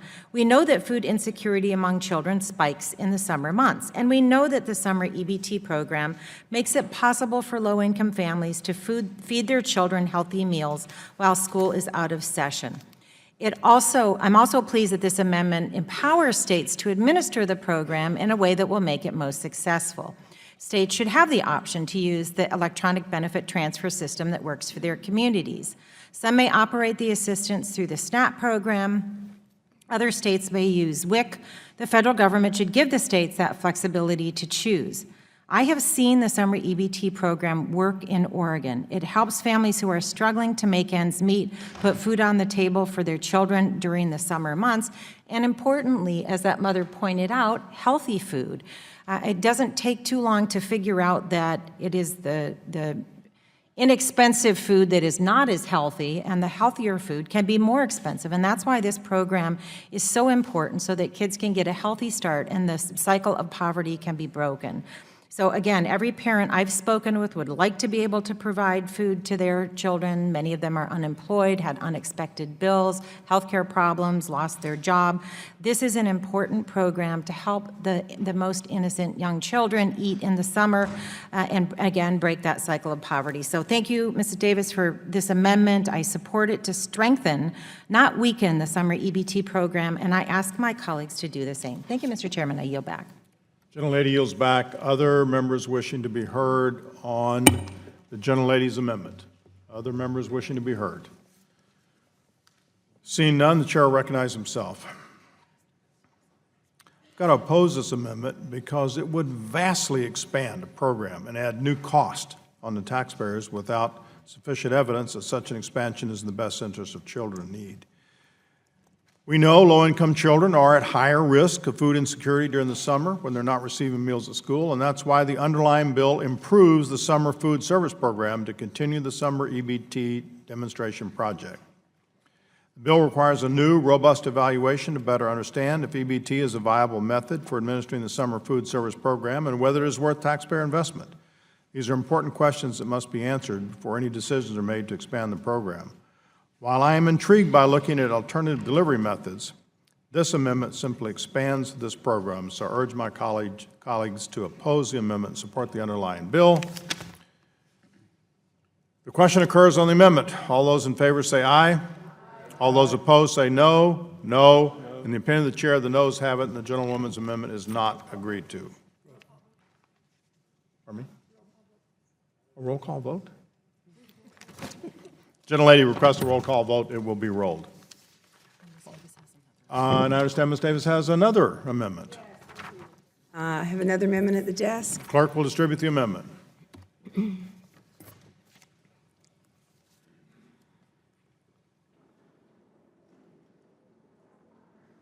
Chairman.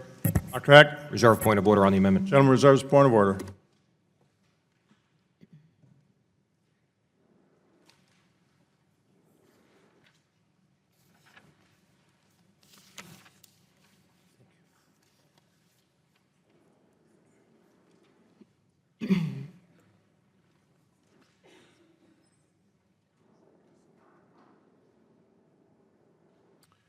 The gentlelady is recognized for 5 minutes to explain her amendment. Thank you, Mr. Chairman. This amendment also deals with the summer EBT pilot, but it's different. Instead of dealing, excuse me, with the funding issue, it would ensure that states participating in the summer EBT pilot can continue to have the same or to have the flexibility to implement the program in the most cost-efficient manner. So, you know, we've talked about this. This is let the states decide. There are two distribution systems. We're all pretty familiar, I think, with both WIC and SNAP. And these distribution systems resulted in positive changes in food insecurity levels and the nutritional health of children.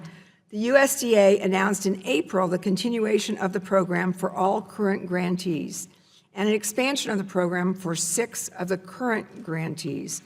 And the grantees utilize one or both distribution systems. What this would do is, in addition to reducing overall funding and overall funding and minimum benefit levels, the limits can continue to operate with summer EBT programs utilizing WIC or utilizing the SNAP system.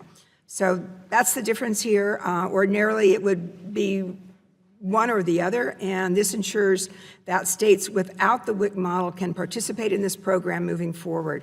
I know that California is still a few years away from having a WIC EBT program up and running, but we don't want that to get in the way of participants being able to utilize the program in future years. So this opens it up for states, and I think I may have misspoke. It's actually the SNAP program that has been in progress, and now we're able to use both WIC and SNAP.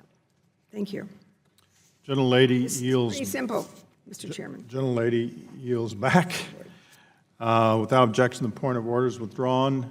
The chair would recognize himself. The gentlelady's amendment adds flexibility to the states to use the delivery method that they determine is most effective. It does not increase the cost or expand the scope of our demonstration project, and I add my support to it. Are there other members wishing to be heard? Seeing none, the question occurs on the gentlelady's amendment. All those in favor say aye. Aye.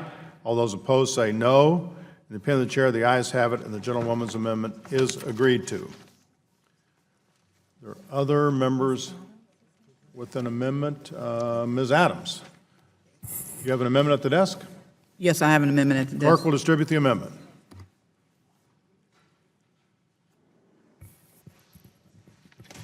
Dr. Heck. Mr. Chairman, I reserve a point of order on the amendment. Gentleman reserves point of order.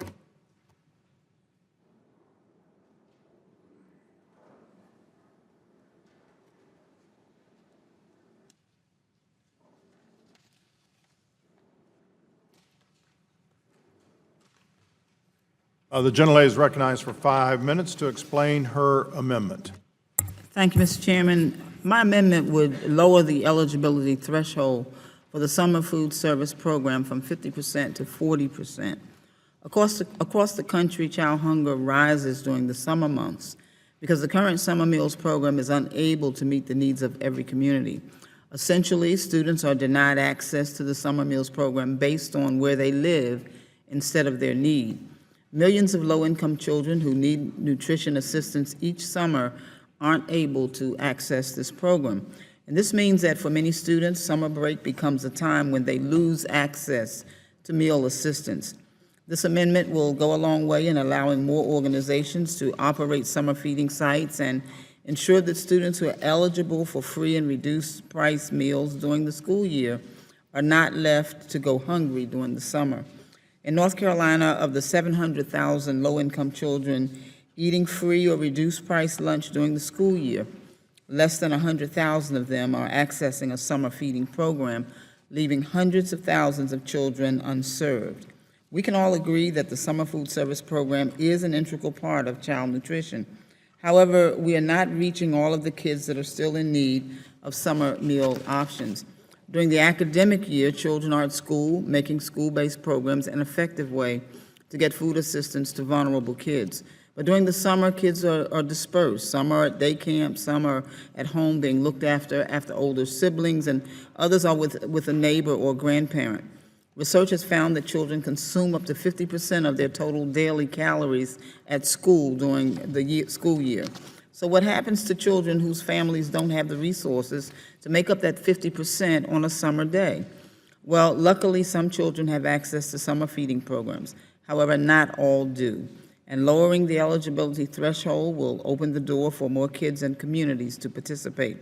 Overall, this amendment would strengthen the summer feeding program and allow its benefits to reach even more students and reduce summer hunger. And so I want to urge all of my colleagues to support this amendment. It's a common sense amendment that would bring more low-income students into the program and help us work toward our mutual goal of reducing and ultimately ending childhood hunger. Thank you, Mr. Chair. I yield back. Gentlelady yields back. Are there members wishing to be heard on the gentlelady's amendment? Members wishing to be heard on the gentlelady's amendment? Seeing none, the chair will recognize himself.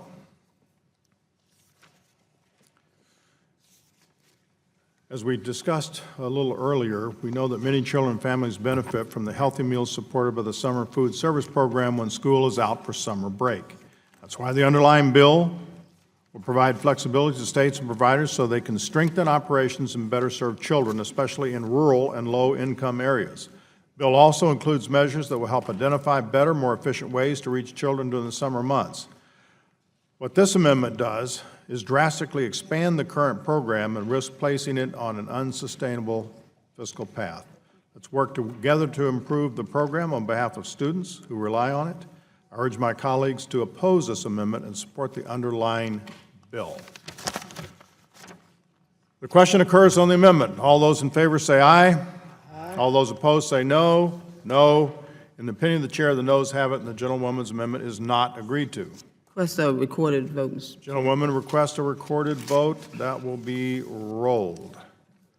Are there other amendments? Mr. Scott, do you have an amendment? I have an amendment, that's number 6. The clerk will distribute Scott Amendment number 6.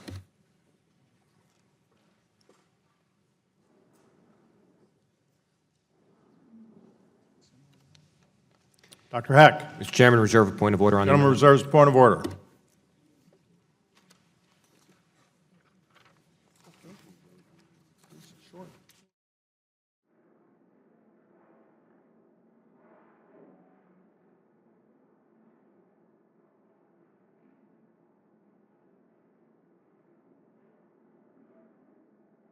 The gentleman's recognized for 5 minutes to explain his amendment. Thank you, Mr. Chairman. Mr. Chairman, I wish the programmatic policy proposals in the bill were the only problems, but unfortunately, keeping children hungry is just part of the story. Section 115, which this amendment strikes, would prohibit the Secretary of Health and Human Services from issuing or establishing any regulations or requirements not explicitly authorized in this act. This is an assault on executive branch authority under the Constitution. The amendment would strike the sweeping prohibition in the authority. The Republicans tried this during the reauthorization of No Child Left Behind for many reasons, the most significant being that it's unconstitutional, was not included in the final agreement.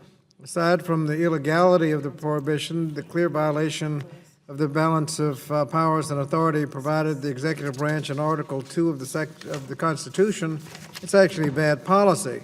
Because what if a public health crisis were to affect our nation's schools? If the bill becomes law with this language, the Secretary would no longer have the ability to address any of the health and safety emergencies that might affect the nation's schools. For example, if the school needed assistance with an E. coli outbreak, the Secretary could not help because in this bill, E. coli is not specifically mentioned. For any health outbreak affecting school lunches, this bill would make the Secretary powerless to help our children. The federal government has a role not only to implement federal programs, but also to protect our most vulnerable children. Now, we ought to be here to govern, and we understand that governing takes all of government. We understand that Congress writes the laws, and in doing so, we expect the executive agency with the authority to clarify and interpret the laws, to implement the laws, programs, and protect the most vulnerable citizens those programs are intended to serve. That's how governing works, and I implore the majority to join us in that effort. That's what the American people sent us here to do, so I urge my colleagues to reject this ongoing assault on the constitutional separation of powers and the federal role. I urge this committee to protect our children and vote yes on the amendment. Gentleman yields back. The chair would recognize himself. This is exactly about constitutional standards requirements. The prohibitions in this bill should not be necessary, but under this administration, they're a vital safeguard against executive overreach. Under this administration, the Department of Agriculture has created costly and burdensome regulations that go beyond the scope of the law beyond the scope of the law and limit the ability of schools to serve their students. The prohibitions in the underlying bill will prevent the Secretary from establishing requirements he or she is not authorized to establish, or define curriculum or mandating education standards in this statute. Of course, if he chooses not to obey the law, that puts us in a litigation situation with the courts, which is occurring all too often in this administration. My Democratic colleagues have already agreed to similar prohibitions in the Bipartisan Every Student Succeeds Act. Many of those prohibitions are being blatantly disregarded by the Secretary. This amendment offered by the gentleman would strike protections of the bill meant to ensure the Secretary does not exceed his or her authority. I urge my colleagues to oppose this amendment and support the underlying bill. I yield back. The without objection point of order is withdrawn, and the question now occurs on the gentleman's amendment. All those in favor say aye. Aye. All those opposed say no. No. In the opinion of the chair, the noes have it, and the gentleman's amendment is not agreed to. And he requests a roll call vote.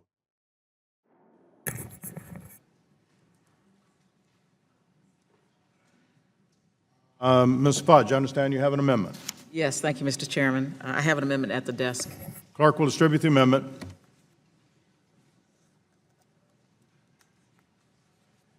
Dr. Heck. Mr. Chairman, reserve a point of order on the amendment. The gentleman reserves a point of order.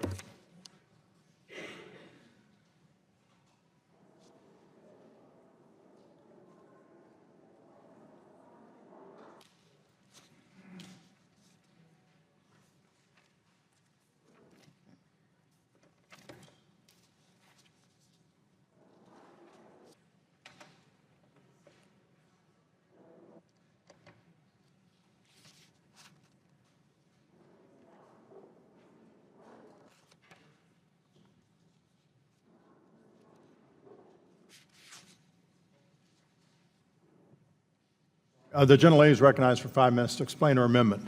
Thank you, Mr. Chairman. Mr. Chairman, my amendment states that nothing in this act will take effect until the Secretary of Agriculture certifies that implementation of H.R. 5003 will not lead to less healthy foods being available in schools and will not make it harder for schools to serve free meals to all students. The bill before us claims to, and I quote, improve child nutrition and education, end quote. My amendment, if passed, would ensure the bill does just that. Requiring a certification by USDA would show if the Republicans' claims that the bill improves access to healthy meals, protects our nation's poorest children, and provides schools with the flexibility they need are true. I do not believe this to be the case. More than 21% of America's children live in poverty. More than 15 million children across this country live in food-insecure households. School breakfast and lunch are all too often the only meals some children receive in a day. We owe it to these children and all America's children to increase access, not add barriers. The Child Nutrition Program has the potential to change children's lives, improve school meals, and ensure all children have access to nutritious food. Food is a basic human need, and we know what the access problems are. We must stop talking about waste, fraud, and abuse, and speaking about school and summer meal programs as too expensive. We must provide real investments in school and summer meals to help our poor and do everything we can to help our children succeed. Success in school isn't just in the classroom. It is also dependent upon a child's health. Any reauthorization of the Child Nutrition Program must strengthen and expand these programs. My colleagues on both sides of the aisle should have no trouble supporting this amendment. Mr. Chairman, I ask unanimous consent that a letter from the Greater Cleveland Food Bank be entered into the record. Without objection. Thank you. The Greater Cleveland Food Bank provided 47.8 million meals to Northeast Ohio community in 2015. And they state that there is no way they will be able to reach the 94,000 food insecure children in their service territory. I also ask unanimous consent that a letter from the Akron-Canton Regional Food Bank outlining how this bill fails to help end hunger be inserted in the record.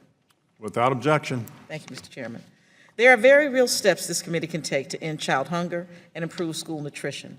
A first step is ensuring we do not enact a bill that would increase the very things the Child Nutrition Program works to prevent.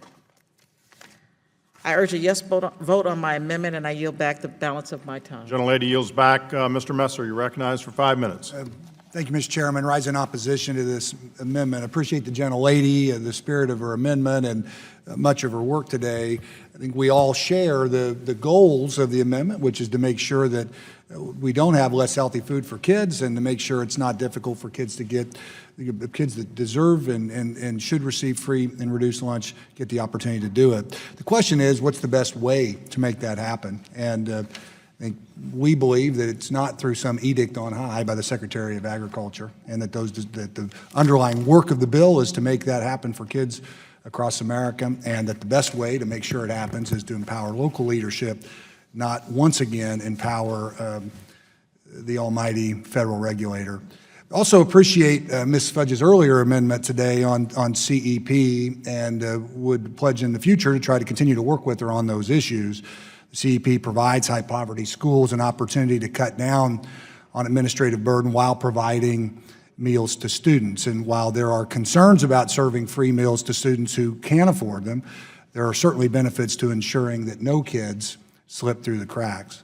Perhaps 40% is too low of a threshold. I'm not sure 60% or another threshold is the right one either. What I know is this, is it certainly didn't come down from Moses on the Mount, our current formula in the way we approach these.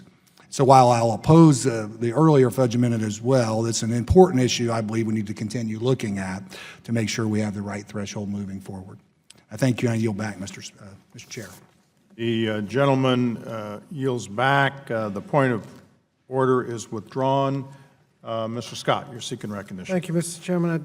I rise in support of the amendment. The amendment just says that the Secretary will certify that it's not going to lead to less healthy foods being available and won't make it more difficult to serve the meals.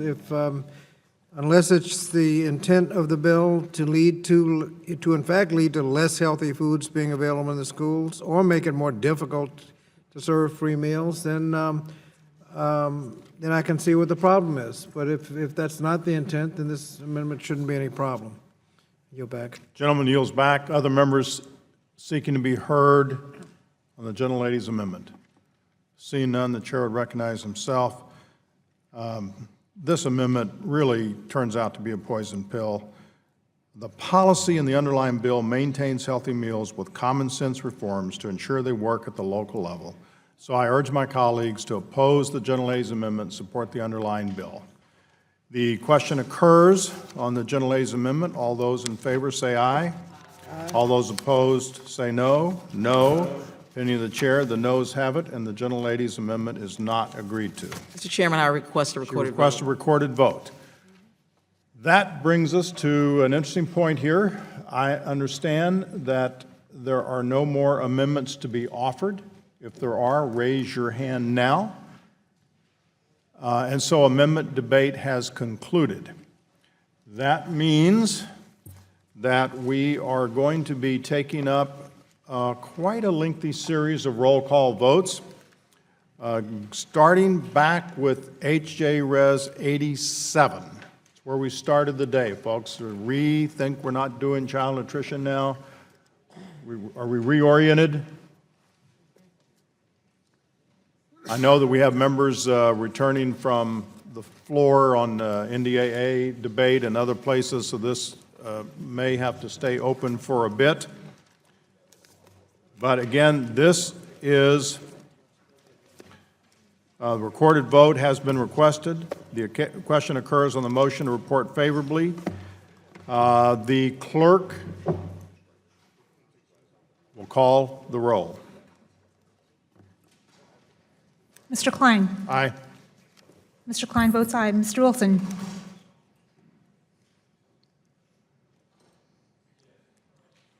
Mr. Wilson votes aye. Mrs. Fox.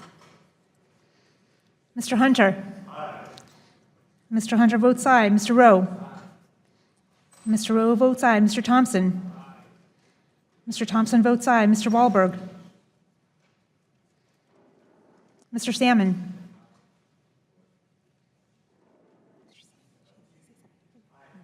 Mr. Salmon votes aye. Mr. Guthrie.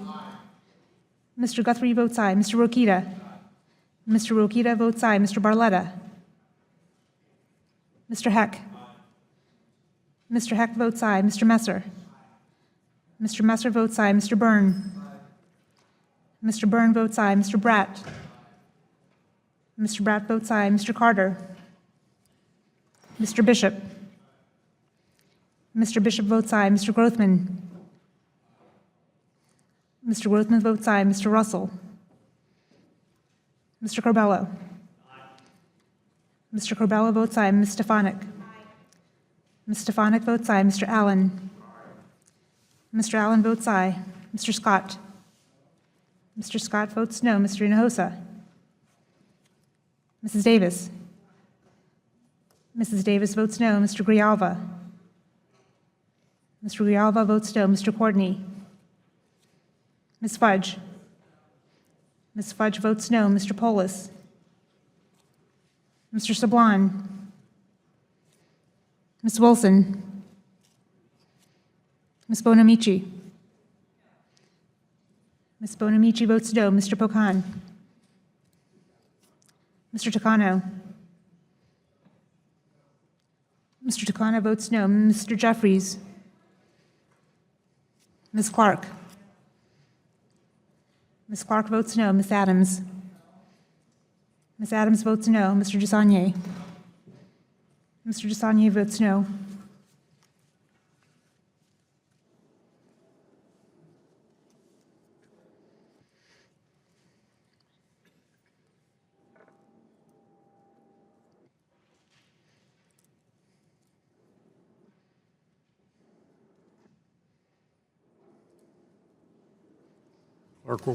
Clerk will please call the names of those members who have not yet been recorded. Mrs. Fox? Aye. Mrs. Fox votes aye. Mr. Wahlberg? Mr. Barletta? Mr. Barletta votes aye. Mr. Carter? Mr. Russell? Mr. Hinojosa? Mr. Courtney? Mr. Polis? Mr. Sablon? Ms. Wilson? Mr. Pocan? Mr. Pocan votes no. Mr. Jeffries?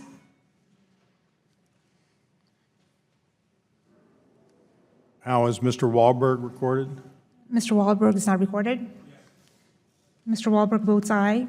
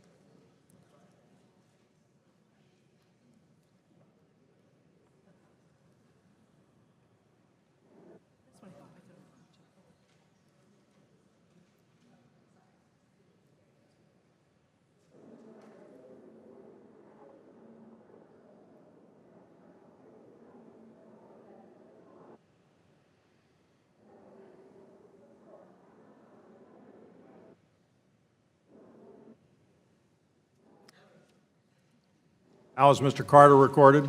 Mr. Carter is not recorded. Mr. Carter votes aye.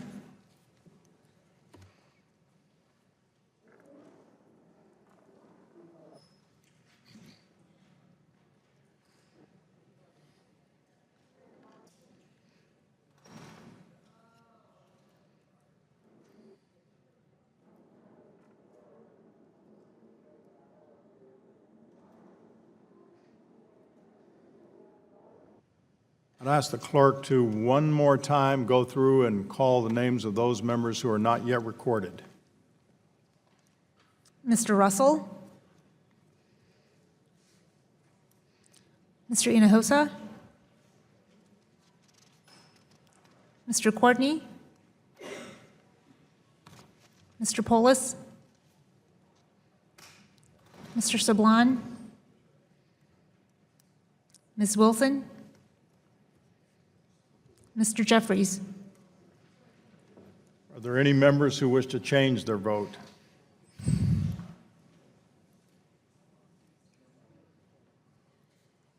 Clerk, report the total.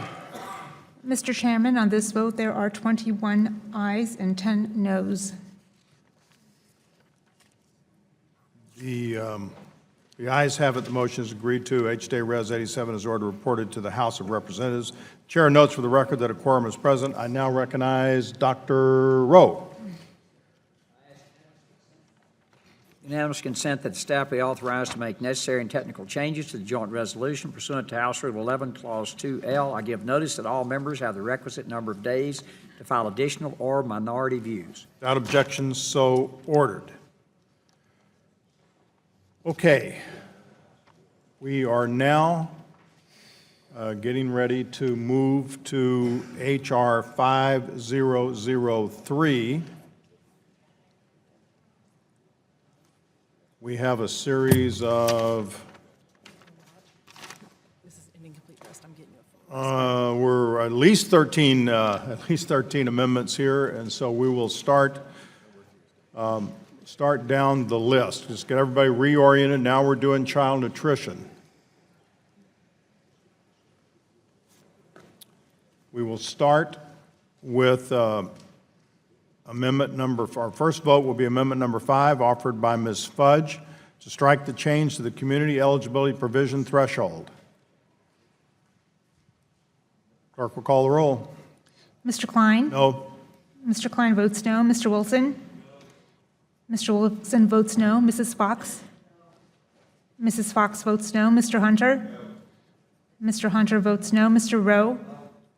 Mr. Rowe votes no. Mr. Thompson? Mr. Thompson votes no. Mr. Wahlberg? Mr. Wahlberg votes no. Mr. Salmon? Mr. Salmon votes no. Mr. Guthrie? Mr. Guthrie votes no. Mr. Rokita? Mr. Rokita votes no. Mr. Barletta? Mr. Barletta votes no. Mr. Heck? Mr. Heck votes no. Mr. Messer? Mr. Messer votes no. Mr. Byrne? Mr. Byrne votes no. Mr. Bratt? Mr. Bratt votes no. Mr. Carter? Mr. Carter votes no. Mr. Bishop? Mr. Bishop votes no. Mr. Grothman? Mr. Grothman votes no. Mr. Russell? Mr. Corbello? Mr. Corbello votes no. Ms. Stefanik? Ms. Stefanik votes no. Mr. Allen? Mr. Allen votes no. Mr. Scott? Mr. Scott votes aye. Mr. Hinojosa? Mrs. Davis? Mrs. Davis votes aye. Mr. Grijalva? Mr. Grijalva votes aye. Mr. Courtney? Mr. Courtney votes aye. Ms. Fudge? Ms. Fudge votes aye. Mr. Polis? Mr. Sablon? Ms. Wilson? Ms. Bonamici? Ms. Bonamici votes aye. Mr. Pocan? Mr. Pocan votes aye. Mr. Takano? Mr. Takano votes aye. Mr. Jeffries? Ms. Clark? Ms. Clark votes aye. Ms. Adams? Ms. Adams votes aye. Mr. DeSagne? Mr. DeSaulnier votes aye.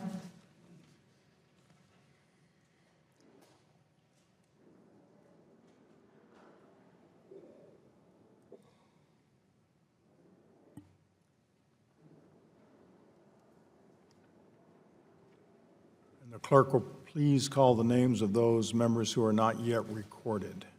Mr. Russell? Mr. Hinojosa? Mr. Polis? Mr. Sablan? Ms. Wilson? Mr. Jeffries?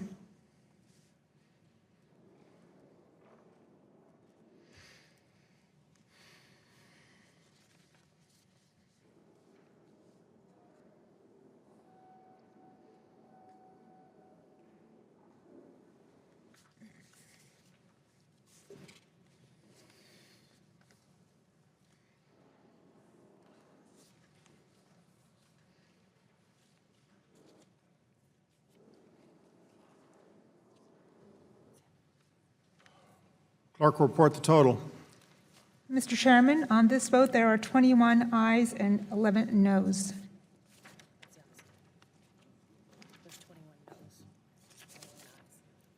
Just take one more look at that about what your nose and what your eyes. That sounded good to me, Mr. Chairman. I know it Sorry. sounded good to you, but Yeah, Knows what she's doing. the numbers are off, I'm sorry. Let's do this again. On this vote, there are 11 ayes and 21 noes. the amendment is not agreed Yeah, to. but- Felt a little stir of excitement over here.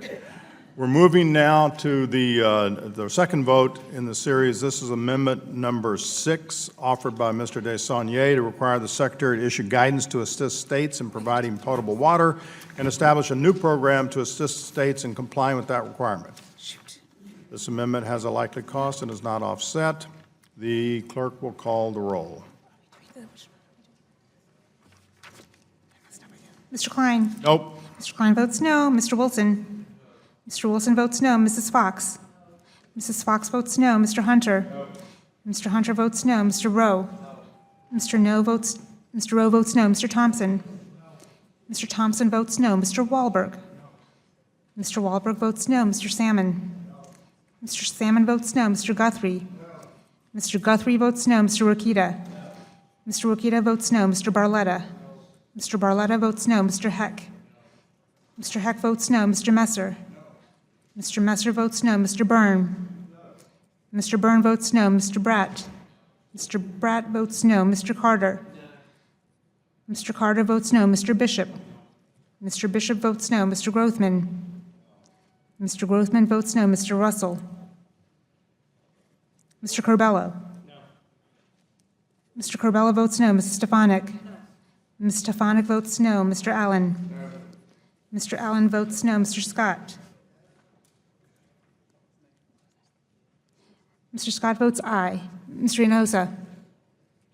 Mrs. Davis? Mrs. Davis votes aye. Mr. Grijalva? Mr. Grijalva votes aye. Mr. Courtney? Mr. Courtney votes aye. Ms. Fudge? Ms. Fudge votes aye. Mr. Polis? Mr. Sablan? Ms. Wilson? Ms. Bonamici? Ms. Bonamici votes aye. Mr. Bocan? Mr. Bocan votes aye. Mr. Takano? Mr. Takano votes aye. Mr. Jeffries? Ms. Clark? Ms. Clark votes aye. Ms. Adams? Ms. Adams votes aye. Mr. DeSaulnier? Mr. DeSaulnier votes aye.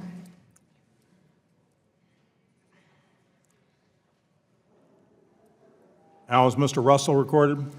Mr. Russell is not recorded. Mr. Russell votes no.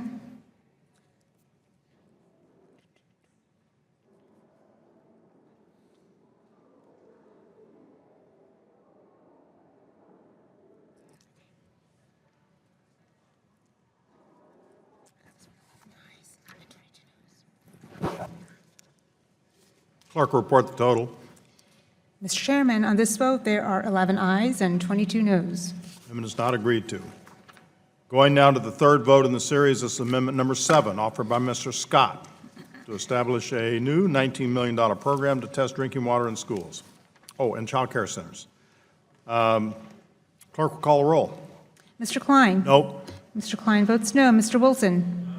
Mr. Wilson votes no. Mrs. Fox? Mrs. Fox votes no. Mr. Hunter? Mr. Hunter votes no. Mr. Rowe? Mr. Rowe votes no. Mr. Thompson? Mr. Thompson votes no. Mr. Wahlberg? Mr. Wahlberg votes no. Mr. Salmon? Mr. Salmon votes no. Mr. Guthrie? Mr. Guthrie votes no. Mr. Rokita? Mr. Rokita votes no. Mr. Barletta? Mr. Barletta votes no. Mr. Heck? Mr. Heck votes no. Mr. Messer? Mr. Messer votes no. Mr. Byrne? Mr. Byrne votes no. Mr. Bratt? Mr. Bratt votes no. Mr. Carter? Mr. Carter votes no. Mr. Bishop? Mr. Bishop votes no. Mr. Grothman? Mr. Grothman votes no. Mr. Russell? Mr. Russell votes no. Mr. Corbello? Mr. Corbello votes no. Ms. Stefanik? Ms. Stefanik votes no. Mr. Allen? Mr. Allen votes no. Mr. Scott? Mr. Scott votes aye. Mr. Hinojosa? Mrs. Davis? Mrs. Davis votes aye. Mr. Grijalva? Mr. Grijalva votes aye. Mr. Courtney? Mr. Courtney votes aye. Ms. Fudge? Ms. Fudge votes aye. Mr. Polis? Mr. Sablon? Ms. Wilson? Ms. Bonamici? Ms. Bonamici votes aye. Mr. Pocan? Mr. Pocan votes aye. Mr. Takano? Mr. Takano votes aye. Mr. Jeffries? Ms. Clark? Ms. Clark votes aye. Ms. Adams? Ms. Adams votes aye. Mr. Desagne? Mr. Desagne votes aye.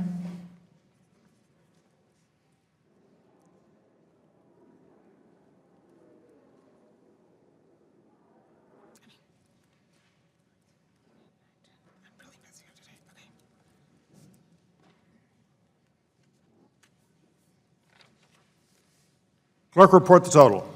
Mr. Chairman, on this vote, there are 11 ayes and 22 nays. Amendment is not agreed to. Moving now to fourth vote in the series. This is amendment number 8, offered by Mr. Grothman to increase the community eligibility provision threshold to 80%. The clerk will call the roll. Mr. Klein?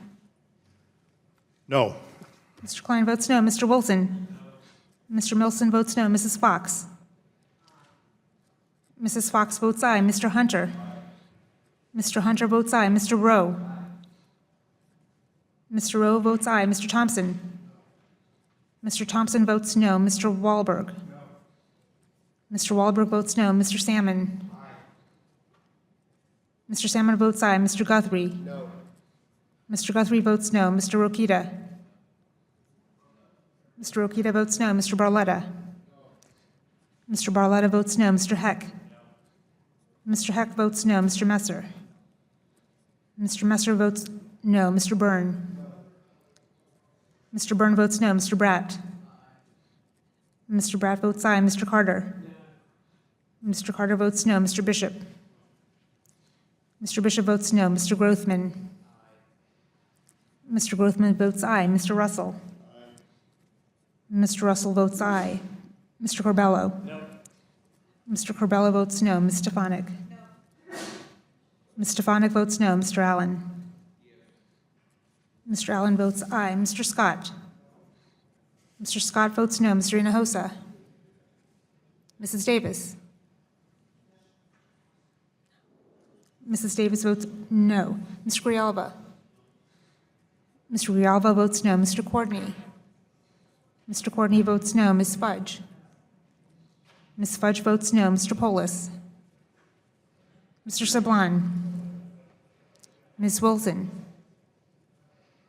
Ms. Bonamici? Ms. Bonamici votes no. Mr. Pocan? Mr. Pocan votes no. Mr. Takano? Mr. Takano votes no. Mr. Jeffries? Ms. Clark? Ms. Clark votes no. Ms. Adams? Ms. Adams votes no. Mr. DeSaulnier? Mr. DeSaulnier votes no.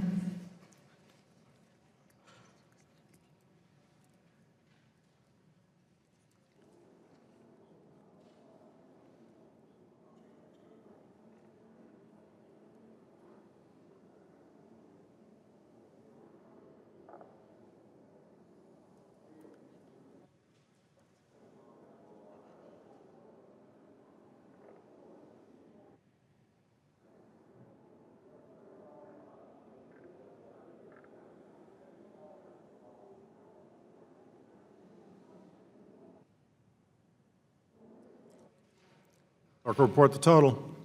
Mr. Chairman, on this vote, there are 8 ayes and 25 noes. Amendment is not agreed to.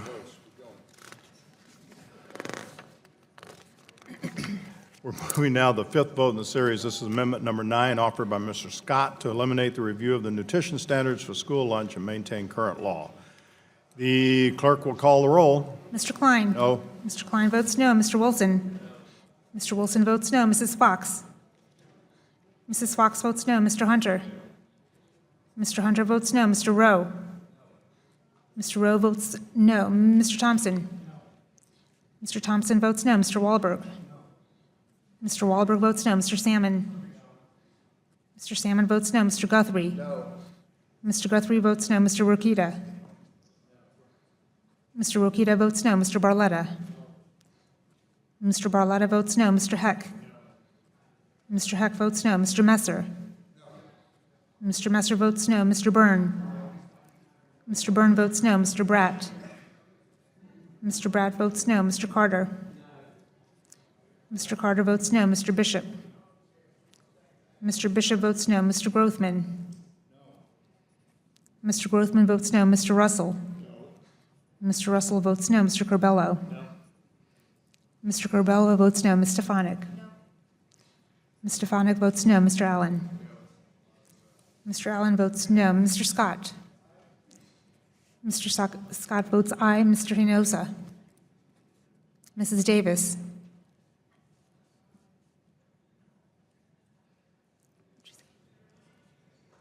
Mrs. Davis votes aye. Mr. Grijalva? Mr. Grijalva votes aye. Mr. Courtney? Mr. Courtney votes aye. Ms. Fudge? Ms. Fudge votes aye. Mr. Polis? Mr. Sablan? Ms. Wilson? Ms. Bonamici? Ms. Bonamici votes aye. Mr. Bocan? Mr. Bocan votes aye. Mr. Takano? Mr. Takano votes aye. Mr. Jeffries? Ms. Clark? Ms. Clark votes aye. Ms. Adams? Ms. Adams votes aye. Mr. DeSaulnier? Mr. DeSaulnier votes aye.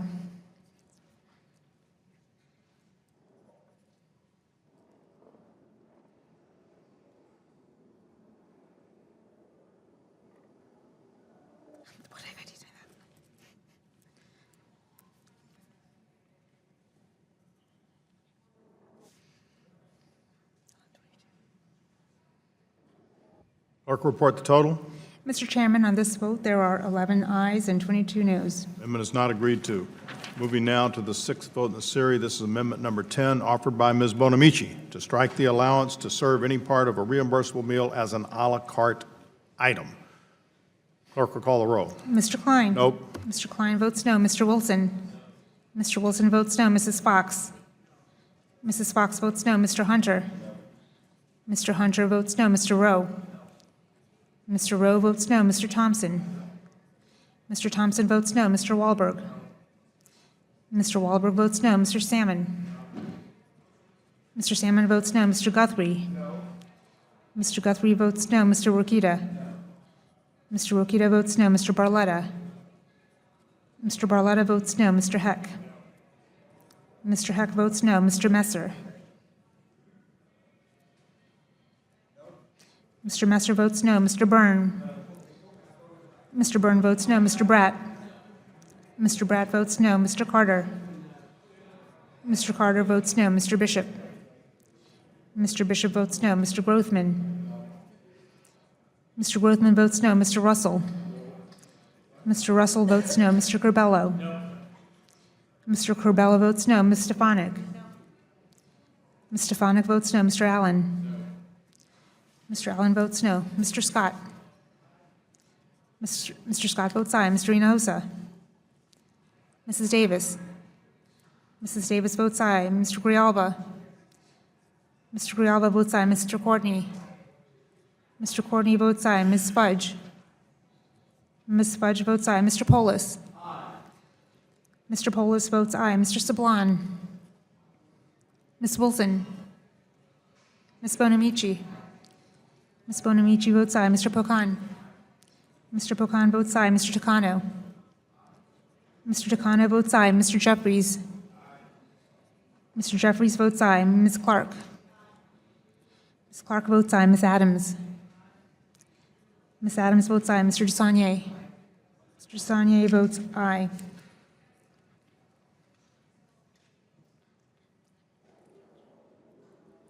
How is Mr. Jeffries recorded? Mr. Jeffries has voted aye.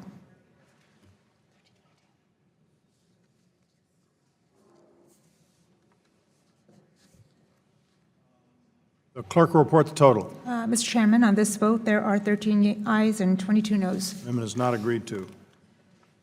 Now, in order to vote on the seventh vote in the series, this amendment number 13, offered by Mr. Pocan to require that professional development for food service personnel occur during regular working hours. Clerk will call the roll. Mr. Klein? Nope. Mr. Klein votes no. Mr. Wilson? Mr. Wilson votes no. Mrs. Fox? Mrs. Fox votes no. Mr. Hunter? Mr. Hunter votes no. Mr. Rowe? Mr. Rowe votes no. Mr. Thompson? Mr. Thompson votes no. Mr. Wahlberg? Mr. Wahlberg votes no. Mr. Salmon? Mr. Salmon votes no. Mr. Guthrie? Mr. Guthrie votes no. Mr. Rokita? Mr. Rokita votes no. Mr. Barletta?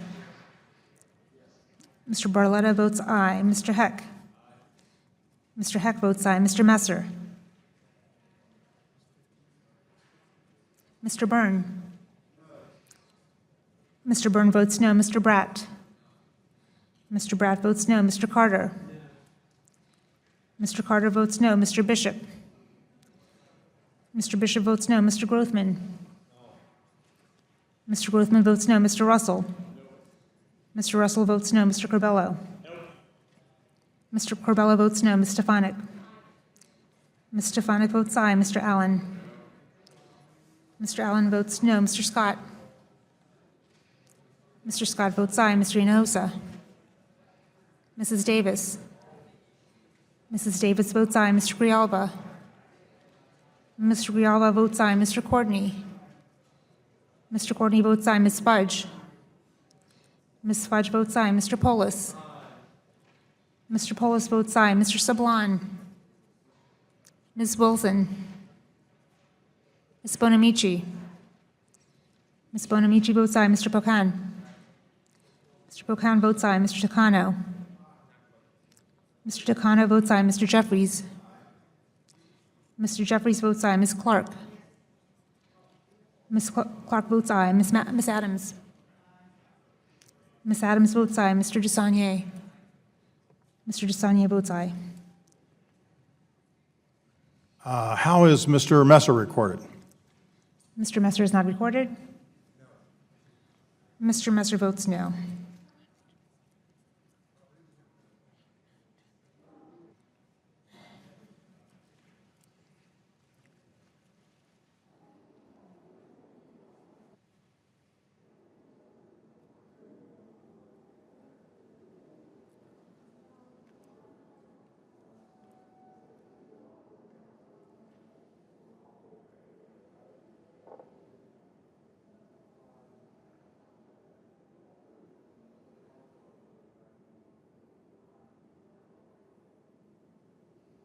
Clerk will report the total. Mr. Chairman, on this vote, there are 16 ayes and 19 noes. Amendment is not agreed to. Moving now to the eighth vote in the series, this is amendment number 14, offered by Mr. Takano to strike the stronger eligibility verification provisions without an offset. The clerk will call the roll. Mr. Klein? No. Mr. Klein votes no. Mr. Wilson? Mr. Wilson votes no. Mrs. Fox? Mrs. Fox votes no. Mr. Hunter? Mr. Hunter votes no. Mr. Rowe? Mr. Rowe votes no. Mr. Thompson? Mr. Thompson votes no. Mr. Wahlberg? Mr. Wahlberg votes no. Mr. Salmon? Mr. Salmon votes no. Mr. Guthrie? Mr. Guthrie votes no. Mr. Rokita? Mr. Rokita votes no. Mr. Barletta? Mr. Barletta votes no. Mr. Heck? Mr. Heck votes no. Mr. Messer? Mr. Messer votes no. Mr. Byrne? Mr. Byrne votes no. Mr. Bratt? Mr. Bratt votes no. Mr. Carter? Mr. Carter votes no. Mr. Bishop? Mr. Bishop votes no. Mr. Grothman? Mr. Grothman votes no. Mr. Russell?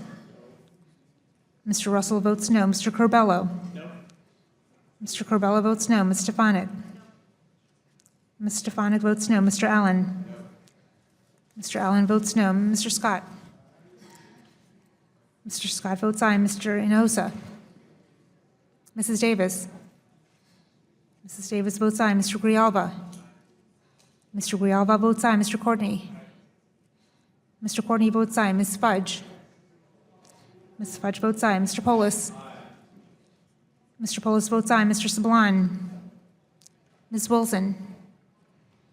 Ms. Bonamici?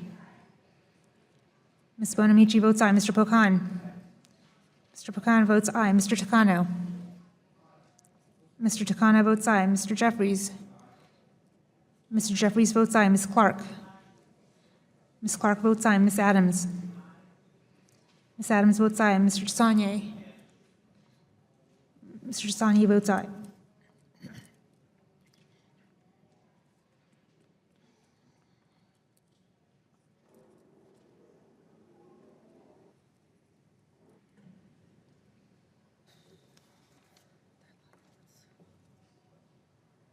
Clerk will report the total. Mr. Chairman, on this vote, there are 13 ayes and 22 noes. Amendment is not agreed to. Moving now to the ninth vote in the series, this is amendment number 16, offered by Ms. Davis, to strike the provision limiting the number of times each school year a school can ask a family to apply for the school lunch program. Clerk will call the roll. Mr. Klein? No. Mr. Klein votes no. Mr. Wilson? Mr. Wilson votes no. Mrs. Fox? Mrs. Fox votes no. Mr. Hunter? Mr. Hunter votes no. Mr. Rowe? Mr. Rowe votes no. Mr. Thompson? Mr. Thompson votes no. Mr. Wahlberg? Mr. Wahlberg votes no. Mr. Salmon? Mr. Salmon votes no. Mr. Guthrie? Mr. Guthrie votes no. Mr. Rokita? Mr. Rokita votes no. Mr. Barletta? Mr. Barletta votes no. Mr. Heck? Mr. Heck votes aye. Mr. Messer? Mr. Messer votes aye. Mr. Byrne? Mr. Byrne votes no. Mr. Bratt? Mr. Bratt votes no. Mr. Carter? Mr. Carter votes no. Mr. Bishop? Mr. Bishop votes no. Mr. Grothman? Mr. Grothman votes no. Mr. Russell? Mr. Russell votes no. Mr. Corbello? Mr. Corbello votes aye. Ms. Stefanik? Ms. Stefanik votes aye. Mr. Allen? Mr. Allen votes no. Mr. Scott? Mr. Scott votes aye. Mr. Hinojosa? Mrs. Davis? Mrs. Davis votes aye. Mr. Grijalva? Mr. Grijalva votes aye. Mr. Courtney? Mr. Courtney votes aye. Ms. Fudge? Ms. Fudge votes aye. Mr. Polis? Mr. Polis votes aye. Mr. Sablan? Ms. Wilson? Ms. Bonamici? Ms. Bonamici votes aye. Mr. Pocan? Mr. Pocan votes aye. Mr. Takano? Mr. Takano votes aye. Mr. Jeffries? Mr. Jeffries votes aye. Ms. Clark? Ms. Clark votes aye. Ms. Adams? Ms. Adams votes aye. Mr. Desagne? Mr. Desagne votes aye.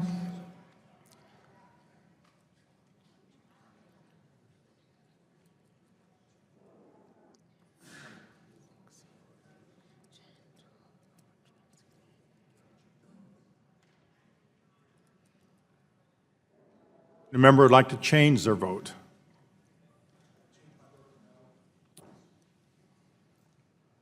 Mr. Messer votes no. Mr. Messer votes no. Any other member like to change their vote? Clerk will report the total. Mr. Chairman, on this vote, there are 16 ayes and 19 noes. Amendment is not agreed to. 16 ayes, 19 noes, right? Amendment is not agreed to. We're moving to the 10th vote. This is amendment number 17, offered by Mr. Polis, to require any verification communication with the household be in a language the family can understand, and provide free meals to families that fail to respond to verification requests, and provide retroactive reimbursement for school districts and families for any meals provided in the interim. I think that captured that. The clerk will call the roll. Mr. Klein? No.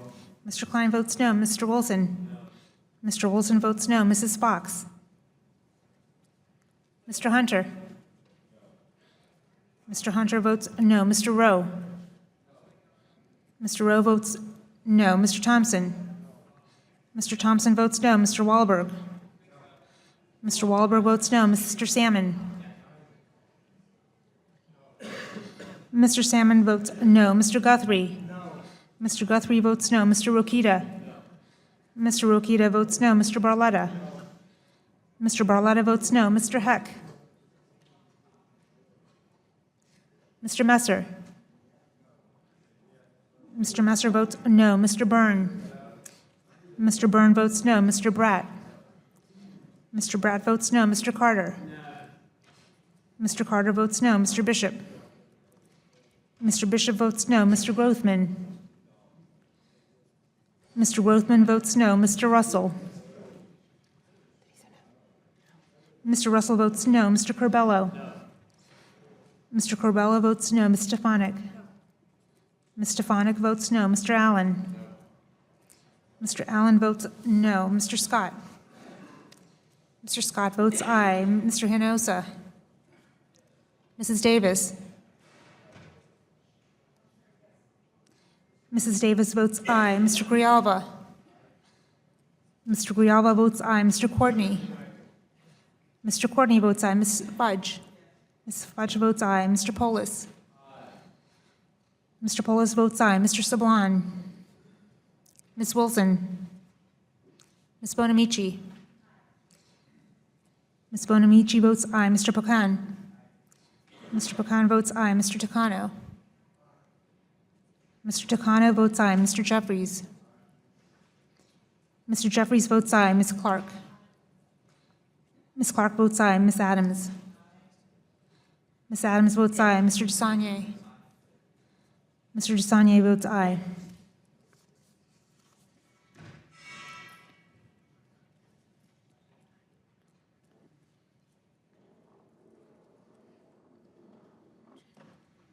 How is Ms. Fox recorded? Mrs. Fox is not recorded? No. Mrs. Fox votes no.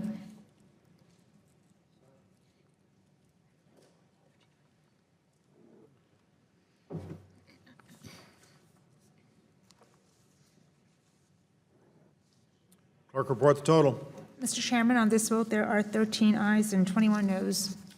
Amendment is not agreed to. Moving now to the 11th vote, this is amendment number 20, offered by Mr. Scott to strike the state flexibility demonstration program. Clerk will call the roll. Mr. Klein? No. Mr. Klein votes no. Mr. Wilson? Mr. Wilson votes no. Mrs. Fox?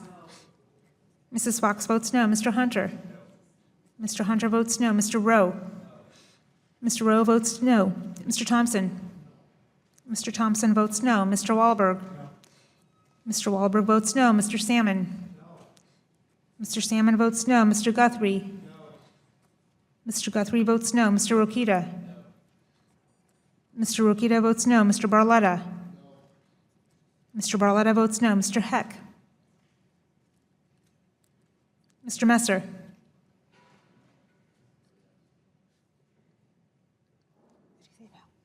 Mr. Messer votes no. Mr. Byrne? Mr. Byrne votes no. Mr. Bratt? Mr. Bratt votes no. Mr. Carter? Mr. Carter votes no. Mr. Bishop? Mr. Bishop votes no. Mr. Grothman? Mr. Grothman votes no. Mr. Russell? Mr. Russell votes no. Mr. Corbello? Mr. Corbello votes aye. Ms. Stefanik? Ms. Stefanik votes no. Mr. Allen? Mr. Allen votes no. Mr. Scott? Mr. Scott votes aye. Mr. Hinojosa? Mrs. Davis? Mrs. Davis votes aye. Mr. Grijalva? Mr. Grijalva votes aye. Mr. Courtney? Mr. Courtney votes aye. Ms. Fudge? Ms. Fudge votes aye. Mr. Polis? Mr. Polis votes aye. Mr. Sablan? Mr. Wilson? Ms. Wilson? Ms. Bonamici? Ms. Bonamici votes aye. Mr. Pocan? Mr. Pocan votes aye. Mr. Takano? Mr. Takano votes aye. Mr. Jeffries? Mr. Jeffries votes aye. Ms. Clark? Ms. Clark votes aye. Ms. Adams? Ms. Adams votes aye. Mr. Desagne? Mr. Desagne votes aye.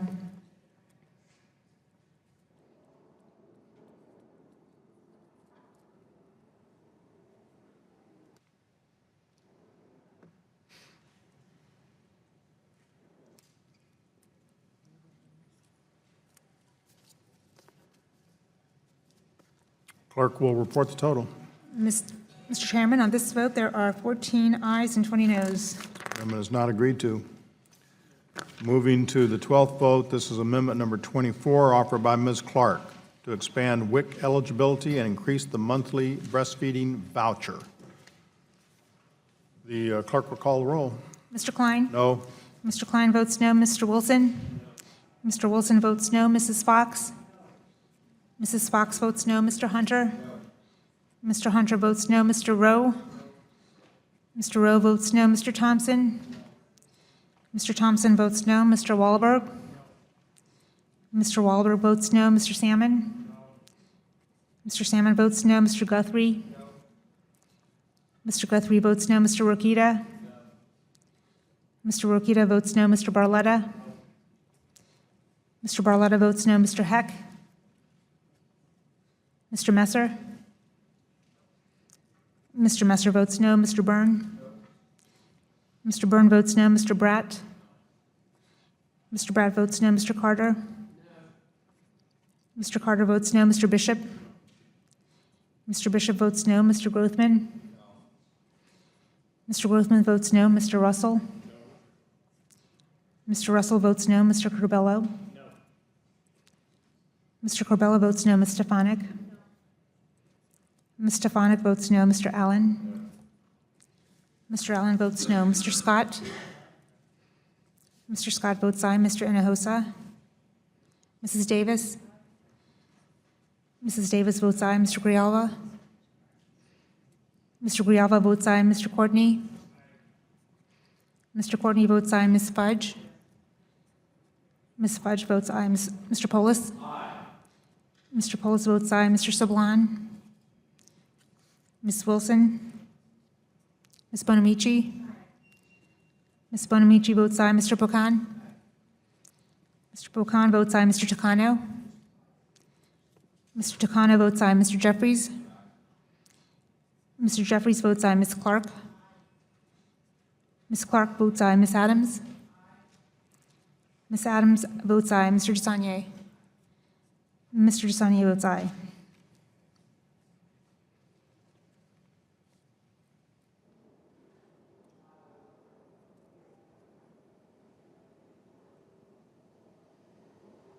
Clerk will report the total. Mr. Chairman, on this vote, there are 13 ayes and 21 noes. Amendment is not agreed to. Moving on to the 13th vote in this series, it's amendment number 25, offered by Ms. Bonamici, to provide a third meal in the Child and Adult Care Food Program. The clerk will call the roll. Mr. Klein? No. Mr. Klein votes no. Mr. Wilson? Mr. Wilson votes no. Mrs. Fox?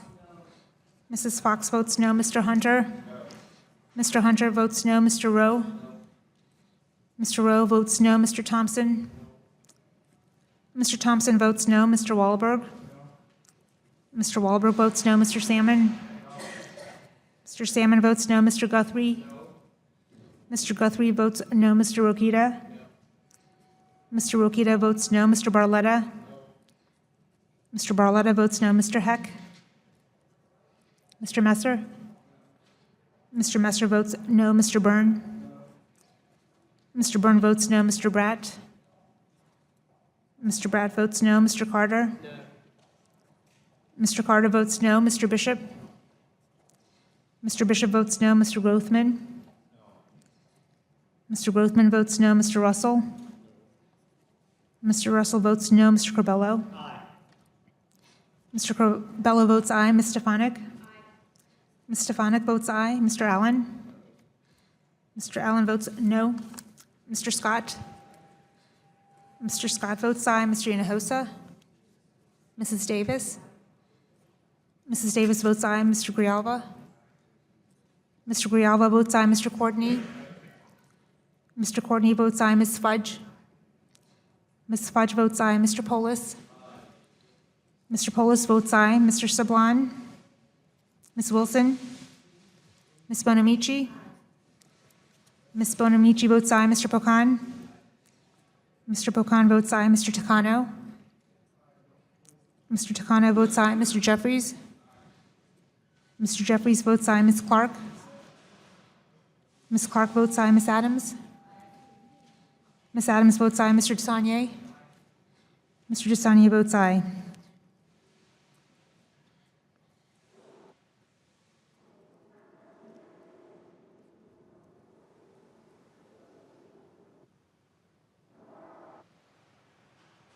Clerk will report the total. Mr. Chairman, on this vote, there are 15 ayes and 19 noes. Amendment is not agreed to. We're on the 14th vote. This is amendment number 26, offered by Mr. Scott to support an additional snack or third meal in the summer food service program. The clerk will call the roll. Mr. Klein? No. Mr. Klein votes no. Mr. Wilson? Mr. Wilson votes no. Mrs. Fox? Mrs. Fox votes no. Mr. Hunter? Mr. Hunter votes no. Mr. Rowe? Mr. Rowe votes no. Mr. Thompson? Mr. Thompson votes no. Mr. Wahlberg? Mr. Wahlberg votes no. Mr. Salmon? Mr. Salmon votes no. Mr. Guthrie? Mr. Guthrie votes no. Mr. Rokita? Mr. Rokita votes no. Mr. Barletta? Mr. Barletta votes no. Mr. Heck? Mr. Messer? Mr. Messer votes no. Mr. Byrne? Mr. Byrne votes no. Mr. Bratt? Mr. Bratt votes no. Mr. Carter? Mr. Bishop? Mr. Bishop votes no. Mr. Grothman? Mr. Grothman votes no. Mr. Russell? Mr. Russell votes no. Mr. Corbello? Mr. Corbello votes aye. Ms. Stefanik? Ms. Stefanik votes aye. Mr. Allen? Mr. Allen votes no. Mr. Scott? Mr. Scott votes aye. Mr. Hinojosa? Mrs. Davis? Mrs. Davis votes aye. Mr. Grijalva? Mr. Grijalva votes aye. Mr. Courtney? Mr. Courtney votes aye. Ms. Fudge? Ms. Fudge votes aye. Mr. Polis? Mr. Polis votes aye. Mr. Sablon? Ms. Wilson? Ms. Bonamici? Ms. Bonamici votes aye. Mr. Pocan? Mr. Pocan votes aye. Mr. Takano? Mr. Takano votes aye. Mr. Jeffries? Mr. Jeffries votes aye. Ms. Clark? Ms. Clark votes aye. Ms. Adams? Ms. Adams votes aye. Mr. Desagne? Mr. Desagne votes aye. How's Mr. Carter recorded? Mr. Carter is not recorded. Mr. Carter votes no.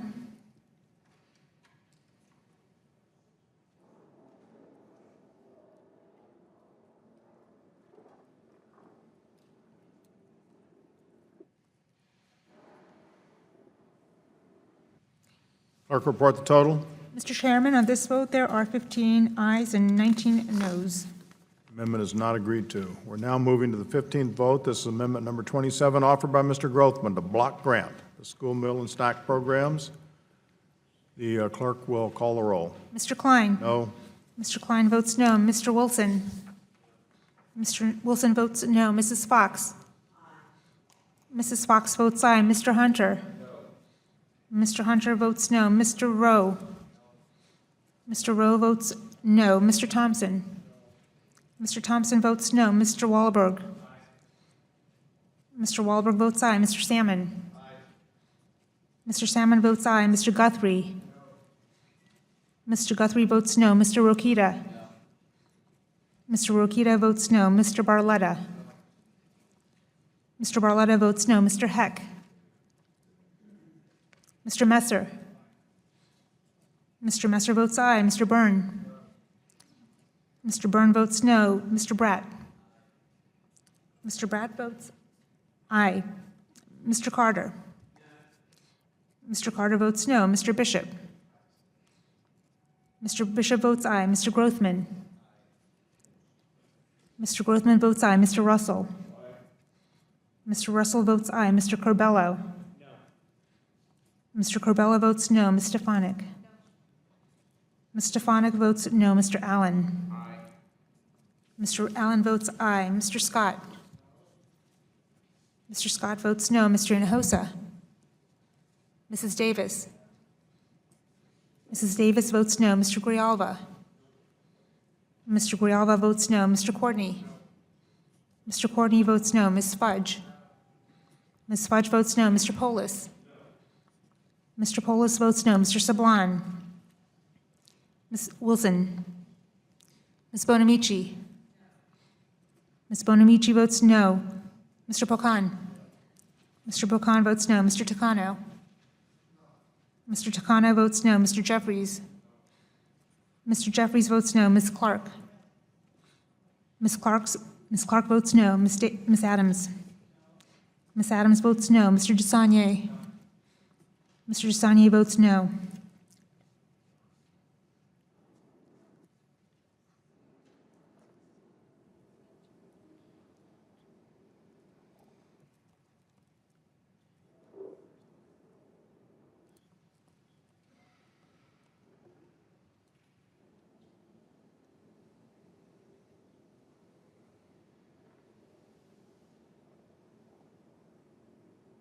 Clerk, report the total. Mr. Chairman, on this vote, there are 9 ayes and 25 noes. Amendment is not agreed to.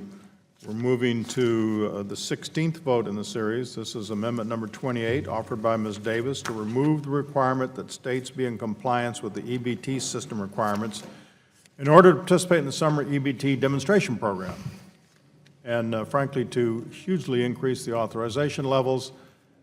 You'll be excited to know that we've reached the last page of amendments, so there's daylight out there. Clerk will call the roll. Mr. Klein? No. Mr. Klein votes no. Mr. Wilson? Mr. Wilson votes no. Mrs. Fox? Mrs. Fox votes no. Mr. Hunter? Mr. Hunter votes no. Mr. Rowe? Mr. Rowe votes no. Mr. Thompson? Mr. Thompson votes no. Mr. Wahlberg? Mr. Wahlberg votes no. Mr. Salmon? Mr. Salmon votes no. Mr. Guthrie? Mr. Guthrie votes no. Mr. Rokita? Mr. Rokita votes no. Mr. Barletta? Mr. Barletta votes no. Mr. Heck? Mr. Messer? Mr. Messer votes no. Mr. Byrne? Mr. Byrne votes no. Mr. Bratt? Mr. Bratt votes no. Mr. Carter? Mr. Carter votes no. Mr. Bishop? Mr. Bishop votes no. Mr. Grothman? Mr. Grothman votes no. Mr. Russell? Mr. Russell votes no. Mr. Corbello? Mr. Corbello votes no. Ms. Stefanik? Ms. Stefanik votes no. Mr. Allen? Mr. Allen votes no. Mr. Scott? Mr. Scott votes aye. Mr. Hinojosa? Mrs. Davis? Mrs. Davis votes aye. Mr. Grijalba? Mr. Grijalba votes aye. Mr. Courtney? Mr. Courtney votes aye. Ms. Fudge? Ms. Fudge votes aye. Mr. Polis? Mr. Polis votes aye. Mr. Sablan? Ms. Wilson? Ms. Bonamici? Ms. Bonamici votes aye. Mr. Pecan? Mr. Pecan votes aye. Mr. Takano? Mr. Takano votes aye. Mr. Jeffries? Mr. Jeffries votes aye. Ms. Clark? Ms. Clark votes aye. Ms. Adams? Ms. Adams votes aye. Mr. DeSagne? Mr. DeSagne votes aye.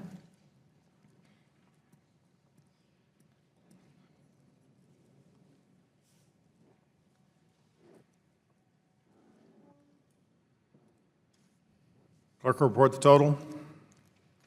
Mr. Chairman, on this vote, there are 13 ayes and 21 noes. Amendment is not agreed to. We're going now to the 17th vote. This is amendment number 30, offered by Ms. Adams, to decrease the eligibility threshold for the summer meals program.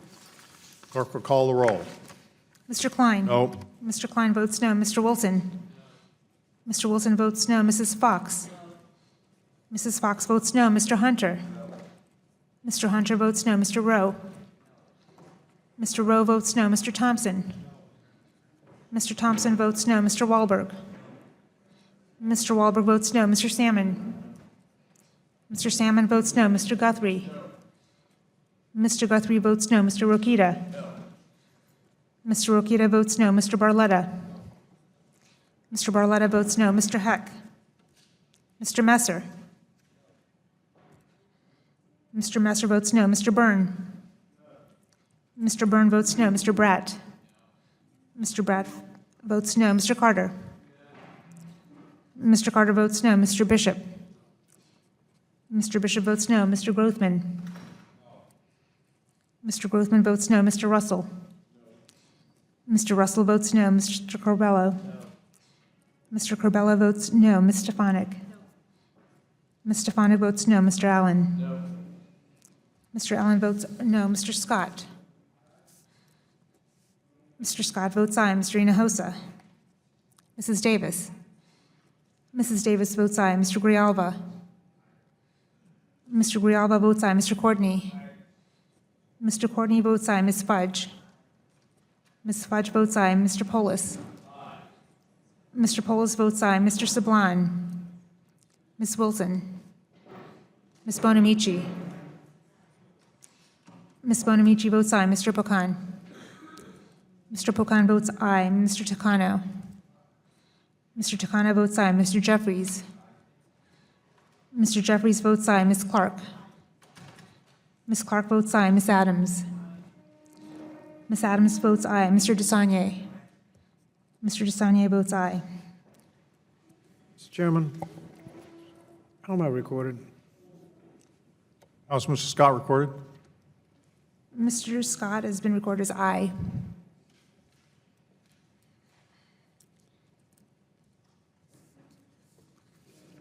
Clerk report the total. Mr. Chairman, on this vote, there are 13 ayes and 21 noes. Amendment is not agreed to. Moving to the 18th vote. This is amendment number 31, offered by Mr. Scott, to strike the prohibitions on the secretary. The clerk will call the roll. Mr. Klein? Nope. Mr. Klein votes no. Mr. Wilson? Mr. Wilson votes no. Mrs. Fox? Mrs. Fox votes no. Mr. Hunter? Mr. Hunter votes no. Mr. Rowe? Mr. Rowe votes no. Mr. Thompson? Mr. Thompson votes no. Mr. Wahlberg? Mr. Wahlberg votes no. Mr. Salmon? Mr. Salmon votes no. Mr. Guthrie? Mr. Guthrie votes no. Mr. Rokita? Mr. Rokita votes no. Mr. Barletta? Mr. Barletta votes no. Mr. Heck? Mr. Messer? Mr. Messer votes no. Mr. Byrne? Mr. Byrne votes no. Mr. Bratt? Mr. Bratt votes no. Mr. Carter? Mr. Carter votes no. Mr. Bishop? Mr. Bishop votes no. Mr. Grothman? Mr. Grothman votes no. Mr. Russell? Mr. Russell votes no. Mr. Corbello? Mr. Corbello votes no. Ms. Stefanik? Ms. Stefanik votes no. Mr. Allen? Mr. Allen votes no. Mr. Scott? Mr. Scott votes aye. Mr. Hinojosa? Mrs. Davis? Mrs. Davis votes aye. Mr. Grijalva? Mr. Grijalva votes aye. Mr. Courtney? Mr. Courtney votes aye. Ms. Fudge? Ms. Fudge votes aye. Mr. Polis? Mr. Polis votes aye. Mr. Sablan? Ms. Wilson? Ms. Bonamici? Ms. Bonamici votes aye. Mr. Pocan? Mr. Pocan votes aye. Mr. Takano? Mr. Takano votes aye. Mr. Jeffries? Mr. Jeffries votes aye. Ms. Clark? Ms. Clark votes aye. Ms. Adams? Ms. Adams votes aye. Mr. Desanye? Mr. Desanye votes aye.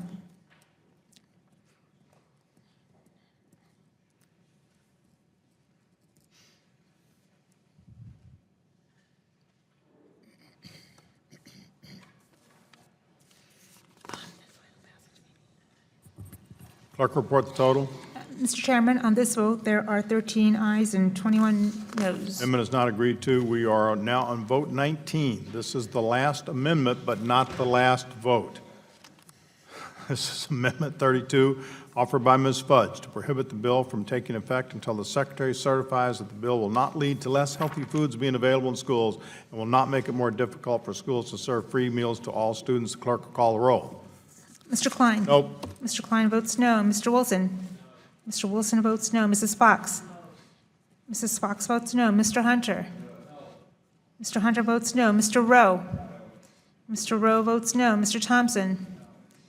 Mr. Thompson votes no. Mr. Wahlberg? Mr. Wahlberg votes no. Mr. Salmon?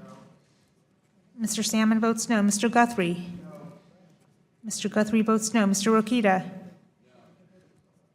Mr. Rokita votes no. Mr. Barletta? Mr. Barletta votes no. Mr. Heck? Mr. Messer? Mr. Messer votes no. Mr. Byrne?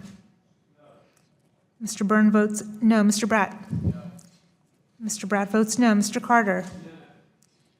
Mr. Carter votes no. Mr. Bishop? Mr. Bishop votes no. Mr. Grothman? Mr. Grothman votes no. Mr. Russell? Mr. Russell votes no. Mr. Corbello? Mr. Corbello votes no. Ms. Stefanik? Ms. Stefanik votes no. Mr. Allen? Mr. Allen votes no. Mr. Scott? Mr. Scott votes aye. Mr. Hinojosa? Mrs. Davis? Mrs. Davis votes aye. Mr. Grijalva? Mr. Grijalva votes aye. Mr. Courtney? Mr. Courtney votes aye. Ms. Fudge? Ms. Fudge votes aye. Mr. Polis? Mr. Polis votes aye. Mr. Sablan? Ms. Wilson? Ms. Bonamici? Ms. Bonamici votes aye. Mr. Pocan? Mr. Pocan votes aye. Mr. Takano? Mr. Takano votes aye. Mr. Jeffries? Mr. Jeffries votes aye. Ms. Clark? Ms. Clark votes aye. Ms. Adams? Ms. Adams votes aye. Mr. Desanye? Mr. Desanye votes aye.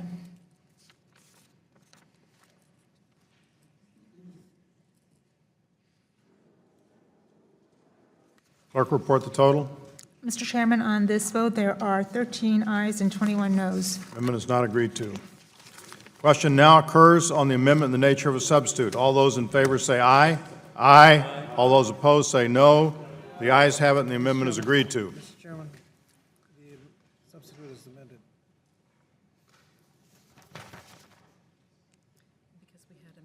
Right. Exactly. Amendment in the nature of a substitute as amended. All those in favor say aye. Aye. All those opposed, no. Ayes still have it. I will now entertain, and by the way, just for your information, we're going to move to final passage here. There are 2 or 3 members who came in and didn't have a chance to be recorded. We'll address their votes afterwards. I'll now entertain a motion to report the bill, and I recognize Mr. Wilson. Mr. Chairman, I move that the Committee on Education Workforce report the bill H.R. 5003 to the House of Representatives with an amendment and with the recommendation the amendment be agreed to and that the bill as amended do pass. Question is on favor of reporting the bill. All those in favor signify by saying aye. Aye. Those opposed signify by saying no. No. Ayes appear to have it. There's a call for a roll call vote. Chair will call the roll. Mr. Klein? Aye. Mr. Klein votes aye. Mr. Wilson? Mr. Wilson votes aye. Mrs. Fox? Mrs. Fox votes aye. Mr. Hunter? Mrs. Hunter votes aye. Mr. Rowe? Mr. Rowe votes aye. Mr. Thompson? Mr. Thompson votes aye. Mr. Wahlberg? Mr. Wahlberg votes aye. Mr. Salmon? Mr. Salmon votes aye. Mr. Guthrie? Mr. Guthrie votes aye. Mr. Rokita? Mr. Rokita votes aye. Mr. Barletta? Mr. Barletta votes aye. Mr. Heck? Mr. Messer? Mr. Messer votes aye. Mr. Byrne? Mr. Byrne votes aye. Mr. Bratt? Mr. Bratt votes no. Mr. Carter? Mr. Carter votes aye. Mr. Bishop? Mr. Bishop votes aye. Mr. Grothman? Mr. Grothman votes aye. Mr. Russell? Mr. Russell votes aye. Mr. Corbello? Mr. Corbello votes aye. Ms. Stefanik? Ms. Stefanik votes aye. Mr. Allen? Mr. Allen votes aye. Mr. Scott? Mr. Scott votes no. Mr. Hinojosa? Mrs. Davis? Mrs. Davis votes no. Mr. Grijalva? Mr. Grijalva votes no. Mr. Courtney? Mr. Courtney votes no. Ms. Fudge? Ms. Fudge votes no. Mr. Polis? Mr. Polis votes no. Mr. Sablon? Ms. Wilson? Ms. Bonamici? Ms. Bonamici votes no. Mr. Pocan? Mr. Pocan votes no. Mr. Takano? Mr. Takano votes no. Mr. Jeffries? Mr. Jeffries votes no. Ms. Clark? Ms. Clark votes no. Ms. Adams? Ms. Adams votes no. Mr. Desagne? Mr. Desagne votes no.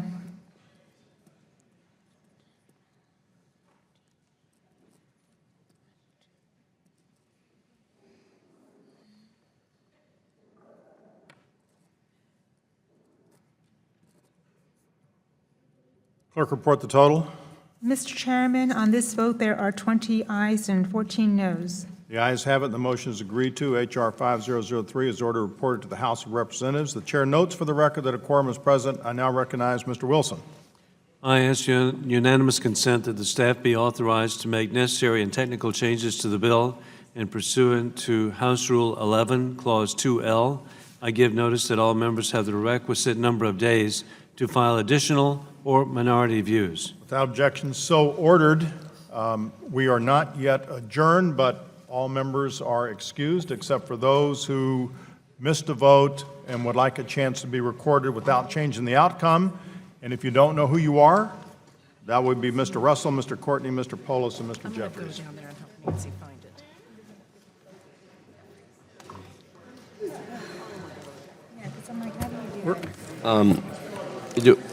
Do I have to say anything?